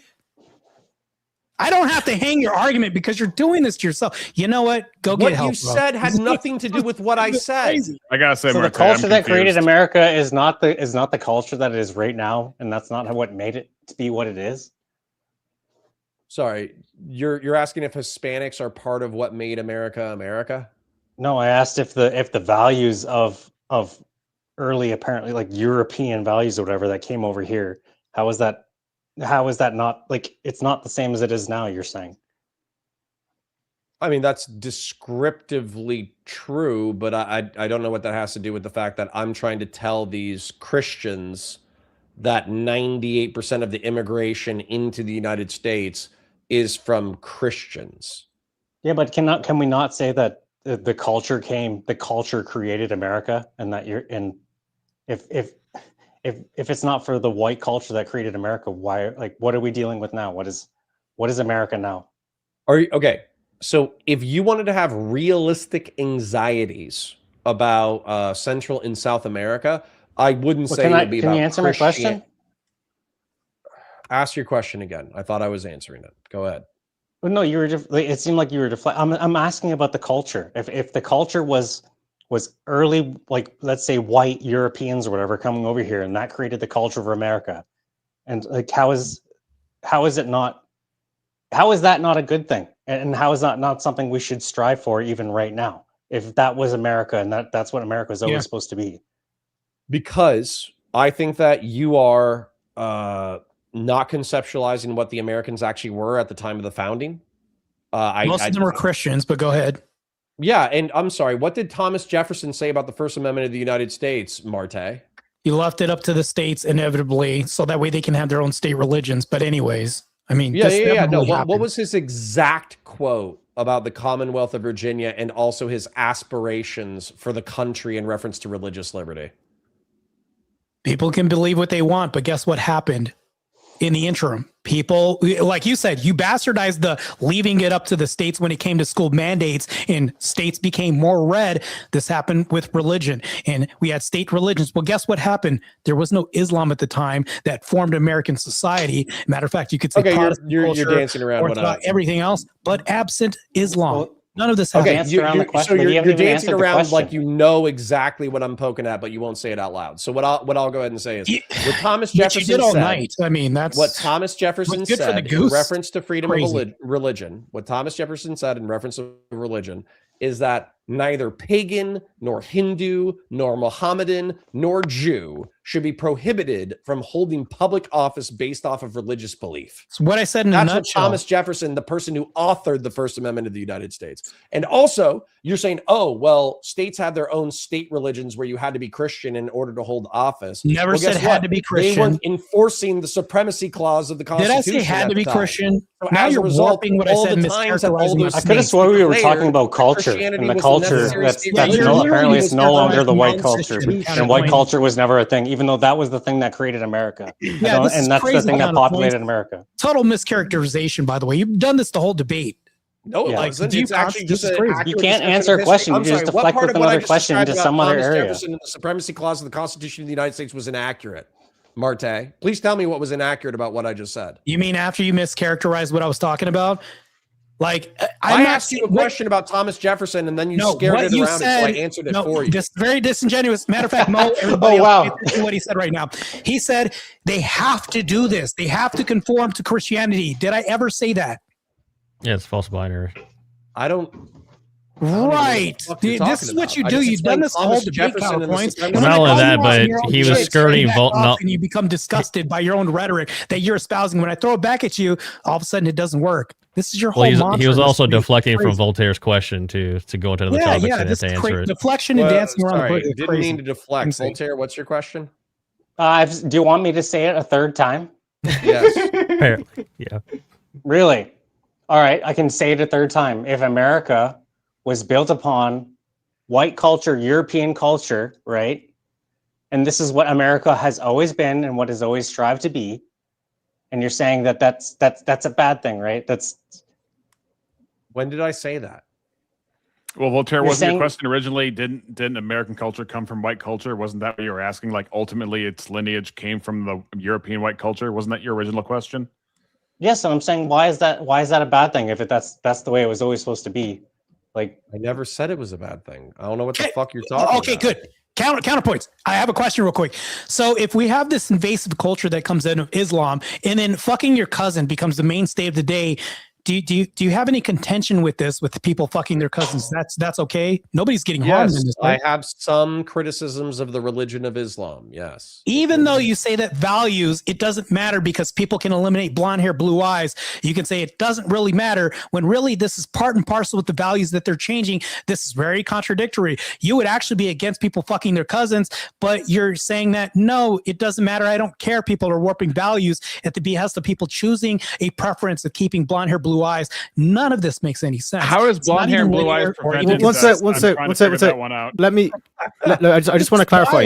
When Spain, in the 700s, when Spain went becoming like 90% Muslim, were they still considered white? Like, was that still white culture when Spain was like 90% Muslim? I don't know. I don't know how many of the original Spaniards stayed. Do you know? They stayed. They converted to Islam, but would that still be white culture? I mean, they're swarthy Mediterraneans. I don't know. So you don't have a threshold of when a country breaks culture or values start warping. You don't have a threshold of that. You just think bad. I could ask you the question. I think the mixture of culture and genetics is what's confusing the whole thing because we keep shifting. We don't know when the shift happens when we talk. Well, there is a conflation that happens. I'll admit that. Yeah, like inherently, Muslims can't have white culture. I mean, because they're Bosnians. Yeah, let's keep it on the values and the ideologues that we're talking about that are infiltrating our nation, and that's what I'm talking about. You've never actually had a counter to your point, like pun intended, because you should change your name to non-counterpoints. Because when I brought up immigration and people warping our culture, you never once reconciled this. You just said, "Hey, it's okay. They're not doing anything bad," but you never said why this is good either. When I said this is bad, I think there should be a lock on immigration, even legal immigration, and you never had a counter to this, which your name is wrong. Actually, like he said, he has no threshold for words. He said America never has a fucking culture. What? That's crazy. If anybody says that, I don't remember anybody saying that. Do you guys have schizophrenia? Like, I swear to God, you just make shit up. I'm having like, counterpoint PTSD from your non-counterpoints, which is contradictory to your namesake. No, Marte. I don't think you listen to the words I say. I have. You use words in linguistics to dance around bushes that people present to you clearly in front of you. These aren't constructs. Marte, I've way answered your think question they are. 7 times. Dance around language to prevent what is answering the questions. existential invasion culture? And then you say it's Muslims, and then I say Muslims are only 2% of the population, and we don't take that many. And then you say, oh well, they're still bad. No. And then I say, hold on, because I've already had this conversation 6 times. You just don't pay attention to it. No. Okay? Then I say 98% of the people who are coming into the United States are from Central and South America, and they're Christian and from Spain. You see how you danced around it? You just never acknowledged that. Hold on. You never acknowledged that 98% of the population. United States. You've never reconciled Christian and from Europe. With LGBTQ, we bend the knee to such a small migration of 1% of the population. With what I said, I never talked about gay people, Marte. You can't reconcile about gay people. You can't reconcile that we bend the knee to less of the population. You understand how subversive this is when you can, even I admit, 2% of the population, but everybody changes a whole city dynamic because of 2% of the population. Yet you're shifting the goalposts to people that are moving in. That's not what I'm talking about. Something that's specifically pertinent. Mass Hispanic immigration. Yeah, you turn it back to gay people and Muslims. That's not what I'm talking about. 2% is warping a whole city's constructs and ideals to this. You see how you just shifted to another section of America? I'm talking about this. That's crazy how you do this. Well done, Marte. I've never seen him get this red before. This is great. You know what? Take Andrew Wilson's course. It'll help you. It'll do you right. I'll help you out a little bit. You take his course. I just watched him change like 3 different shades of color. To help you out your counterpoints. This is your intervention of a panel that's happening. Orange, red, and pink for sure. Right. Listen, I don't take advice from people with under 100 IQ. But take the debate course, man. Just get some help, man. Okay. All right. Well, once Islam spreads, you only have that choice to take from people because everyone will be sub 80 IQ. It is. You'll be surrounded by them. Yeah, let's fucking go. I want to say goodnight to Dylan Burns. And Dylan Burns, we should talk soon. Please have fun with these schizophrenics. and I hope you guys all have a beautiful night. Oh, tell everyone where they find you too before you go. Yeah, so best place to find me, Counterpoints 40K. It's my main channel. I break down the wonderful world of Warhammer. If you do like political debates or political coverage, then check out Counterpoints Politics or Valor Media Network. I'm technically on 2 channels. I stream on Valor Media Network and Counterpoints Politics. Counterpoints Politics, I'm live on Tuesdays. The rest of the week, Monday through Friday, I am live 9:30 a.m. to 2:30 p.m. EST, 5 days a week. Come check it out. Awesome. And again, thank you for coming tonight. Counterpoint. Thank you. Politics. Thank you for I'm coming game out. for destroying you in politics as well too, so we can. Well, appreciate you here. Y'all have fun. I'll see you in a couple of weeks. Have a great night.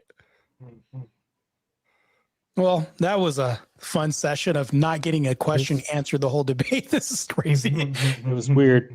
I actually wanted an argument tonight, and I didn't really get a reconciliation for DEI or Hollywood's tropes. He just said thing not bad, when really it's like we all see this around us right now. There's complaints, but I'm just like, how did Germany end up where it's at right now with the ideologues? How did any uprising start with seeds planted through propagandization of posters being planted, imagery, cartoons, things like this weaponized generations to come. And it starts in the home and the kids and stuff. And he couldn't reconcile any of this.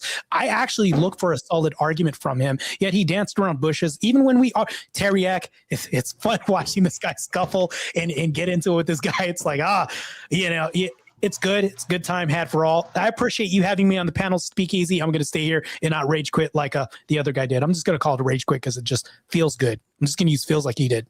Well, Marte, like a key question. He was going to leave around this time, so. Yeah, you know what? I'll give him that. Yeah, let me just I'll rescind the rage quit accusation. Yeah. But just one question that I want to get to, Marte, is why is it called multiculturalism if we do it in the West, but if we take the same ideology and put it in Africa or put it in China, it's ethnic cleansing? You know what I mean? Because if I was to walk around Africa, say we need to make Africa less black, same way all these politicians say we need to make the West less white. Why is it considered ethnic cleansing if it's in Africa, but it's considered multiculturalism if it's done in America? Teriak, that's actually a really good point. And panel, I want you to listen to what he just said right now, because I'm going to contend with what he just said.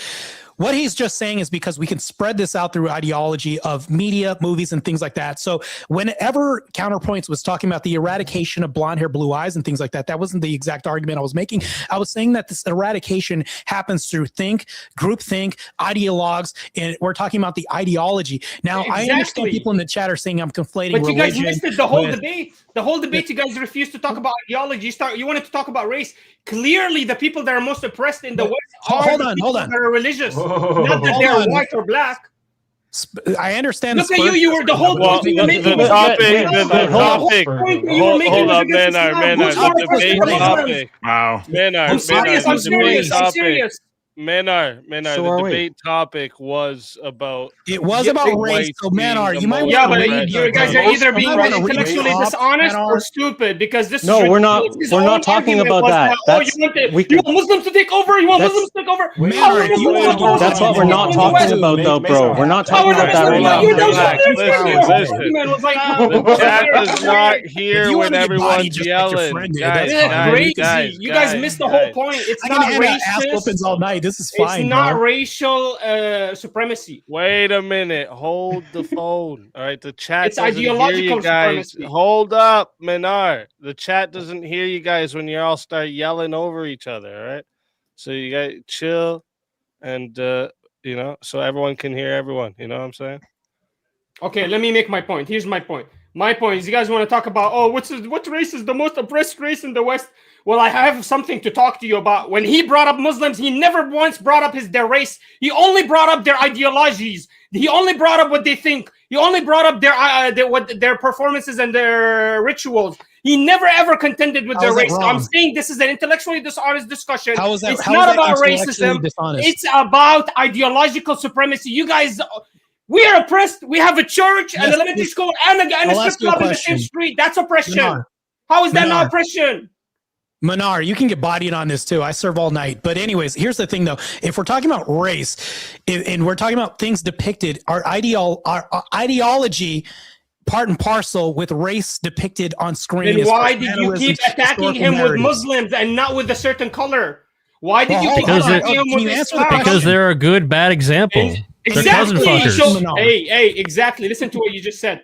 So that means there are Muslims that are white and there are Muslims that are black. Some of these black Muslims are good. Some of these white Muslims are good. It depends on their ideology, not on their color of skin. Yeah, he's addressing the problem in what I was talking about earlier, which is we go back and forth between beliefs and behaviors, which are the choices of the individual versus the things that aren't choices, which are your genetics. So that's what's irrelevant. Okay, so is the majority of Muslim a certain race? I can actually. Yeah, but that's still not relevant because race is not Well, you know. intrinsic to your Okay, identity. the answer is yes. The answer is yes. The majority of them. You have people who convert. I already said yes, but the problem is I made the discernment between race and belief system and race and you know the most population of Muslims is in India. What the fuck are you talking Nobody about? can say otherwise. The biggest population of Muslims are Indians. What are you talking about? Like, what are you talking about? Okay, let me try it like this, right? Let me argument. ask the panel this question because I think it's a little bit it does seem because I do actually kind of see Minar's point is like if we're talking about the race being oppressed, there is white Muslims. So like, are we saying the white Muslim is also oppressed, or we would leave them as just white? So where's the separation? No, they're bad because. Well, hold on. If I may, okay, listen. Wait, hold the debate. on, let me finish. Okay. I want to know like what. So we can get a little like what's the oppression happening to the white race? What specific like laws or institution is like prohibiting white culture? Us Muslims, the mayoral council, a church and a strip club next to them in the same street. I literally go. I'll look it up on Google right now. I'll give you the street name. Can Marte answer the question? Come out of your mouth. But anyways, here's the thing though. In Dearborn, Michigan, the mayor, who is Muhammad, clearly Muslim, right? And clearly not Caucasian, was telling a Caucasian individual that him or his kind, in some semblances of the word, could be escorted. They're going to have a parade of him ousted. And matter of fact, he mentioned Christianity with this and culture that's part and parcel with this melee that's being thrown at white culture. When you see this, we can go to Dearborn, Michigan. We can go to Chicago. We can go to Washington. And actually New York with Mondami and see the same rhetoric. This rhetoric is being replicated in real time. When we see this, what you're trying to do is separate religion and I would say culture from race, when really it's kind of part and parcel when we're taking a white image and removing it from the message in media and movies. How is religion? Wait, can I just clarify? Was the question about laws and institutions, or was the questions about the debate was about oppression on white people? Right. Oppression can come from many different aspects. It Yeah, can be race. It can be culture. It can be propaganda. My specific specific question here and said something like "fuck whitey," that's not like oppression. Can he address I'm Marte? fine, I mean, right? But if he came in here and listen said to me, you're though. white, I'm gonna come in, I'm gonna take this, I'm gonna do that, you're Look, not allowed to have a house. Can you answer my That's question? oppression. Yeah, I'll answer. Yeah, I just want to hear him address Marte. A white liberal in America is not oppressed. A Muslim white liberal in America, a Muslim white person in America is oppressed 100%. Yeah, that doesn't tell me why or how. He cannot practice his religion and he can't let his children do it. Dearborn, He Michigan, has to live in oppression. He has to follow these disgusting rituals that you guys have. He has to go and follow Merry Christmas, and he has to have a strip club in his fucking neighborhood. This is crazy. Lie to me again, bro. White liberals love that shit. White Muslims don't. This is happening right now in these cities that I discussed, yet you ignore this and brush it off. What is happening? What are you talking What about? is happening? That You you're just living said in your the strip mayor club? said something. I don't think anyone knows what's happening right now. Okay, hold on. Speakeazy's got a question. Christians. Yeah, no, you don't see Christians I think killing Muslims, but my you see whole the opposite question happen. was sidestepped here. Yeah, laws and institutions, not like Yeah, the thing my the mayor said, question or a bunch was, of like, Muslims what gathered at a specific- point and it looks scary. Like, did they pass a law saying Christians cannot gather in public? The limited amount of like churches you can have in Dearborn. What about public schools? Yeah, that's happening. So Christian churches are being vandalized and spray painted. And matter of fact, That's not we a had law a in our Muslim mayor institution. tell That's Christians they public can be vandalism. escorted out with Synagogues have been parades out of their city. vandalized. Mosques have been What about vandalized. public schools? You're not allowed to have That any was a religion. question from the moderator.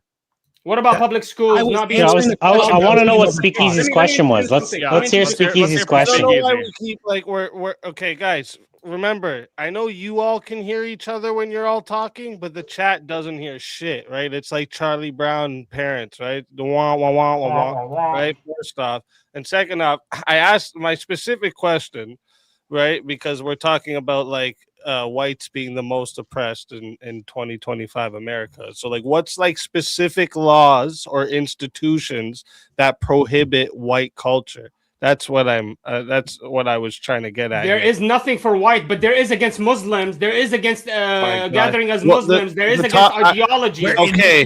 That's the whole point I've been proving. Yeah, but go ahead. Okay, Can we just calm down? Minar, This is an intellectual debate. That's fine. Minar, Calm down. I understand that, but you're answering a different question. I want to hear That the was my question point. to what I want to hear the answer to what I asked. Yeah. Let's so just calm down. Yeah. I don't know if Marte wants to take a stab at it, but I think you would see it as far as like specific laws. You're not going to really find a law that targets specifically white people for the, at least to my knowledge, but it would be things like DEI, things like that has different ramifications. Your whole debate failed. So to get a clarification that the Supreme Court has already decided on DEI that it is unconstitutional discrimination and okay, but that's that's settled law. It still happened, and it was a new for development. federal employees, or is that for employees outside of the federal system? I just remember that the Supreme Court made No, that it decision. still happens. And I can give you examples of how it's still happening in media, movies, and educational curriculum that's being passed down to students that's bastardizing and telling white people that they have an evil history. Thus, they're inherently, and I showed the video. There's plenty of videos that I ran into, but this is like the most compelling one too, stating that, hey, white people, you're born racist, you're racism, and you should hate yourself. All this rhetoric is being espoused right now. This continues on to people who are applicants of jobs, continuing on this mantra. And guess what happens? Groupthink, and we're changing and altering society to this groupthink, and that's crazy. Yeah, to piggyback, like critical race theory. In schools, I don't know how an instructional like telling all the like whitey you're bad at 7-Eleven has to do with like the hiring process. This is a I'm job. sure that in the private hold sector on. that these companies have made decisions about, hey, Yeah, we but want to Dylan, make sure we you have a can't- certain the teacher percentage of working black for a people company in our employment because we want to look a certain way. When Dylan, it you comes can't to the disagree, American though. public. There's We like- also Is a want to make teacher sure that we're working for a advertising company? to these demographics because our businesses are active in their communities. We want to make sure that When we're are you still gonna be selling done? these products to these neighborhoods. I'm sure that's still happening. But when it comes to federal law, the Supreme Court has decided. What are that, you yeah. talking about federal law? We're talking about systemic, actual happening. For example, firefighters dwindling the number of white firefighters to try to custom for DEI bullshit. You're saying that that's not happening right now? Just because it's not on the federal level doesn't mean it's not happening. The fuck are you talking about? We have to prove it federally. That has been happening. That has been happening. We have to Right? prove it federally. We I've can never California, heard of anything it's been that's proven that crazy how California good. did that. Honestly, the main problem at fire departments, if I'm being blunt with you, is getting non-fat fucks. That's the main problem. No, that's also not the it police at department. all. That's No, also the police department. no, That's may, true. that It's might be the true. new. That's true. That might be the new. That might be the new. Police department or to be That's not the old. Not the last. No, if you want to talk about law enforcement, it's definitely not happening in law Hey, enforcement. Dylan, you know that When I that's was in not the Sweden, reason. That was not a though. problem. When I was in Denmark, Also- it wasn't a problem. When I was in Finland, it wasn't a problem. That's a problem in the States. Yeah, Dylan, because it's you know that they're liability. trying We're going to to point out custom make for liabilities when DEI people stuff. die. That's bad. When you have less than people working for merit on law enforcement, which is supposed to be public safety and protect lives and things like this, you endanger the lives that you swore to protect by hiring less competent people. You should have a merit-based system. And when we go away from that, people die. We Yes. should have a realize merit-based this is still system, but happening, the main man. topics of this conversation, like air traffic controllers, for example, there's not enough air traffic controllers, period. There's because not a problem police with and DEI firefighters don't hiring work. in air Let's go traffic to air control. traffic There's a problem with the controllers. lack Let's of hiring reach in air traffic control, period. It's They need more equivalent. bodies in those places to keep people safe. Or immediately when DEI was blamed for the airplane crash out of Ronald Reagan National Airport, that's people from my area that died. That was really tragic. And the first thing the president comes out You was want like, a DEI heart DEI that surgeon? did it. It's become a boogeyman. You want to? She actually You want made a a DEI mistake. heart She made a mistake surgeon? in her training. What are you talking about? That was actually proven to be true. A DEI. It was proven that a woman woman had was less put in that position piloting because of hours. DEI Can I fucking hiring, finish and a she point? wouldn't have been Shut in the that fuck up! I'm not position. gonna let you And speak. the Let me finish my advisor, point. like, no, I'm it not gonna let wasn't you speak. proven. You You don't fucking know son what of you're a talking dog. about. Hey, let me finish. What the fuck is this? The girl that Just you're finish. talking about, this is from Wichita, Kansas. I know the whole story, you fucking bitch. This is from Wichita, Kansas. That plane came from Wichita, Kansas. You know how many ice rink guys Are you gonna proven tell that us the she had story? not enough. Let me finish. She proven did not have enough hours to be on there. and it was also a training flight, and it was in the night. She didn't have enough hours to do a training flight in the night, but because of the DEI exemptions, she actually went on there. Turns out she had no idea what she's doing. She misinterpreted. Let me finish. Let me finish. You don't have She any proof that DEI misinterpreted exemptions. a lot of the Prove it. actual Hang on, commands. Ended up killing everyone. She didn't even know what fucking plane she's looking at. What the fuck are you talking about? That's actually destroying your That's not point. evidence that that was DEI. You say it's DEI. 100%. That's why they covered up the story. It turns out she didn't have enough hours to fly there. The problem She didn't have enough hours to fly at night. You're mental. You're mental. You're mental. Navigating They near gave the her an Ronald Reagan exemption. National Airport, You don't which know what has you're one of the talking shortest about. runways in Your the country, own example has been disproves a big you. problem in Keep this area talking. for a long time.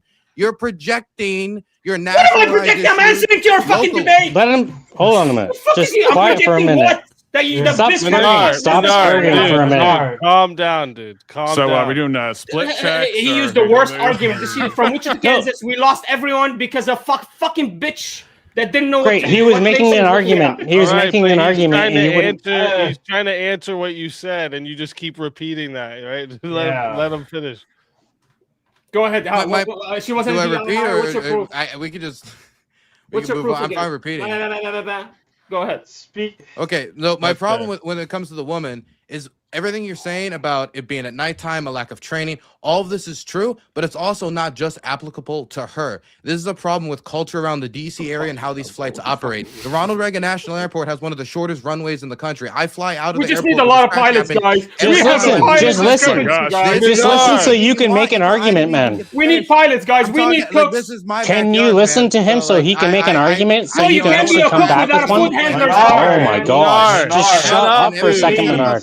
about the nighttime and all that's true. What he said about DEI, I didn't read that in any report. I didn't read that from any government. Why agency. was she up chosen there if because she was a did not woman have and enough DEI hours to moved her fly at forward. night? That problem is not just a problem of her. Hold it's a on, problem hold of lack on. of training generally. It's a problem of lack of Menard communication Menard between air needs a traffic spot controllers to and the fucking aircraft that are answer. operating between federal authorities and Yeah. civilian air traffic controllers.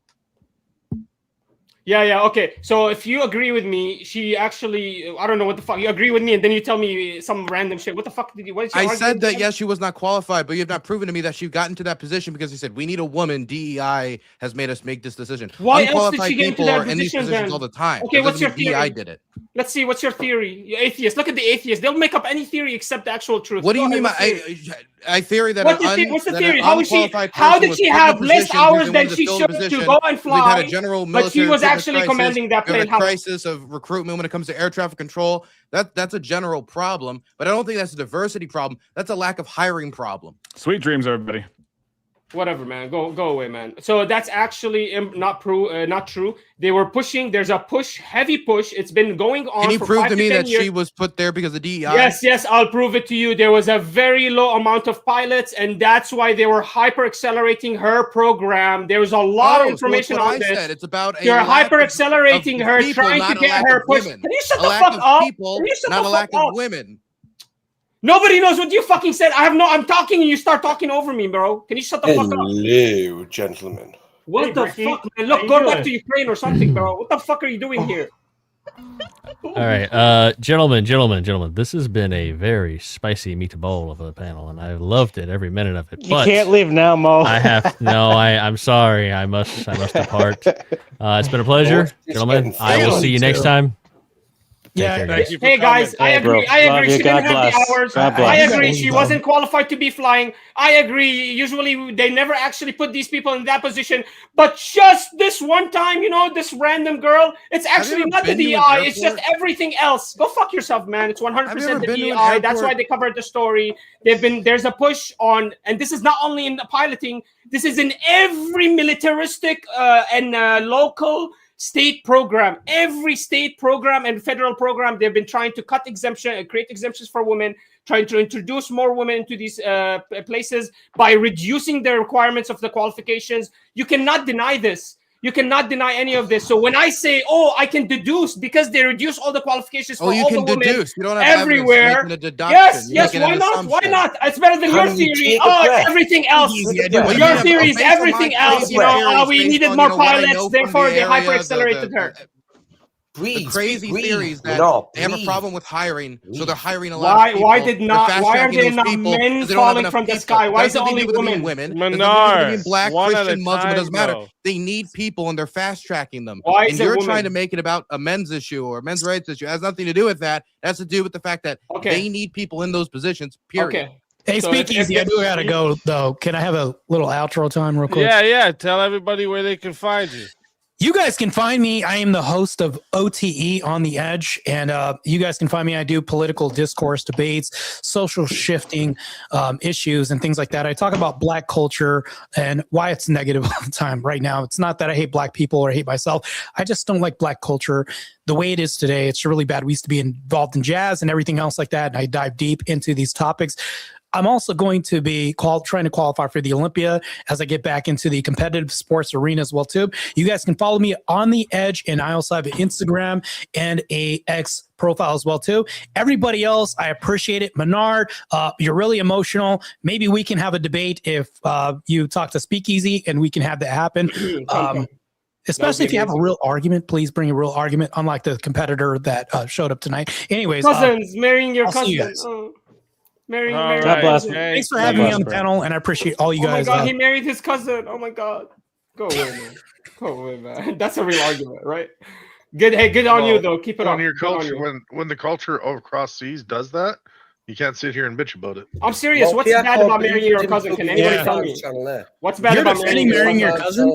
What's bad? Can anyone make an actual argument about why it's bad to marry your Genetic deformities. Inbred. Oh Deformities increase. How did we just get here? To be honest, can I just say something? Why you shouldn't marry your cousin? Let's do it. It's crazy how a guy just wanted to say goodbye, and God bless, and you guys are like, like fuck that guy.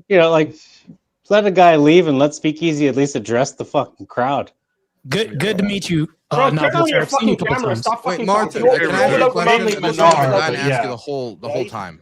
Oh, Marte. Why are people talking with no camera? Dylan says he has a question he's been dying to ask you the whole time. I'll implore the question. For sure. What's the flag behind you? Do you really Menard, like chill. birds, or like what is it?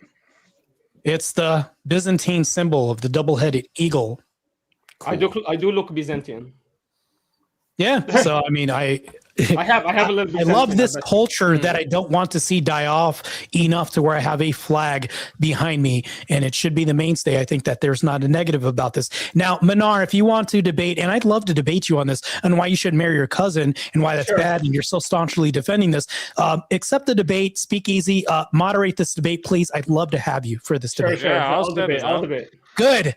Let's do it. Hey, by the way, yes, get ready. Okay, he's accepted the debate. You're going to moderate. Get ready for that. I'm going to bring you Christian arguments. Get ready for that. I'm going to bring you from the Bible. Yes. Yeah, that's all you do is bring Christian arguments. The only argument the fucking Muslim makes is Christian arguments. We're all going to enjoy. We're all going to enjoy that debate. We're all going to enjoy that debate. Marte. All right, guys. I was trying to listen to Marte. Marte, escape, go, leave. Speakeasy. That's a confirmation before we leave, right, on this debate?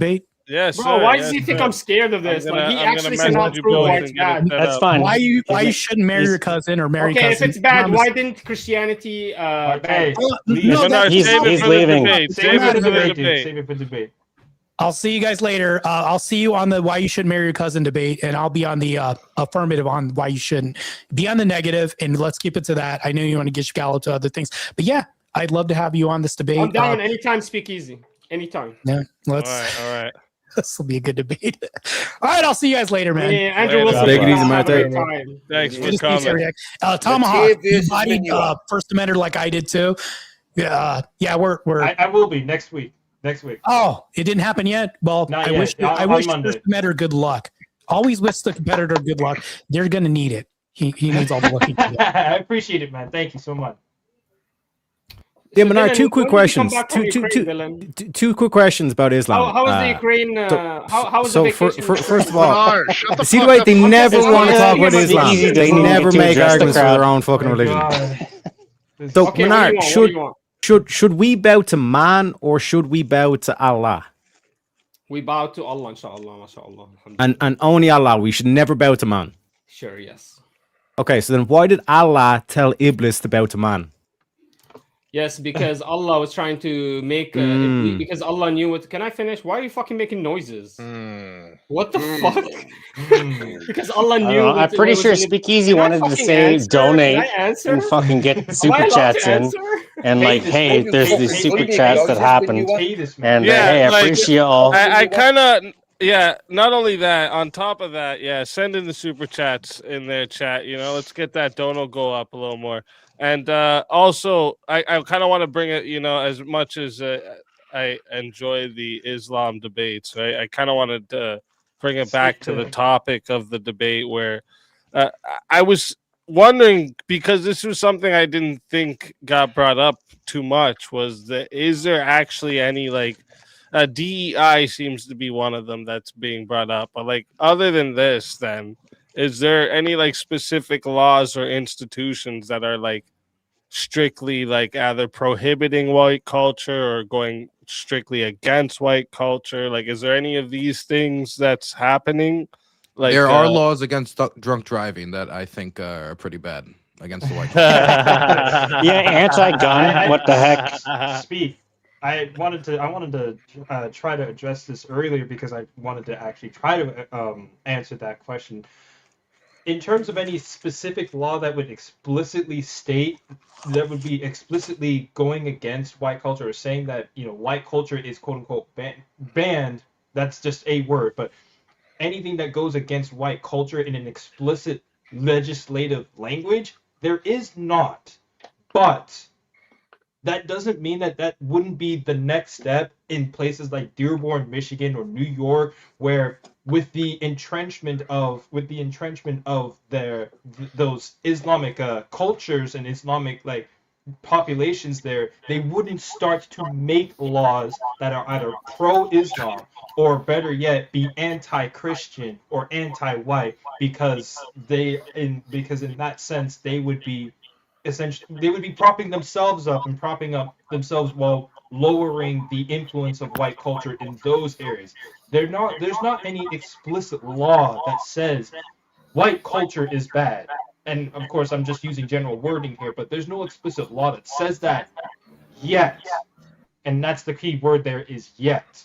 With the progression where if we don't stop it now and sort of cutting off this influence where it is right now and preventing it from progressing any further, it won't happen. So I'm sorry, are you saying white people are not getting hired? Is that what you're saying? Like, That's not a law. What I'm the not fuck are talking, you saying? I'm not mentioning the law. That's more of a culture thing, which is what we're dealing with now and what should be stopped now, because Okay, well, I can prove that there's allowed... laws and there's discrimination against Muslims in media representation. For example, look, the attack on Mamdani. What's the number one attack on Mamdani? Oh, you're gonna bring Islam! You're gonna bring Islam! That's the number one attack on Mamdani. That says that. So No, it's again, not. you guys are actually, the number one attack on intellectually dishonest. You're Mamdani intellectually is dishonest. socialism. I'm leaving this panel. This is a boring panel, intellectually dishonest panel. Obviously, white people are not oppressed. This is ridiculous.